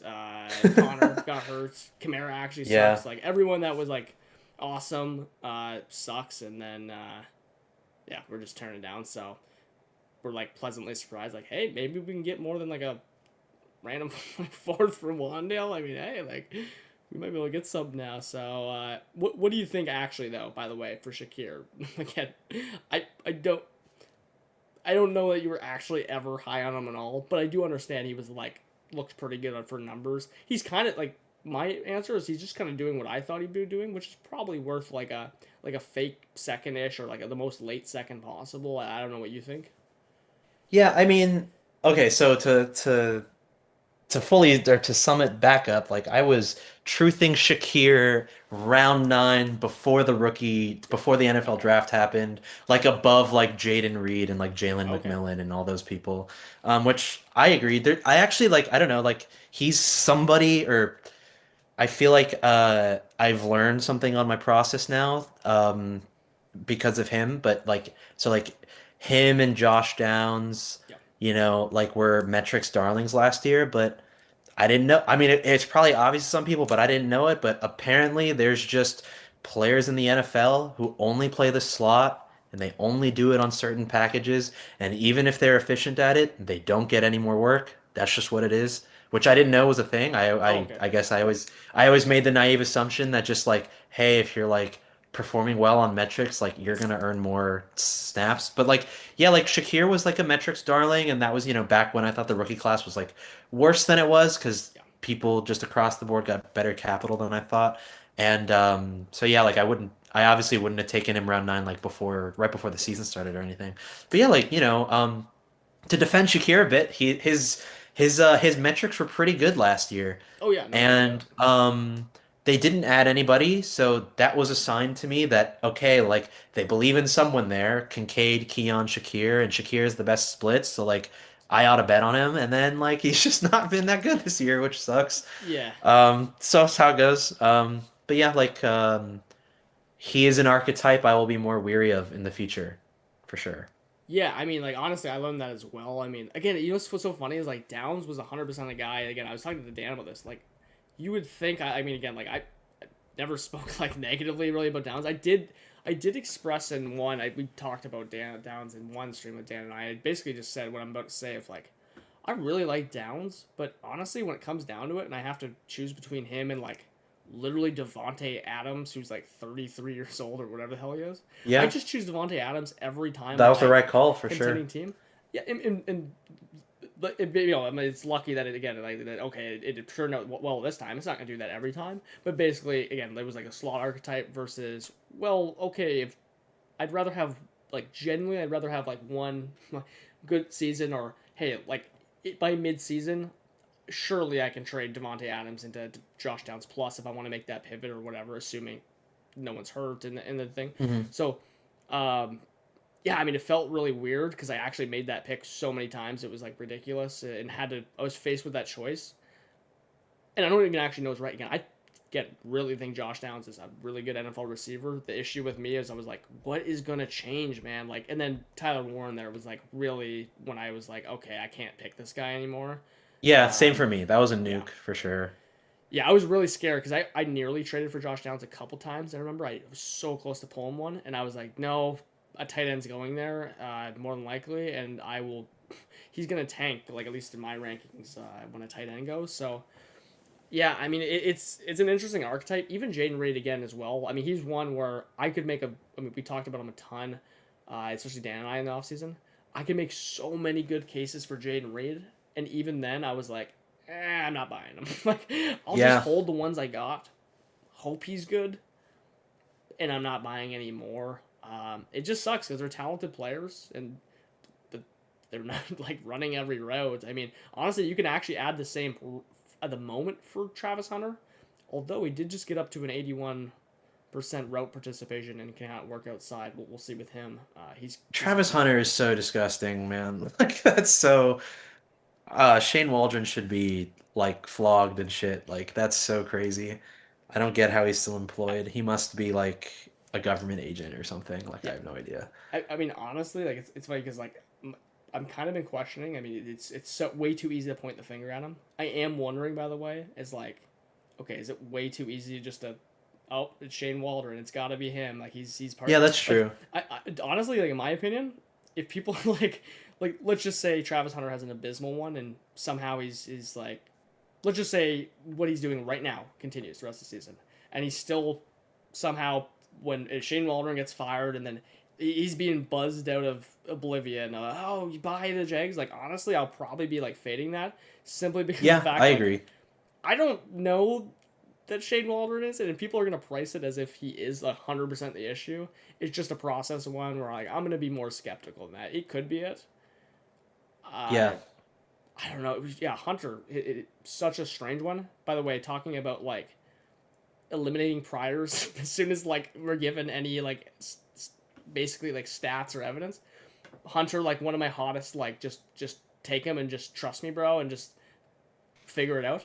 I went from 6 shares down to 2 from like week 2 to 3. Like yeah, I saw some of them. I just completely burnt down anywhere I could. And not because I think, I mean, it goes to my philosophy of playing Dynasty.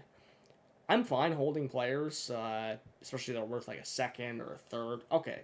Like Michael Mayer, Mac Jones right now, perfect example. It's like this paradox of like they're just like a roster clogger unless they're playing. Actually, both of them happen to be right now.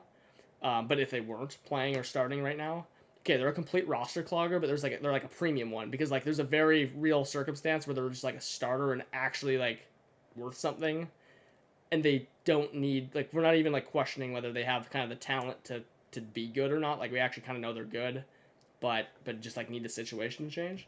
Well, like Travis Hunter is like kind of just that. Like I still think he's really good. I think he could be phenomenal, but like a situation clearly needs to change or something needs to happen.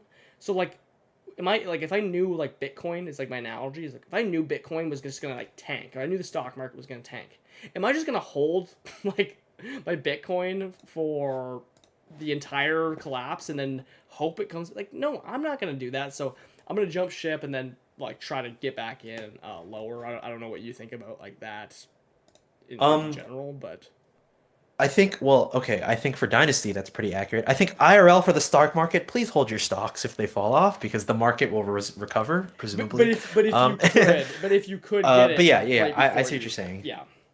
Yeah, and I do agree. I do agree. And by the way, just to like comment on Travis Hunter really quick because he got brought up, but I don't know. I agree it's too easy to point the finger. Although like if I had to bet where to point the finger, I would bet on him. Like the precedent of like ruining JSN in Rome exactly. is exists. But like I also think um you know uh like I guess we haven't seen a situation like his before where it's a dual position, but like I can kind of buy that like he's simultaneously learning two positions, Yeah. and so it might take twice as long for him to hit at either position. Like I can kind of buy that. Um and also like there was a clip on Twitter or I saw or something where someone asked if Travis Hunter would start getting other wide receiver roles other than the F. I don't even know what the fuck an F That's a is. slot. Oh, yeah, they said like, is he gonna ever play slot or something? And he was like, no. Yeah. So Slot, like yeah. there are only slots, sorry. So they're also just like kind of really limiting what he's doing and he's only running underneath bullshit. Yeah. Like I kind of like I'm not like I'm definitely not from a talent perspective in fade mode the way like I would be like last year. I don't know, actually I can't think of an example last year like that everybody hit, but like I don't know, like if there's like a young rookie receiver who's like really sucking, like I might get in fade mode, but I'm just like not that way on him. Yeah. He's not worth where he was drafted for sure, but Oh like yeah, no, he's yeah. like I think there's plenty of reasons to be hopeful for the future. Yeah, I mean, Um, you took the words by the way, like right in my mouth. That's where I'm at. Like I'm not. I mean, here's the thing. I've watched some of the games and things. You've probably seen too. I mean, actually, he just wiped off BTJ's thing for being lined offside. I don't know if that says, oh, he doesn't know the playbook. Like, the amount of times I've seen him just, like, holding his hands out, like, what do I do, is, like, actually crazy that they're, like, rolling him out on the field when he doesn't know what the play is or whatever. Which I'm, like, genuinely shocked that they, I don't know. I mean, like, Joe Flacco can go learn the offense in, like, 3 days for the Bengals. Like, how does Travis Hunter not know the plays yet?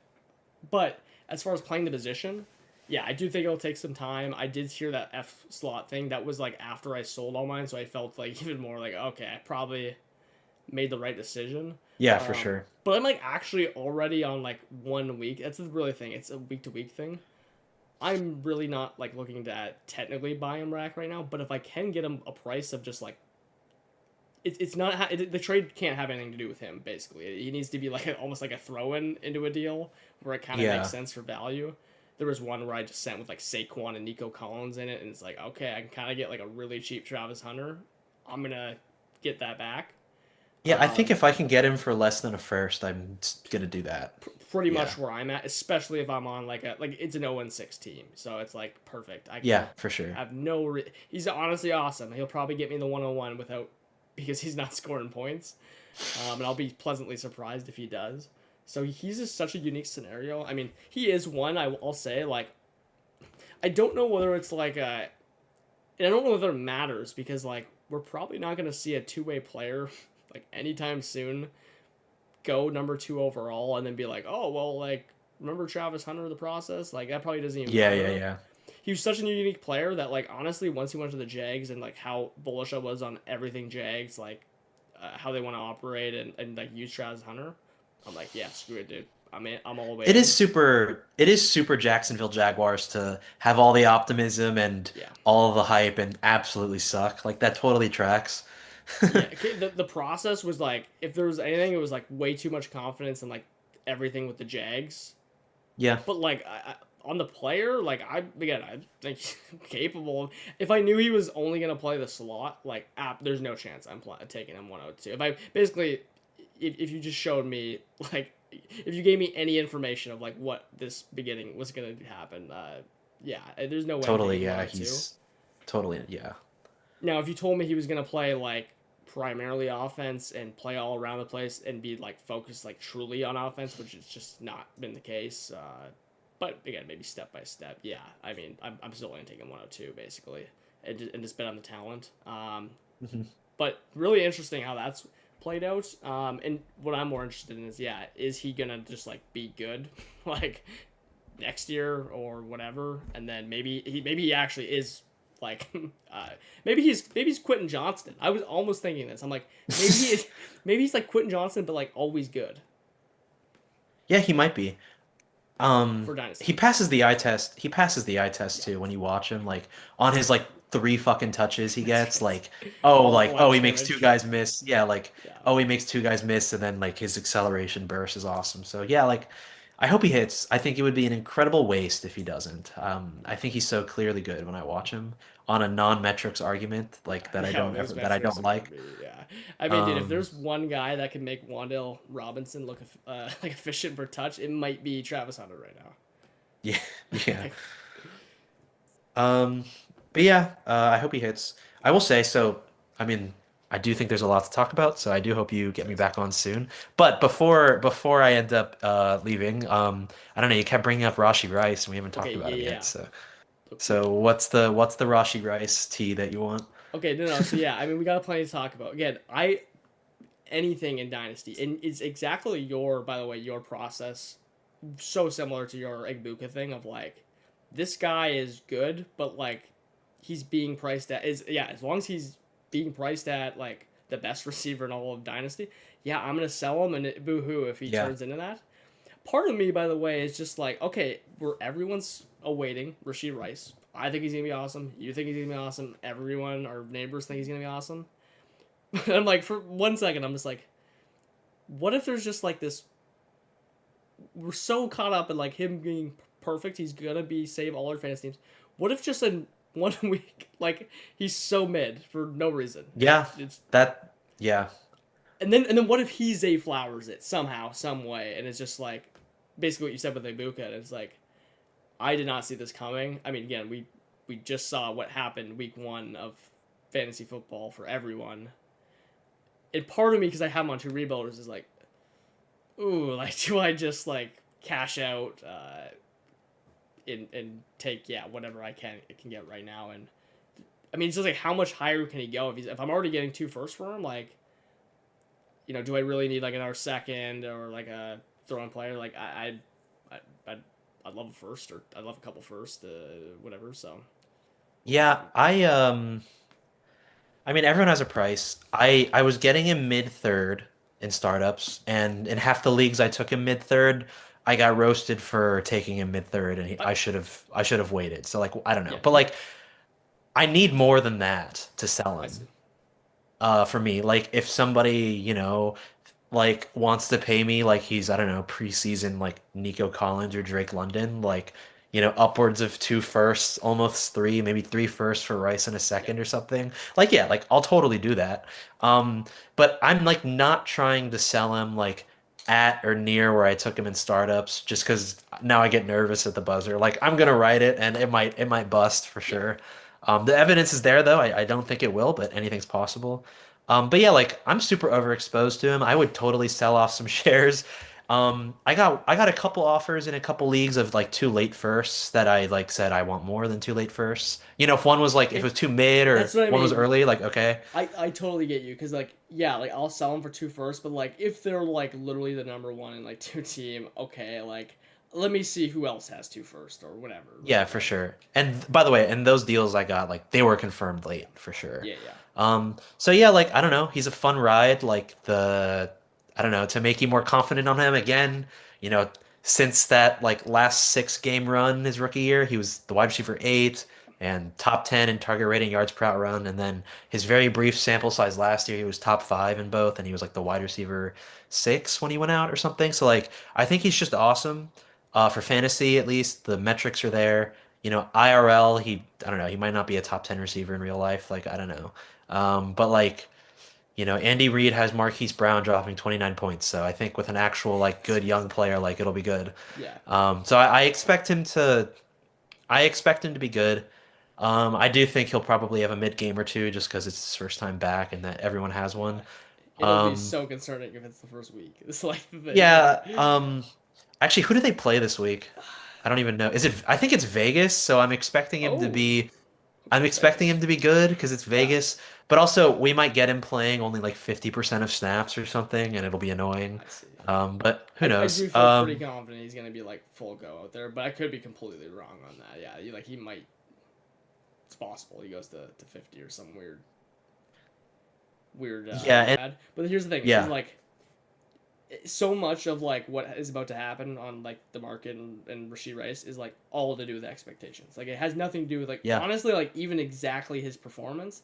If expectations were like reasonable on him, people might be like super happy with what he's about to do. But like literally like what I've gathered and everything is like it's top 5 receiver or bust. Like if he's like anything less than that going forward, like honestly. Like, if he did what Nico Collins has done for the first few weeks, like, people are going to be, like, you know, in an angry mob, like, I don't know, whatever, just saying, like, burn it all down, whatever, like, really bad, so. Yeah, I guess I didn't know he was this high in value, like you're implying. Like, I don't know, like I got those 2 late first off, those are the best ones, but, like, in some of our leagues, like I don't know, in one league I got like someone was like, "Oh, is Rice available?" And I was like, "Yeah, but I'm high on him." And they offered me like 1 first, and I was just like, why would you think I would sell low right as he's about to play, right after I ate the bye, like or right after I ate the injury leaks? Like what? I've gotten those too, by the way. I got like Kyron Williams from straight up. I just didn't even. Yeah, it's just like why? So like there's gonna be people like that are like.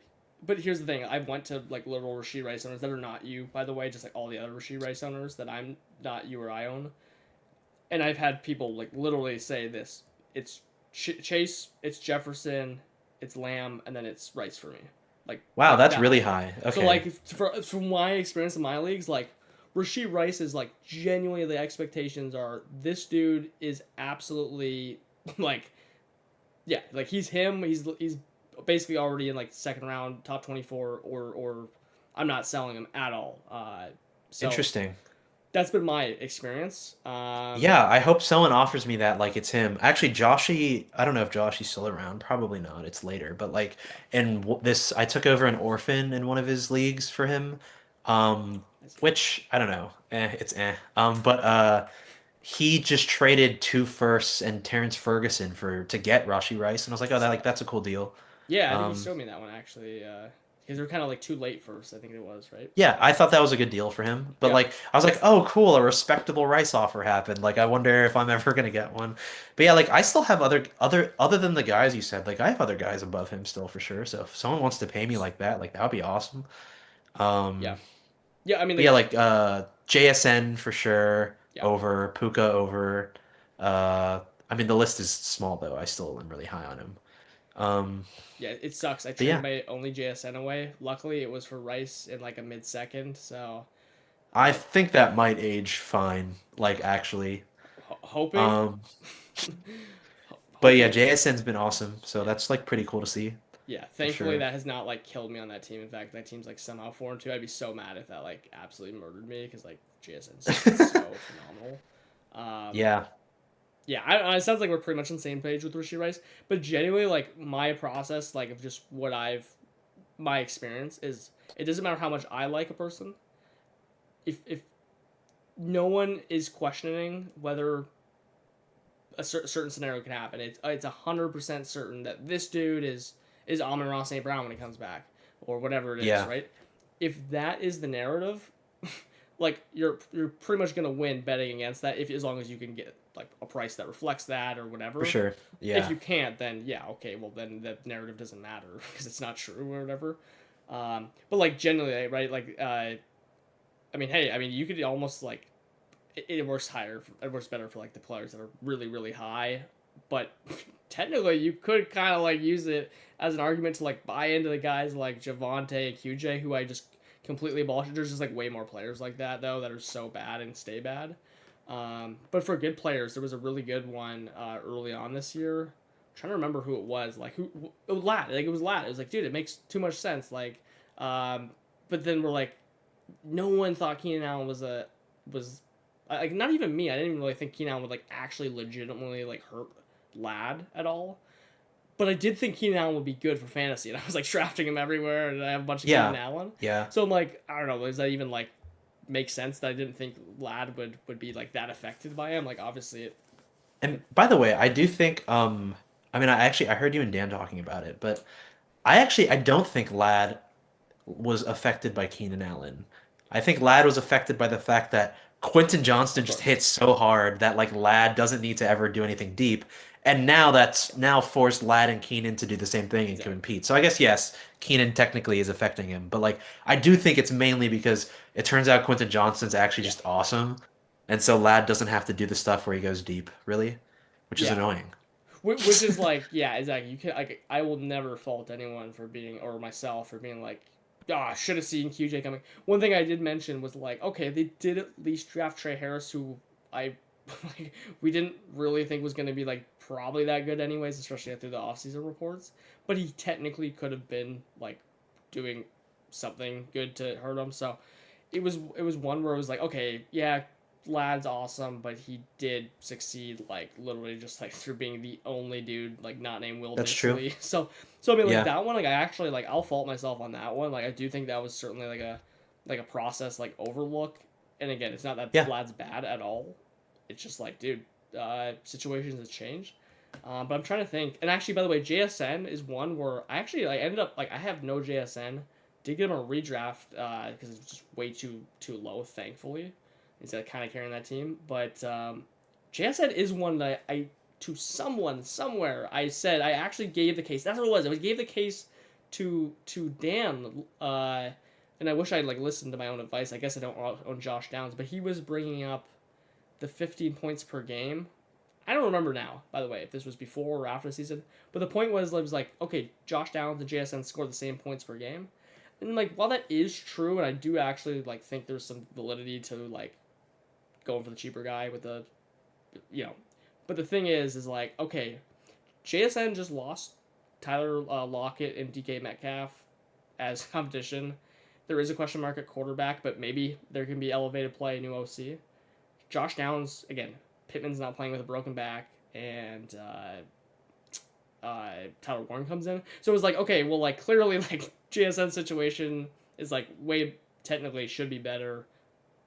Downs should be worse. So it was, like, this one where, like, yeah, maybe they scored that last year, but, like, dude, the talent and the situation and everything is much better. So, I don't know. I don't, like, hate the comp, but, like, there's a very clear difference. Like, these dudes are not, like, anything to be comped. And this is cherry picky a bit, but like this is why I don't believe in points per game or total points. I think that's fake. Like points are fake. Like I don't actually think they're real, even though that's what we need to get to score to win. But yeah, like I would. That's not something I would ever decide to like even think about. Yeah, I mean it's one because that's actually how. By the way, that's how I got in the Shakir hate train was because people were saying. And here's the thing: I don't even like. I have not been a Zay Flowers owner, and if there is a time, by the way, it's probably right now for Zay Flowers to buy. But I have not. He's a breakout. I think he's breaking out. Oh, but we talk about that. No, I actually agree. And like now that he's like doing nothing again, like I'm actually back in. Like, but Zay Flowers is a guy I've not cared about, but I do recognize the talent. But again, I'm kind of going, well, Lamar just threw 40 touchdowns. Very similar, by the way, argument to Shakir of like, okay, MVP quarterback play. What is gonna like magically change? The difference is Zay Flowers actually really really good at football, and Khalil Shakir is just like this like slot role player that is solid at football.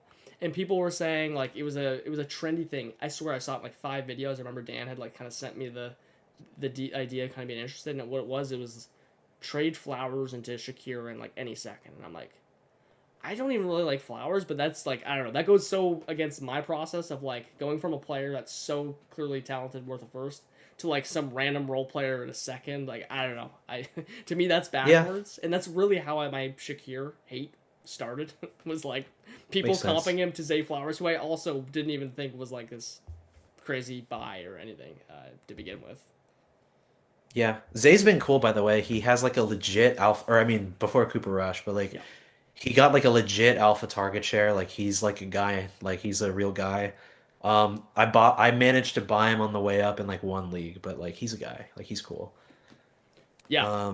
Dan brings up, by the way, Downs did have elite metrics, and actually, I don't know if you were. Yeah, he did. We were talking. Exactly, the elite metrics on the slot player, like you're saying, we gotta be careful for that one going forward. Yeah. My camera's being so weird. I don't know why, but whatever. I've been noticing that. It's been... Yeah, I got a new computer recently. Go me. My old one was shit. But for whatever reason, there's like this auto follow that I can't turn off. I don't know why. It really sucks. So sorry about that. No. I'll get adding some dimension here to your... Oh, but yeah, totally. Like, I mean, Josh Downs was like metrics for sure. Like he was like top 10 in target rate last year, top 20 yards per run. Like he was such a guy. Like he was so cool. Oh yeah. But yeah, like I mentioned earlier, turns out there's just an archetype of slot role players who, even if they perform really, really well, they just don't get any more work or usage, and that's just it. So he's one of them. Although he definitely got cooked over by Tyler Warren for sure. Like yeah. In the alternate universe where they like just drafted a lineman or an edge rusher or something, like he's probably like an actual wide receiver too, I would think, but I don't know. I mean, I agree in the sense that like he would still not be like gaining like any extra work, but he would be performing way better on like a per round basis, and his metrics could stay. And then you're hoping he can kind of hit that 15 points per game area again. Hopefully. Also, funny enough, through this year, I think Josh Downs is 10th in target rate in the NFL. So he's still getting targeted, which is funny. Yeah. But yeah, I mean, it's just not doing it. It just doesn't mean anything. I guess that just like furthers the point of like, yeah, slot archetype and like metrics, like they matter, but like do not overstate.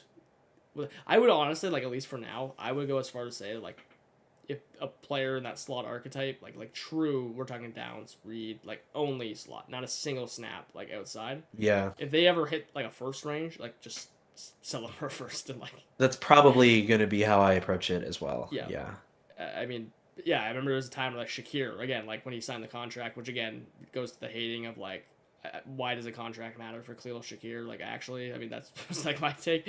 I mean, yeah, he gets tied to Josh Allen, but like he was like literally approaching a first, by the way, like true early second. Yeah. And like that, again, that's how that all started.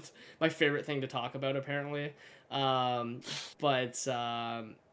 Yeah, these damn slot receivers. I mean, even if you get, I mean, hey, maybe it's just like buy the cheapest one, buy Wan'Dale Robinson or whoever. Yeah. Who's the cheapest one now? I don't know. I think earlier tonight, like in the beginning part of the stream, I traded Downs to Seb for like one of his early-ish seconds in the All-In League. I don't know where it's gonna end up landing, but I was just like, okay, like that's cool. I tried to get like a fourth, but I couldn't. But like I was cool with that as a tanking team too.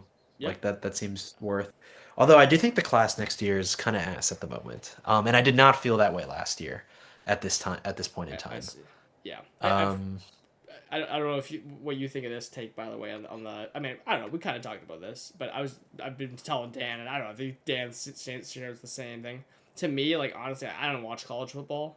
To me, like, especially seeing how the past few years are going, I literally do not care about, like, a single thing about the draft class. Like, number one, just because, like, okay, the 112 is worth the 112. Like it's not even, like, worth a single, like, I'm not even worried about what players are there. And, like, it just, like, doesn't even really matter what the class is, because the thing is, like at least for most people, I believe, okay, the 2027 is class of nuts. I know there's more than, like, 3 or 4 players. There's more than that, but again, a lot of things change. They might not declare. They might just pull like a booty, like, or like whatever. Like literally, so much happens every year. Not only that, look at Joe Burrow, Jaden Daniels. I mean, these guys that literally come out of nowhere. Literally, Matthew Golden is like the perfect example. this dude was like not even being on draft boards basically until like in the college football playoffs and as a first round pick. So like for me, like honestly, I hear you. I don't care. Like I do not look ahead at all. Did anyone here care about Puka Nacua? No. So like, for me, like it'll matter sure when we get there about like some stuff, but like I'm not gonna try and predict that. If it makes 26 first cheaper, I'm all in for it. So like, yeah. I don't know if that's the way to go about it. Like that might be true. I've only been doing this a few years, but like, but yeah, like at this point in the year, I'm thinking about every past year from when I've been scouting and played Dynasty, and like this is by far the worst I've felt about a class at this point in the year for sure. 20. I think the top is still good. Okay. I still think the top like 3 to 5 are going to be really nice, but like man, I'm like looking in the late first, and like all the running backs this year after like Jeremiah Love have been like actually shit. And like last year, like I was already like, oh, like the end of the first, like there's so many running backs and like these receivers, like I might get a Buka at the end of the first, I might get like Cam Scatabo at the end of the first, who ended up going way later than I thought. He ended up being a second, but like like this year like doesn't have it, so I'm kind of there nervous. Absolutely can be like a lot of truth to that, by the way. I'm just saying, like, as far as like just me, like I'm like I just don't care. Like someone, like some random golden will come out of nowhere. Like I didn't even hear. I know Malik Neighbors was like killing it. Again, I don't watch college football. Like I didn't even know who Malik Neighbors was until like December of like that of his like year before coming to the NFL. And then I look at this guy. I'm like, how have I never heard this guy's name before? Like this might be like one of the best like tapes I've ever seen like ever. Yeah. And then when I watched Jaden Daniels, I was just like, how have I had never heard of this guy now? Because I was like, who's this quarterback throwing to him? And I'm like, dude, this guy is like literally looks like one of the best runners ever. And hey, now we're seeing in the NFL do so. Also, another player that came out of nowhere. So I'm interested, by the way, to like then now like take a time machine and be like, all right, I don't know, is that process any good? 2023 is one that Dan has told me, like 2023 first, because of Bijan, specifically too, was like impossible to get. Like there was this most interesting when we went to the 20. I don't think you were there for the 2023 rookie year, were you? Yeah, I know. I was playing that already. That class, the funniest thing happened. Those firsts were like so juiced. Good luck getting them because of Bijan. The second you went to like again AR at the time was like a awesome like insane one. Yeah. When 102. When you got to the 103, it's like all right, like Bryce Young, I guess. Like I don't know. Yeah. And then it was like there was still again good stuff. Like Stroud, JSN, Gibbs. And then QJ, but then when you get past that, it was like, dude, am I really gonna take a backup like running back with Zach Charbonnet? Exactly. Am I really gonna take a third round running back and like a chain who has been awesome though, by the way, but like terrible first round pick like at the time, like for no, yeah, I so back then when I was playing, exactly, back then when I was playing, I was only in a few leagues. That was like my first year doing a rookie draft, but none of my leagues ever hit the like 2023 first or really cracked. So I didn't. But that was like a weak class. That was a prior. That was like we're in 2022 and everyone's like, Bijan, dude, and like these guys. So like it was before you actually even got there, and then the draft happened, and you see the landing spots, and you're like, are you serious? Like you can't trade this 112 for anything. So hey, maybe that does happen, and in 2026 I'll be interested. But if it doesn't, it kind of will end up being a little bit like last year. Like again, maybe you were higher, but like remember going from the awesome 23 like class and just like the awesome 24 class with Vlad and everyone, and then it's like 25 class like stinks, and then it's like no wait dude, like this class is freaking awesome. Did end up awesome, which is kind of cool. But so I'm hopeful. Also, I don't know,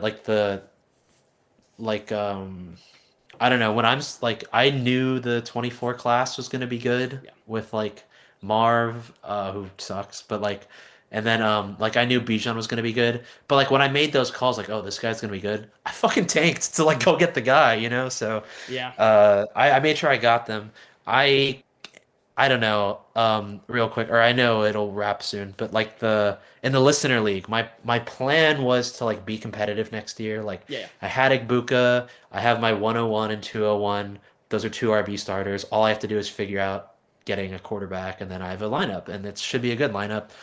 But I don't know, like now that I've traded Igbuka and Waddle at good values, like I had to for the value, and I have three firsts in 2027, I might punt another year depending on Jacob. what I can pull off. I don't want to. I really don't want to, but like I kind of feel like I'm not gonna get enough starters.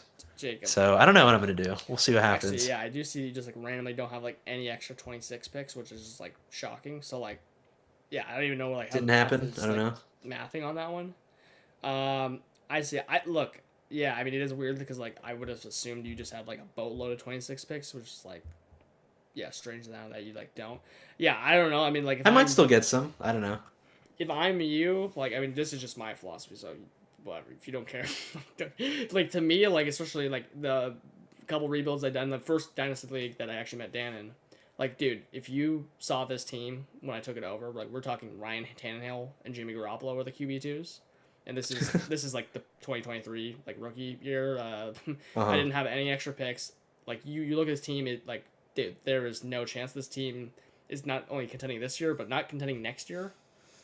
The team was contending like next year, and I was actually Jalen Hurts concussion away from winning the league, unfortunately, which derailed my championship. But dude, if you see the transfer rate, like me and Dan may make a video on that of just like whatever you think right now, Jacob, of like I don't have enough. No, like seriously, the formula is like so. I guess now the rookie season's passed, but you have a bunch of these like random ass rookies or awesome stuff like that.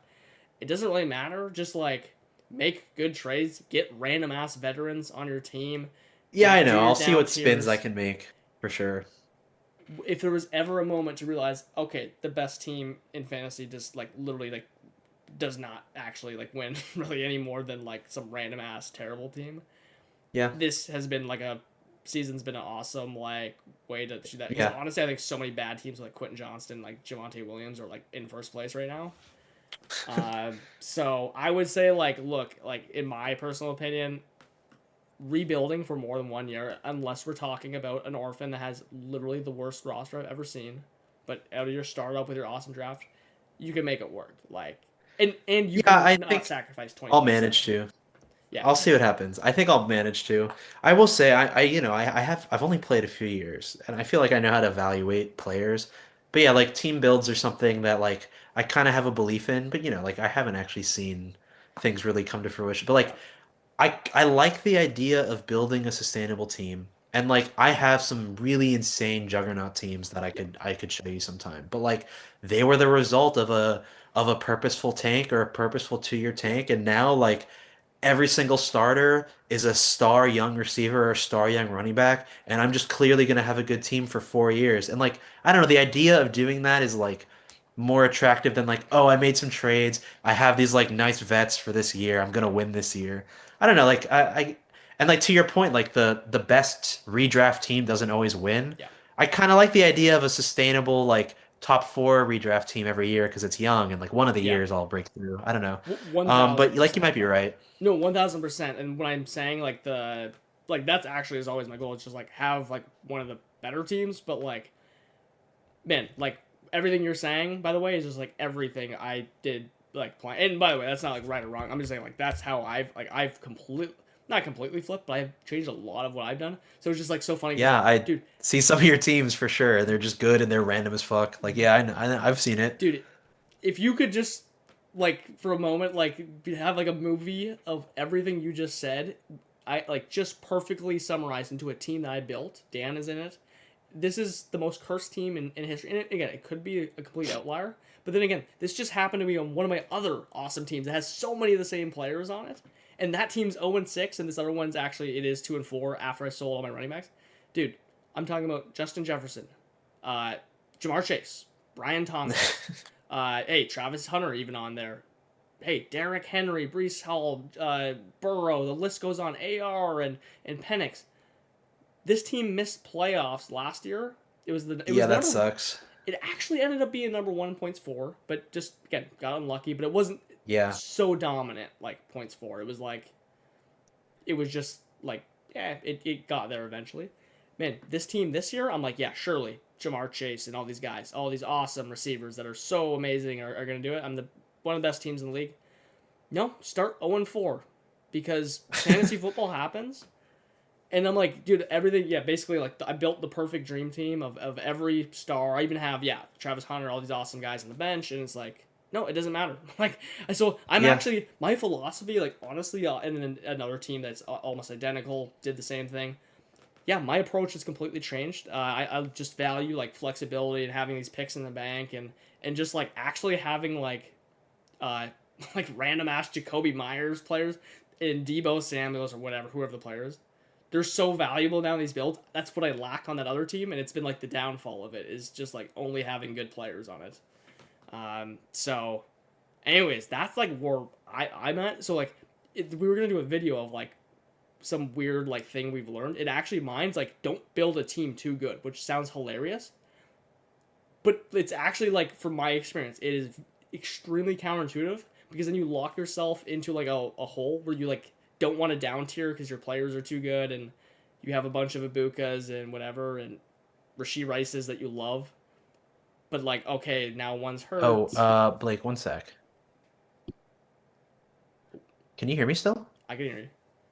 Oh, okay. You like muted for me for Oh. some reason. Sorry. I don't know what happened. Oh no. I think my internet like went out for 2 seconds or something. okay. Weird.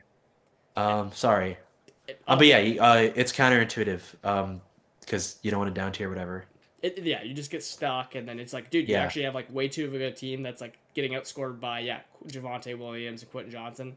So yeah, I don't. That is just like my experience of like, hey, you could do whatever you want with that information. To me, that's actually been like genuinely like I've actually wasted 2 years like just like burning my team's like power into like just terrible terrible stuff, and I'm not gonna make that mistake again, personally as well. So Yeah, I don't know. I should try that in a league. The whole like just wheel and deal constantly and have hello vets and then sell them at the right time. I I'll try that. I'll try that on one of these teams. I will say though, Blake, though, like the my boner wants Jeremiah Smith. You know what I mean? Like I kind of I'm want not to even. just send it for him. Yeah, I see. I'm not even He's thinking about that stuff. You know, I mean, he's so good, dude. He's like I don't know. He's just awesome. So we'll see what happens. I'll try to be competitive next year though, probably. look, I know it, but again, this is where it goes to like, hey, you have other first. I want like this is again my like literal goal in Dynasty, especially in a startup, is like, how can I just like put a team together and like assets and have a little bit of depth and just like have a bunch of firsts and stuff like that picks and like how can I have like someone else get the 101 for me while I go win the championship? You know, I mean that's like Yeah. that's extreme, but like okay, the 102 or the 10. I mean, actually, Trent and actually he's in the listener league, right? Trent. Yeah. Him and I currently have. We're actually not doing the greatest job competing, like, but our teams come together. We own the 101 and 102, which are from like other people. So like, if in theory we make Wait, the in which playoffs, league? you're not in. It's like waste management. Oh, okay, okay. It's basically a break room clone. But if we were to make the playoffs, hey, we just stole the 101 and 102 of other managers. Anyways, that's like my philosophy of like how I do it.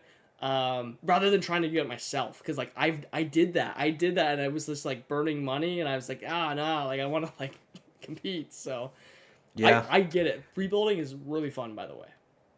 I will. It is. It So is. much fun. The team build is fun. The team build is fun. So, but I think anyway, but like what I do want to compete next year in that league. So I will try, but I have a suspicion I'm not gonna put it together. But like we'll see what happens. You can do it, man. I don't. think I think I think some of it might hinge on how I feel about Howie's team at the end of the year because I have his 27 first. If I feel like he's gonna be really good again, then I don't know. I might be likely to tank. If I feel like he might not be that good, I might go, okay, like he's my dart throw on the early rounds, so I'll try harder to go in. So we'll see. I don't know. I don't know if you guys do any new startups next year. I'll try, and maybe we'll do a different strategy now that I see how different styles of people play. Because one thing randomly too, like I do think a lot of the leagues I'm in are sharp.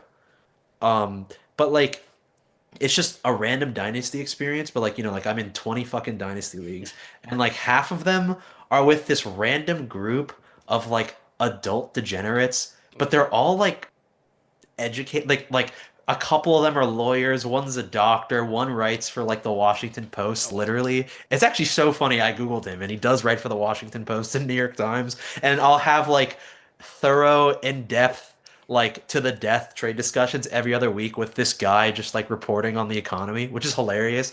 But like so like all those leagues, the culture is very like you take the guy who's the best long term and I like see. these weird like highly volatile but even trades don't happen a Mm. lot. And then I joined like, the break room and listener league and like, all the trades that happen are like reasonable on value, but like holy fuck, there's like 5 for 5 crazy swings in there. Like Those that's just are not something I'm used to. So I didn't even like know that was a thing people did.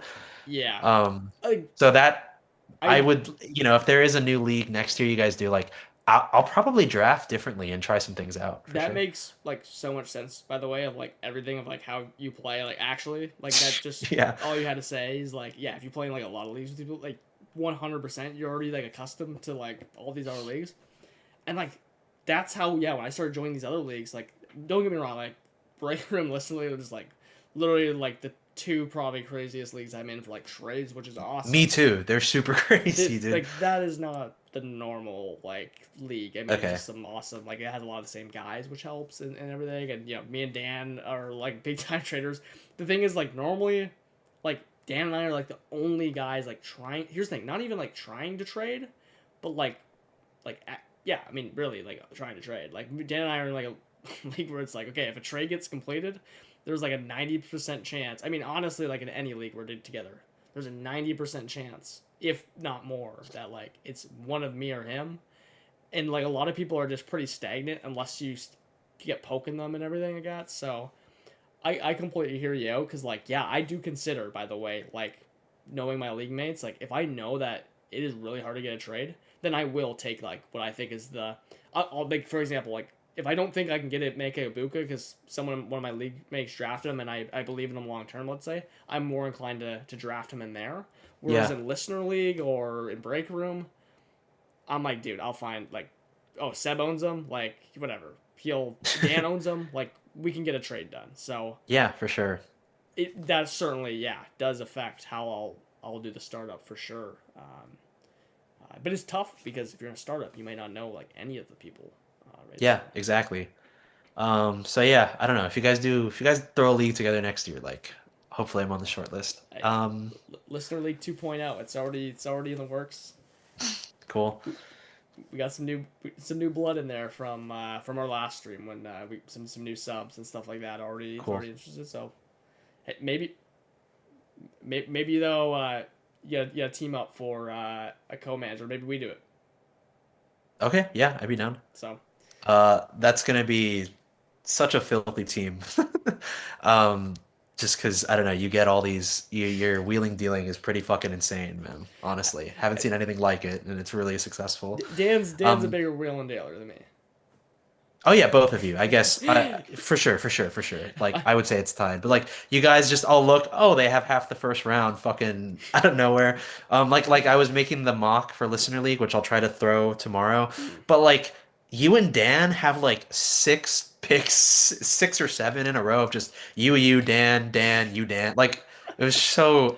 And I'm like trying to figure out the game Yeah. theory of like what the fuck? How the hell are they gonna draft with like 3 interlocking back-to-back picks? So I don't know.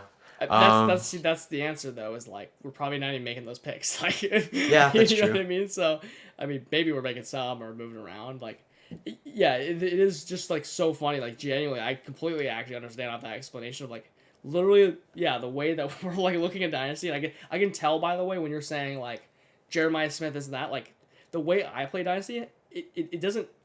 I completely acknowledge that. Hey, Jeremiah Smith's out there. These rookies are out there. That's why I'm getting first and get a bunch of million picks. Yeah, but for to sure. me, like literally, that's not even like a thought. My brain is like, oh, how do I get? I'm like, I'll worry about that like when it happens. And in fact, like maybe I like just don't want him or something, like for whatever reason, or maybe I just like luck into getting him, whatever it is. Like that's like too far for me. Like it's just like too short of a game of how people play, and I just like I have to adjust to that. It's just I don't know. I think that's like the best way to explain it. Some people are even shorter minded than like what I do. I try to like balance it, right? And that's why I have picks. I mean, some people just don't even care about like draft picks at all, which is a mistake, by the way. But, yeah, I agree. Yeah. Lots of evidence out there on that one, especially. Yeah, some of those teams in the All-In League we're in, I'm just like, oh my God, like I don't even know. Dude, I've never seen anything like it, actually. Yeah, that is the craziest league, by the way. That's the craziest league I'm in as well. That is the craziest one. Yeah, that has a lot to do with how Trent and I have been playing that. Like we know that okay, if you want a trade done, just hit this Jeff dude up and you'll. Yeah, I like all them, by the way. They're really cool, but man, some of them like. Also, just like I mean, I thought some of the trades in the startup where they just punted away picks were like clearly bad, but like even if they were all good value, like you can't have 8 teams trade all their future picks. Like one of you, only one of you is gonna win. Like why even do that? Like I've definitely been in leagues where like I want to trade future picks and go all in, but then like 3 teams do it before me, and I'm like, oh, not gonna do it because like they just did it. You know what I mean? Like. I don't know. There was none of that. Yeah, which is why. I agree. There's always teams that end up doing that, right? In order to see, okay, they drafted Derrick Henry, CMC, and like all these guys. Are like, yeah, they're probably not gonna win, but like they are a good team, and it's just a reminder that like, yeah, okay, I'll hedge my bet. Yeah, exactly. Yeah, no hedging there, which was really funny. We have like, I know you have a ton of like picks and 27 picks, especially. Yeah, I think I have like 4 in the first, which is insane, but. You have like 6 next year or something. Yeah, we had 7, but then we made. You might have 7 actually. I don't remember. I think we have 6 now. We made some weird deal because I really value getting like off fields into Purdy in one. So we for sure. I was like, man, I don't want to give up. We actually did that deal if you didn't see it like live on this channel like with Seb. I did see that, and I thought that was a cool trade. I thought that was cool. That was like the definition of like giving some to like get some because I'm like, I do not want to give Seb's first up. I do not want to give Chris Olave up, but I do want to get Purdy and whatever. These other guys are all right, so. That was a fun trade, but that team is like super fun because it's like okay, we're 3-3 barely. We almost won last week. Maybe we make playoffs, and it's like, what happens if we make playoffs? Like a decent team, maybe make a run, and then we have 6 first like waiting. Like I don't even like. I'm trying to hang on to those as best as I can. Yeah, I don't know what you're gonna do there. I want to get all the mocks done by tomorrow. So in that one, I'm like still making I'm still projecting the order, and projecting the order in that league is really hard. But yeah, it'll be interesting. All the picks I have you taking of players who won't even be there in 8 months or whatever because everything changes. Yeah. That's the first time I read this guy's name. But yeah, that's the pinnacle of what I would consider a Blake team, that league, where you just have like a mess of vets, a few cornerstones, and then just like all the picks. It's definitely a cool build. Yeah, you want to talk about mess of vets? Like we've actually like dumped so many off, like Keenan Allen and Njoku and all these guys. Yeah. Like, we had so many more, but like it was like actually ridiculous. Like we couldn't even like know who to start. It was like 10 start-sit decisions. It felt like so we're like okay. We gotta like clean this up like a bit. Now it's like almost like way too much, and we like need players back. Jeff was just handing out first, so like we had to get those when the getting was good. So that was fun. But yeah, that league's hilarious. That league's a lot of fun. Yeah. Also, just like looks like we have the 103 and the 104 like nearly locked in, which again you do. Like, I think you do. Yeah. And then, like, those guys are coming back, and I'm like, dude, I'm looking at your team. You don't have a full lineup, like, for the rest of the season. That's why you're, like, the 103 right now. You don't have a pick until 2028. You have not a single young player on your bench or anything. That, like, what happened? where like how did you get here? And first off, you're not getting your first back. Like, you know, I mean, what are you gonna get me? CD Lamb? Like, you're not gonna do that. Yeah. So, it's hilarious to like kind of like look, but hopefully a good lesson for those managers. I don't know what you Yeah. think. I agree. I think I couldn't help myself and probably commented on how dumb some of the trades were in the league chat and then got flamed for being like a bozo who didn't know what they were talking about. Um, but yeah, yeah, I completely agree. I don't know what they're gonna do. I hope they figure it out. You better find a way to be contending in there next year with first in your back pocket in 27. Yeah, the plan is to for sure. That is the league to do it. Actually, you actually do have a really good like lineup already. You like you like almost were gonna beat us week one, but then like a couple things like flipped like late in the window, Yeah. and you just didn't have like quarterbacks, so that was like Yeah. for that. But if you do get Um, quarterbacks, no, yeah, I like that. I think I have. I think for dynasty purposes, I think I have the best roster. But you know, like who you know that everyone thinks they have the best roster. But like I actually think like I don't know. I have a lot of good young players in there, and then so many future picks over the next 2 years. Like surely I don't fuck that up. I think. Um, but I don't know. Maybe I do. But yeah, the plan there, I'm gonna just try to be competitive next year and then have a few firsts for the next year, which should be yeah, fun.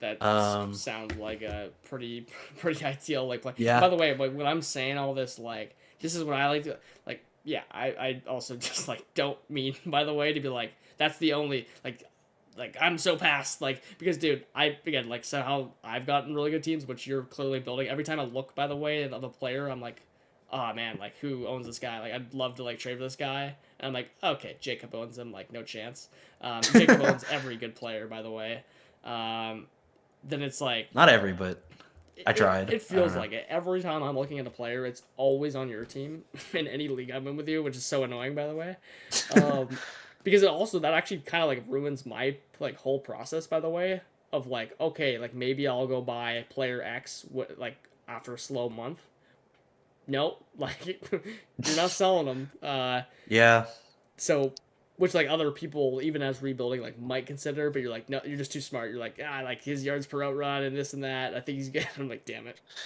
no chance but you do have an insane team here for sure I completely agree like way too many good players with picks involved on the side there as well yeah. I think that league is basically me, you, and Walker starting next year, well and then like Carson, or actually I don't know his real name. Is it Carson? it's not Carson it's Brandon Okay, well he has a good team too, so he might also be really good next year, but he also doesn't have picks, so even though his team's insane this year, it's like gonna like he does deteriorate have just lots because. of picks but they're all in like the fourth and fifth round or something like that Yeah, I that's true. Maybe he figures it out. which by the way I know you don't like and which was like I don't even know I was like golfing when that like weird Bauer or was it Bowers or Neighbors trade or something went so I was like not even like really able Yeah, to yeah, like it. yeah, yeah. By the way though like I've like theorized on this channel like the limiting thing is roster space like you do have to make it work but I was like I saying agree, yeah. I was like saying to Dan though like if you could have the entire third round like that like mathematically like that's just like better than like some random like really good first like really good first like just in the I fact agree. that like the issue is you have to roster them all so I actually Yeah. really do like the strategy of just like throwing a million darts it's just like you gotta make it work I don't know it's kind of difficult really Yeah, I'm not sure what he's gonna do actually. So by the way, I mean fair play, like he's clearly a good manager, so I don't know. But uh I my problem with that trade was I thought I offered him like a way better offer, but he went for tierness of best asset instead of the value, what was it which again like though whatever. I don't even it's like craft well so he got Warren Shaheed and then like 8/4 or some bullshit or like 8/4 and fifths. And like I offered him like Tucker Craft, Trey Benson, a first round pick, and a second round pick. And I thought that was like obviously better. I don't know. Maybe I'm wrong, but like, would you rather have Tyler Warren or Kraft, Benson, a first and a second? Like, in a start 11, I think it's actually kind of obvious, but I don't know. Maybe I'm just salty I missed out. Like I didn't really it's like not that big a deal. Like it's whatever. But I thought like my offer was for sure better. I felt like. I'm trying to pull up like the actual just out of curiosity, like this actual trade, just to like actually see what he got. Okay, yeah, he got like Trey Tucker, Shaheed.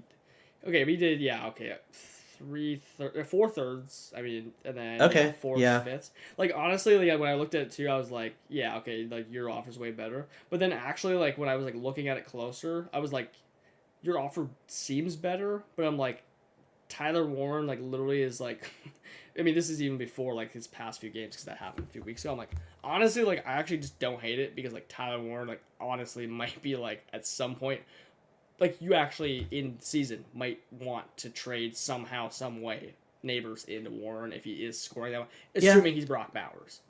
So I was like, okay, if that's Brock Bowers and all that stuff, like, yeah, like I'd rather have that than Benson a first thing. So I actually do get it from his thing, even though he's just like getting ahead of the market with Warren.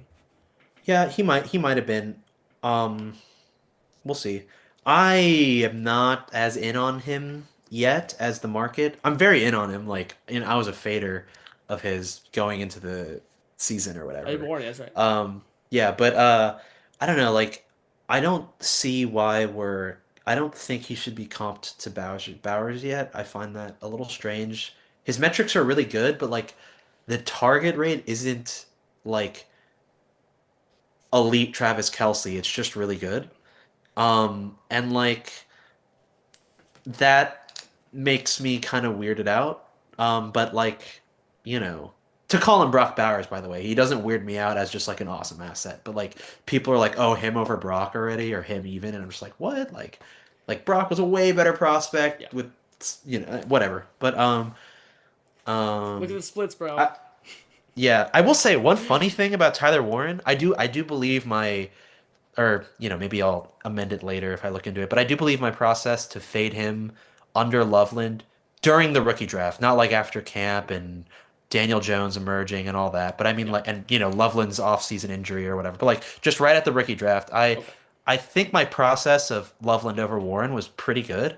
Like the splits were way better in college. But funny enough, it turns out that Warren was just solo carrying a dog shit team to like the fourth overall rank because you look at Penn State now and like Drew Aller went from being projected top 3 to like he's gonna be like a third round pick now. They just fired their head coach James Franklin. Like and my whole thing was like, oh, like Tyler Warren's in this great situation. He has a good quarterback and a great coach, and like they're scheming him, and his splits are like still worse than Loveland. Like, come on, like surely I'm not gonna have him over Loveland. But no, it turns out he actually just carried like an actual garbage team, Yeah. which is really funny to see. Like he leaves and they suck now. They're like gonna be unranked and they just fired the head coach. I know you don't watch college football, but Penn State's off the cliff after last year, which is really funny. I did hear like I mean I don't watch college football, but I do like actually like hear enough to like kind of have things. Okay. I did hear I actually didn't know that coach got fired, but I did hear like Yeah. Penn State was like complete dookie, and other random stuff like I don't know like Lenore Sellers is selling or something. I don't know. It's just like Yeah, not as yeah, good as yeah. I thought a bunch of stuff. But yeah, I mean, here's what I'll say about that, right? Actually, I will say, well, number one, I am not even someone to technically speak because although I did actually in all in or die trying, I actually did draft Tyler Warren and over Loveland, but then Yeah, I remember. there was an You got some issue. crazy trade. I got this ridiculous trade to just go from Loveland and essentially just gain. By the way, it was Jake Ferguson's. Thank God, who's just the best like value pick in all of like tight end, like at least at cost, which is just phenomenal. Him and like QJ. So, thank goodness I did not completely get destroyed. In fact, now to your argument of like, hey, Loveland's still awesome. Like, okay, now I have Ferguson to ease Loveland into our team, which is an awesome thing, by the way. But what I will say is, okay, the second I realized like kind of what was going on between the Bears and the Colts, I will say at the beginning I didn't even need to make the decision, so I didn't really need to think about it much. I just never was on the clock with like having to pick between Warren and Loveland. Yeah. I just didn't own those picks for one reason or another. I wasn't trading up to get it. But once I actually had to think about it, I was like, yeah, I mean, we talked about it here before. I was just like, give me the dude that's good and is actually going to be on the field and like not have to fight with an tight end. Which like to me, like that's how I'm gonna most of the time do the process, especially when you're spending a first. And my process was, hey, you can just go like literally after potentially week 1 trade Tyler Warren into Loveland, who you is your plan, and then get I mean, hey, you each should get a first on top right now. I mean, who knows? Depends on the owner. Yeah. At least a first of value. So like that's generally my process on that. But I do understand in your situation of playing in these leagues with like, these guys that are just like not trading and day trading and dynasty. Yeah. I certainly understand if it's like you want to take the best player. I will say Tyler Warren's like, I mean, this could not be like aging worse. Like he's just being awesome. Oh yeah, he smashed. He completely smashed. Didn't see that coming. He's about as good as Loveland, or like for fantasy, he's about as good as Loveland possibly could be on the higher end of an outcome for him. So yeah, you miss sometimes happens. Like, but here's the thing, like, I mean, and then this is how I go with like Travis Hunter is like, okay, like I've clearly missed because I could just trade like some player I took into Travis Hunter and get like a first on top easily. So like it is a miss. But the thing, by the way, is like obviously this is like okay, like literally any week now, Colston Loveland could just rise from the grave, which I am highly interested in buying him in like all leagues, by the way, as well. I'm not that dumb, so like I'm trying to get him anywhere I can before he does anything, basically. So I mean, I'm so annoyed he got hurt a few weeks ago. Like his 3 targets on 5 routes or whatever. Like he was about to do something.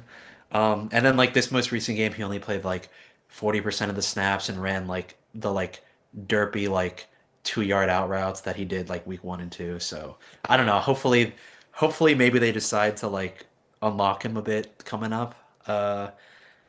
But yeah, I don't know. Or he's a bust. I don't know. Like, what do I know? Like, here's my question. And actually, like, I almost like give too much credit potentially to rookies that are like not performing, but like that I understood it might happen. Like that just might be the case. But like because I already kind of expected that, like Burden and Loveland and guys like that. It's like I'm like highly interested in like buying them, but I'm like, wait a second, like am I actually like too high on them now? Like with like all information adjusted, I don't know. Like I'm trying to be reasonable about it, but like then I cross comp and I'm like, okay, well, like yeah, do I want Fannin or do I want Loveland? I mean, like probably like the answer is actually Fannin. Like I would prefer Fannin as well.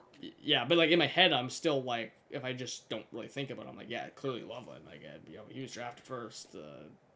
So yeah, your team Fannin over Loveland. I think straight up, yeah. I mean, or I guess it's arbitrary, but some players like you fade them for the correct reasons or whatever, like the draft capital and like the athletic testing, but then like they perform and they match your priors. So like Harold Fannin, for example, like I truth Loveland because like he was like an elite per route guy, and then he got the draft capital above Tyler Warren, but like Fannin was better like per route. Yeah. It's just his athletic testing was way worse and he got way worse draft capital. So like yeah, obviously I'm gonna like fade Fannin super far, but like he's doing what he did in college, so now I want to like go, oh, he just was always the guy. Like look at his college splits. So I'm pretty willing to like, connect my priors after like question marks in my opinion are answered. So yeah, I would prefer him straight up, I think. Yeah. Yeah, I'm with you on that, and actually a big tiebreaker would make sense why it should easily be Fannin. It's just not really something I really thought about, at least since like week 1, is because obviously like Fannin had that insane game, is like Fannin's just scoring fantasy points right now. So like yeah, people just want players scoring fantasy points, and David Njoku is injured, so that even helps. But yeah, I actually agree with you there. Though, like with that being said, Loveland, like at any moment, yeah, I do think I agree. Yeah, Undertaker meme and just like come out of like nowhere and just be awesome. He could be worth more in 3 weeks. I have no idea. Yeah. But with that being said, I'm like playing it as if he's just like not gonna do that, but I'm buying him as if that's possible. I mean, that's the best way I can describe like my rookie market movements right now is like I'm gonna buy people assuming they aren't like amazing in the next like few things, but I'll sell them like people are like assuming that. I don't know if that makes any sense, but Yeah, I know what you mean. Burden there's still no clarity on the situation, but like Burden's kind of a weird one because he's being brought along slowly, but I also still kind of gotta think like Loveland is the one to bet on straight up okay. if one of them is gonna hit, just because he went way higher and he's also at a tight end position versus Burden, who is a receiver next to Moore and Odunze. So I actually don't know how to value Burden. I'm like trying to get him off in the listener league from Chase, and like he's kind of correctly valuing him highly, but I don't know if it's too high. So I don't know. He's my trickiest rookie eval at the moment. I would agree.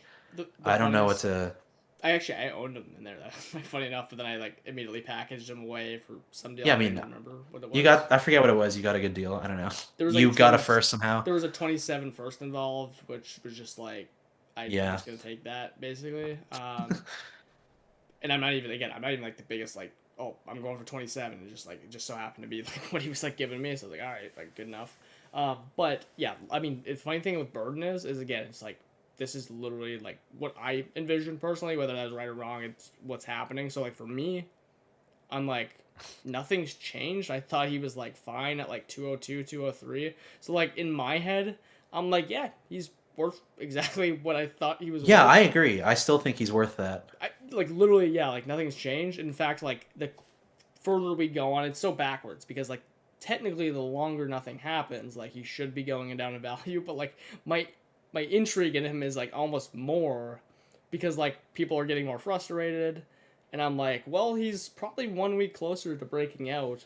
I've not been successful buying any, actually not buying any Loveland or Burden, by the way, but I've been trying. I have been successful, however, though. I need your thoughts on these guys. Is Henderson? I bought two Hendersons in season. Oh my god, I have to bring this one up. The worst deal. I mean, this is easily my worst deal of the season. I mean, like I can't even, again. I knew it was bad. Like, here's the thing. I knew it was bad process, like doing it, but like it also kind of like matched my process at the same time. Like the guy was like really cheaping out on me at the time of like the values. I turned the entire Browns backfield, so the two backs, Sampson and Judkins, fresh off of week 2, where Judkins like had enough respect on his name to be like you could kind of turn him into to Henderson. So and I was literally looking at like Sampson as like a near zero, but like not like it was just a package of the Browns backfield. Sure. Slightly more than Judkins' value. And I'm like, all I have to add is JCM. Give me Travion Henderson, and I got a third back. So I'm like, hell yeah. Like, Henderson's about to, like, dominate. Judkins is cool, but he's not Travion Henderson. And then JCM's JCM. I can live without him. I don't care if he's good or bad or whatever happens to him. It's literally a free JCM I got, like 411. So I'm like, all right. And then that trade's just, like, aged, like, as bad as can be. Yeah, that sucks. Yeah, I don't know. I don't know. Like when you decide to call it on a rookie is weird. I kinda am of the opinion if you can get like Henderson's preseason value, you should sell him. Oh yeah. Same with like Harvey. Well, I don't know. I mean, some people are still bullish. Like I really don't know. I don't have a lot of Hendersons because he's a running back and I don't draft running back. I'm just kidding. But but yeah, like he's not like, forget the Vrabel crap. Like you got to think that will go away eventually. But like his splits aren't good. Like he's not like that efficient or anything. Like he's not like playing well. It's not like Gibbs on the Lions' rookie year where like he's only dropping like 8 points, 7 points, whatever. But like he's efficient and like the yards per like like he doesn't have that. So I don't know what to make of him. I don't know what to make of RJ Harvey either. I saw like you guys asked Reed about it earlier. Like I don't know. Like these guys might just be misses. Yeah. I have no idea. Harvey, I really feel like, by the way, people have been kind of like leaning that. That's how I've like got to Harvey's, And like kind of both times I got him, I felt like the person was like I was almost like giving like too much credit because I was giving like early second credit to him because I'm like, okay, if J.K. Dobbins goes down, like literally, Yeah. this dude's like phenomenal and is like he is 24 years old, which I've always been a big hater technically of him because of that. But I'm like, it won't matter if he's just dominating this target share and backfield. So I do actually like really like Harvey in a way where it's like, okay, I didn't like him in the pre-draft process going at like 108. People, I remember like Yeah. people were like, he's the most obvious. Like, no, he's 24 years old. If anything goes wrong, it's over. So now that he's like price adjusted and J.K. Dobbins is going off, I'm like, dude, hell yeah! As long as I get him the right deal, I'm not obviously saying Yeah, I agree. I'm not going from a first for like Harvey plus. Like, I'm more like, how do I like scrap things together that are good, but good enough for Harvey? Yeah, I mean, I would get him for a second if that was in play God, for yeah. sure. But yeah, like easily, which it's like funny because I did like I acknowledged at least that like maybe just maybe he's like a handcuff and he's like a really expensive one, but I doubt it. Yeah, but yeah, like he and Henderson have been weird, man. Like their splits aren't good. And I know they're not getting usage or whatever, but like it's not like they're shining with the usage they're getting, which is really annoying. Yeah. I will one funny thing though, I was pretty it's funny because they both busted, just like one busted more, but I was like adamantly, the way I was Loveland over Warren or Igbuka over Golden, I was very hard in the paint Harvey over Caleb and I mean, they both busted, but like Caleb is actually just horrific, which is funny. That's probably like my best, funny enough, like my best rookie take is like, and I talked to Dan about it, and like, he was actually something happened. I think he was like the content creators were off, and he quickly like adjusted, thankfully, and I don't think he has any Caleb Johnson. But oh yeah, Caleb Johnson, like I just had it out for him from the beginning of like the process. Same. Like honestly, I was just like, I don't know, like early in the process, like if you were seeing the same people I was, it was just Twitter streets were literally saying like, okay, it goes Genty, and then it goes Caleb Johnson, and then it goes Tet, and then it goes like or Hampton or something. I'm like, and I go look at Caleb Johnson, I'm like, he's cool, but like, what are you seeing that's 101 like near worthy? Like, and then obviously he doesn't actually go there, but even at 110, again, what we were talking about earlier, all I can think of all offseason is why am I drafting this guy in the first round when I can just go get Tootin and Scatabo in like the mid-second? I mean, yeah. Pre-NFL draft even, I was already like, this is not the guy. Like I think I had everyone over him, including Scat and Harvey. Not Tootin though, which I guess was also wrong. But like he was not like he was in a void for me for sure. I have one share and I got him randomly added in some deal like way after the draft. But like I never drafted him one time and that worked out. By the way, I'm like actually kind of interested in like getting Caleb Johnson now as like an absolute free. Oh yeah. Like, I mean not like for free, sure. But like if I can get him like at like such a dirt cheap cost, like I'll probably like add a few honestly. I don't know if people are at that point yet. But like yeah, if I can like late second round pick or something, like okay, like sure. Yeah, if he's like part of like a deal and I'm like giving credit for that, I'll be like, yeah, all right, probably good enough for me. Like I'll take on a couple. But yeah, I mean, you'll love this deal. Dan had like traded for Caleb Johnson, like being on the high him, but then he was like immediately after like preseason, he's like, oh man, like is it the Waddle one? And then he traded for Waddle, and I was because he shared that one, and I was like, yeah, that's a win for sure. Yeah, I was like. By the way, Waddle the last 2 weeks is the wide receiver 7 in points per game. So dude, that's what we had to. Maybe I know ball. That's what we had to talk about. We completely forgot about Jalen Waddle because we were meaning to bring that up. I don't know if we want to. He's good. I don't know. Let's save this. W for you, by the way, for now. Let's save this till next stream so he gets at least played on. Okay. But what I will say of strategy-wise, I'll leave that actually for the next one. But I'll explain, and maybe I did already, like, basically, it's not that I hate Waddle. It's just, like, literally he just so happens to be part of my, like, dynasty philosophy of, like, I'm not going to make that bet, even if it feels like a good one. Yeah, fair enough. Because... yeah, I mean, it clearly makes a lot of sense. Like, Tyreek's gone. Like, it's obvious he's going to be, like, good. But if he isn't, like, this dude's just, like, dead in the water asset. Yeah. Like, for sure. it's pretty much what it is. So, give me something with more life, like, and that also can be good as well. Is pretty much my philosophy on that. But Waddle, good start. I mean, bombed bomb touchdown in the first game there, especially. Yeah, against two of the top defenses against receivers for fantasy points as well. So yeah, hopefully it keeps going.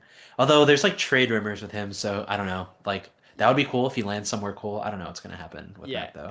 Anytime I see that, like I was thinking about that too. I was like, that's probably not a good thing for him, or like even Olave somehow. Like it's probably not a good thing right now. But I think it's a good thing for Olave.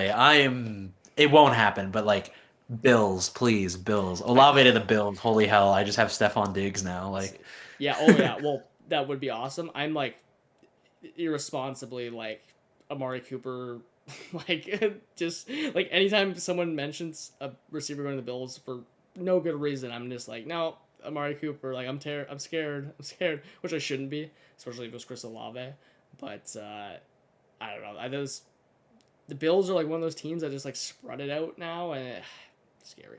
I don't know. When they had Diggs, he was an alpha. So yeah. I kind of think if they get one, they're gonna do it. So I don't know. I would love it if Olave ended up there. Which I hope so too. I mean, Amari Cooper it won't happen though. Retired after the season, so I'm gonna say he was not like or anything close to it. But it was just like literally okay. Like Amari Cooper was like really good fantasy the year prior, and actually was the expected fantasy points king, just like Chris Olave. Yeah, for sure. And then he gets there, but I was really bullish on Cooper after he got traded there, and it just didn't work. But like, I was like, oh, okay, this is about to be awesome. I was the Amari Cooper, like buy low bull of like, literally he was like, it felt like he was at 4 fantasy points per game, and he was like expected 20 because Deshaun Watson existed.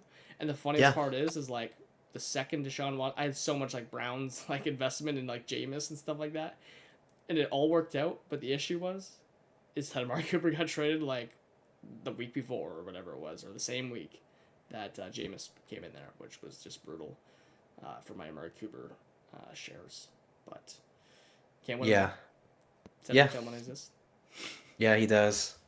That take. Well, anyways, lots to talk about. Hope you can get me back on soon. That'd be cool. I will say, just I don't know, to just wrap up from my end at least. Like, I don't know. Congrats on 100. Thanks for having me in the leagues. They're really fun.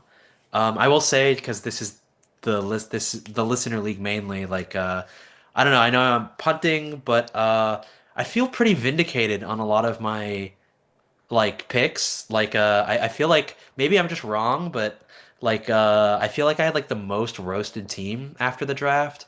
You know, like there was all these like why would you take Olave like Terry McLaurin, or like I would way rather have DK Metcalf over Jalen Watt. Like there was all this stuff, and just like almost every single one I was right on, which is kind of cool. Because I got worried, like, you know, enough people tell you like you're a bozo. I'm just like, oh shit, like I wonder if I sold.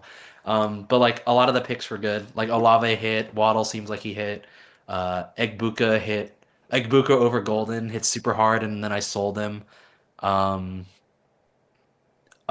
know, like, but yeah, like definitely missed some takes for sure. But overall, that team, like, I feel like it got hated on, and like I think it's clearly going to be solid in a year. So. Oh yeah, teams coming along. So we'll see. And actually, technically, I was like a hater, but not because of like the actual like. No, yeah, I know. It was like a strategy. It was like the strategy. I remember. Yeah, This is exactly. Yeah. Like, but yeah, your player. I mean, that's one thing I've noticed. Like at least I'm like, damn it, Jacob has every good player. Like, please. Hopefully he has no idea how to build a team around these guys, because like I don't want to go against this team when he like. So like, yeah, you know what? Take it off. Go till 2027. Hey. I might. I don't know. I probably won't. Dude. You got to give a year for Jeremiah Smith. And cool. All those guys. You know, let me hopefully win some money for Team Contender. So I did do the mock, or I guess before I hop. I mean, I'll throw it later, and it's super irrelevant. My favorite thing, honestly, about throwing the mock, and I always do this every year. Like, I'll do the 1.0 mock where like only like 3 players by the actual draft are actually in the first round still, because that's how inaccurate it is. But the funniest part to me is I project the order and then I just throw it in, and I love seeing people react to where I think to the draft end up. That's really funny. Because like I'm just like doing quick maths, throwing it together, but I have your team 11th. I have Seb's team 12th. Seb is champ. Yeah. I have Seb as champ. I think he has a slightly better roster at the moment. But also you have a million firsts, or you have like three firsts. So if you decide to turn one into a I player, don't have like Amon-Ra now. yeah, that's true. But yeah, so I have you. I guess technically by the order I'm presenting here, I have you losing in the championship to Seb. So yes, your team in that league is very, very good, for sure. Yeah, yeah. Um, Actually, I guess like last thing, because now you're bringing up a whole last thing before we go. I actually wanted this was such an interesting trade for me. I'm gonna ask you about the Amon-Ra one I made because it goes actually against it goes for a lot of things I like to do, but also against because I love holding like the stud like player when I'm especially like when I'm contending and I already have like picks and I already have vets and things around it. yeah. But then it's like, oh man, like I can kind of get QJ on the way up. Like, what if he is closer to Almiron than I Oh think? yeah, yeah.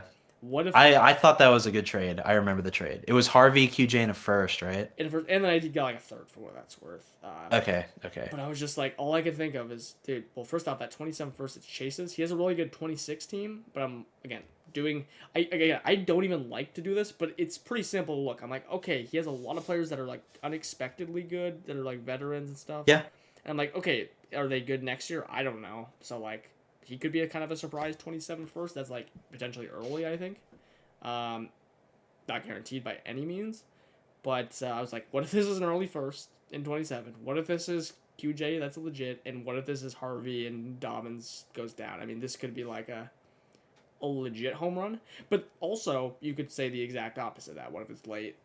QJ reverts and stuff Yeah. like that. So I liked the trade for you. I thought it was like reasonable values all around, but yeah, like yeah, I liked it for you. I believe in I mean, one thing I don't like that I feel like I brought up actually in the chat the one stream the other day when we were talking, but like, like I bought some QJs and one of the leagues people were like, this is unsustainable, like it's dumb you're buying him, like obvious sell high. And I'm like, guys, like he's the wide receiver 4 in the year. I'm already baking in the fact he's gonna regress. yeah, Even if he regresses, he's to the wide receiver like 20. yeah, Like he's still like young and awesome and with Justin Herbert. So yeah, like I mean, if he maintains what he's doing, then like Amon-Ra and QJ are even at the end of the year. I don't think that will happen though. But that'd like be wild. even if he just reverts and he's just like, like I'm trying to think of an example, but like even if he's just like, whatever like Jamison Williams is with a few more spike weeks, so like a little bit better, like you still won, right? Like, you know, like maybe or yeah, I still think you won. I mean, I know people have different views of these players, but like, you know, Jalen Waddle after like his wide receiver 11 year or whatever, and a first and RJ Harvey is like worth more than Amon-Ra. So like, yeah, like I think you won. I liked your end more, but I thought it was like a fair trade. Yeah, which is what ultimately why I took it as well because I was like, okay, like this actually like might not be like any really and any notable downgrade. There's a certain, especially if Harvey is thing. Like Harvey's like a big wild card in there. It's like if if he gets like fired up at any point, like that's gonna be like actually a trade that helps my team probably having him and QJ, and then yeah, first on top. So I was like, so I'm like, a lot of things like are to happen with that trade. I thought it was like pretty fair if you're just like looking at values of what Amon-Ra is doing. I'm like, okay, like I don't really want to take less than that, but like okay, like this is just like I have to accept this and just figure out around. I mean, like I'll Yeah. make trades around this if I need to. I thought that was a really fun trade, and again, just irrationally nervous. I'm totally with you on the QJ thing, but because I actually made that trade, I'm now like, please God, like don't be hurt like he was, and please be good. Yeah. Please don't be old QJ now, because now I'm. Yeah, I think he'll be good. I think he'll be good. Yeah. Although in that game where he didn't score a lot and then like injured himself, like he had a fumble. So I heard the like, oh look, there's Butterfingers QJ right back or whatever, and I'm just like, it's like whatever, I'm like buying. it's fine. I'm going. I'm double Yeah. down now. Buying, but yeah, actually, I should look into getting more QJ because actually now I have two Dynasty QJs actually because yeah, I basically traded Chase Brown into him, which like I was like kind of surprised that it was actually a Rashee Rice deal to the heart of it, where I got Rashee Rice as well. I was like really shocked that I was like getting that deal done, which was a really fun one. But QJ, I got to see if I get more. And then ultimately, then he'll just be a complete zero once I do that. So if that's how it works. Yeah, that's always how it is. But yeah, I don't know. I don't know. It's getting late here, but oh yeah, that's my final thing of that trade though. This is into the mind of Diggs 2663. Is when I'm looking at that deal, what goes through my mind is like, okay, I could just be giving up like league winner Amon-Ra. I just said all the things I could have on my side of the deal, but you ever see the expected fantasy points bar?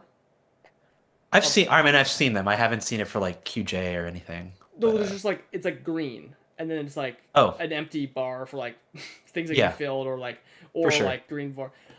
Okay, well that's like not even like the greatest comp, but like I think of like a bar just like that with like almost like color filled in, and I think of like it's like split in the middle, and there's like red, like which is like downside, like risk, and then I think of like green, which is like upside and like the the best range of outcome. And when I think of a trade like that, I'm like, okay, like the risk is like pretty damn low. I got a first, I got Harvey. Yeah, for sure. I can literally just like trade around and like kind of like recoup what Amon-Ra is like worth, even if it kind of goes bad. So I'm like, risk is like pretty low. I'm like, okay, like QJ is just like Amon-Ra, like he's like ends up being somehow worth like Amon-Ra or like producing the same, and then I get all this other crap. Yeah, that's like how I generally think about trades. It doesn't work for everything, but when it's very like big assets, that's like I actually just like make up like just an arbitrary, just like my opinionated like range of outcomes on things. I just like visualize it, because that's generally what I care most about in trades. Is like I can't predict what's gonna happen. I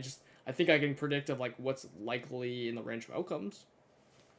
Yeah, I think that's what you have to do too, and you do that, and then like 1 in 5 times you lose, but like 4 out of 5 is an awesome success rate. Like you should always do, if there's anything, like you should always do something if there's an 80% chance it goes well, like 100% of the time. So dude, yeah. Exactly. So yeah, I agree for sure. Yeah, hey, I would have done that as well. Yeah, you'll make some bad trades out of it. TreVeyon Henderson, though I will say I did know that was like me being very generous and like very bullish on TreVeyon Henderson, but hey, you gotta lose some.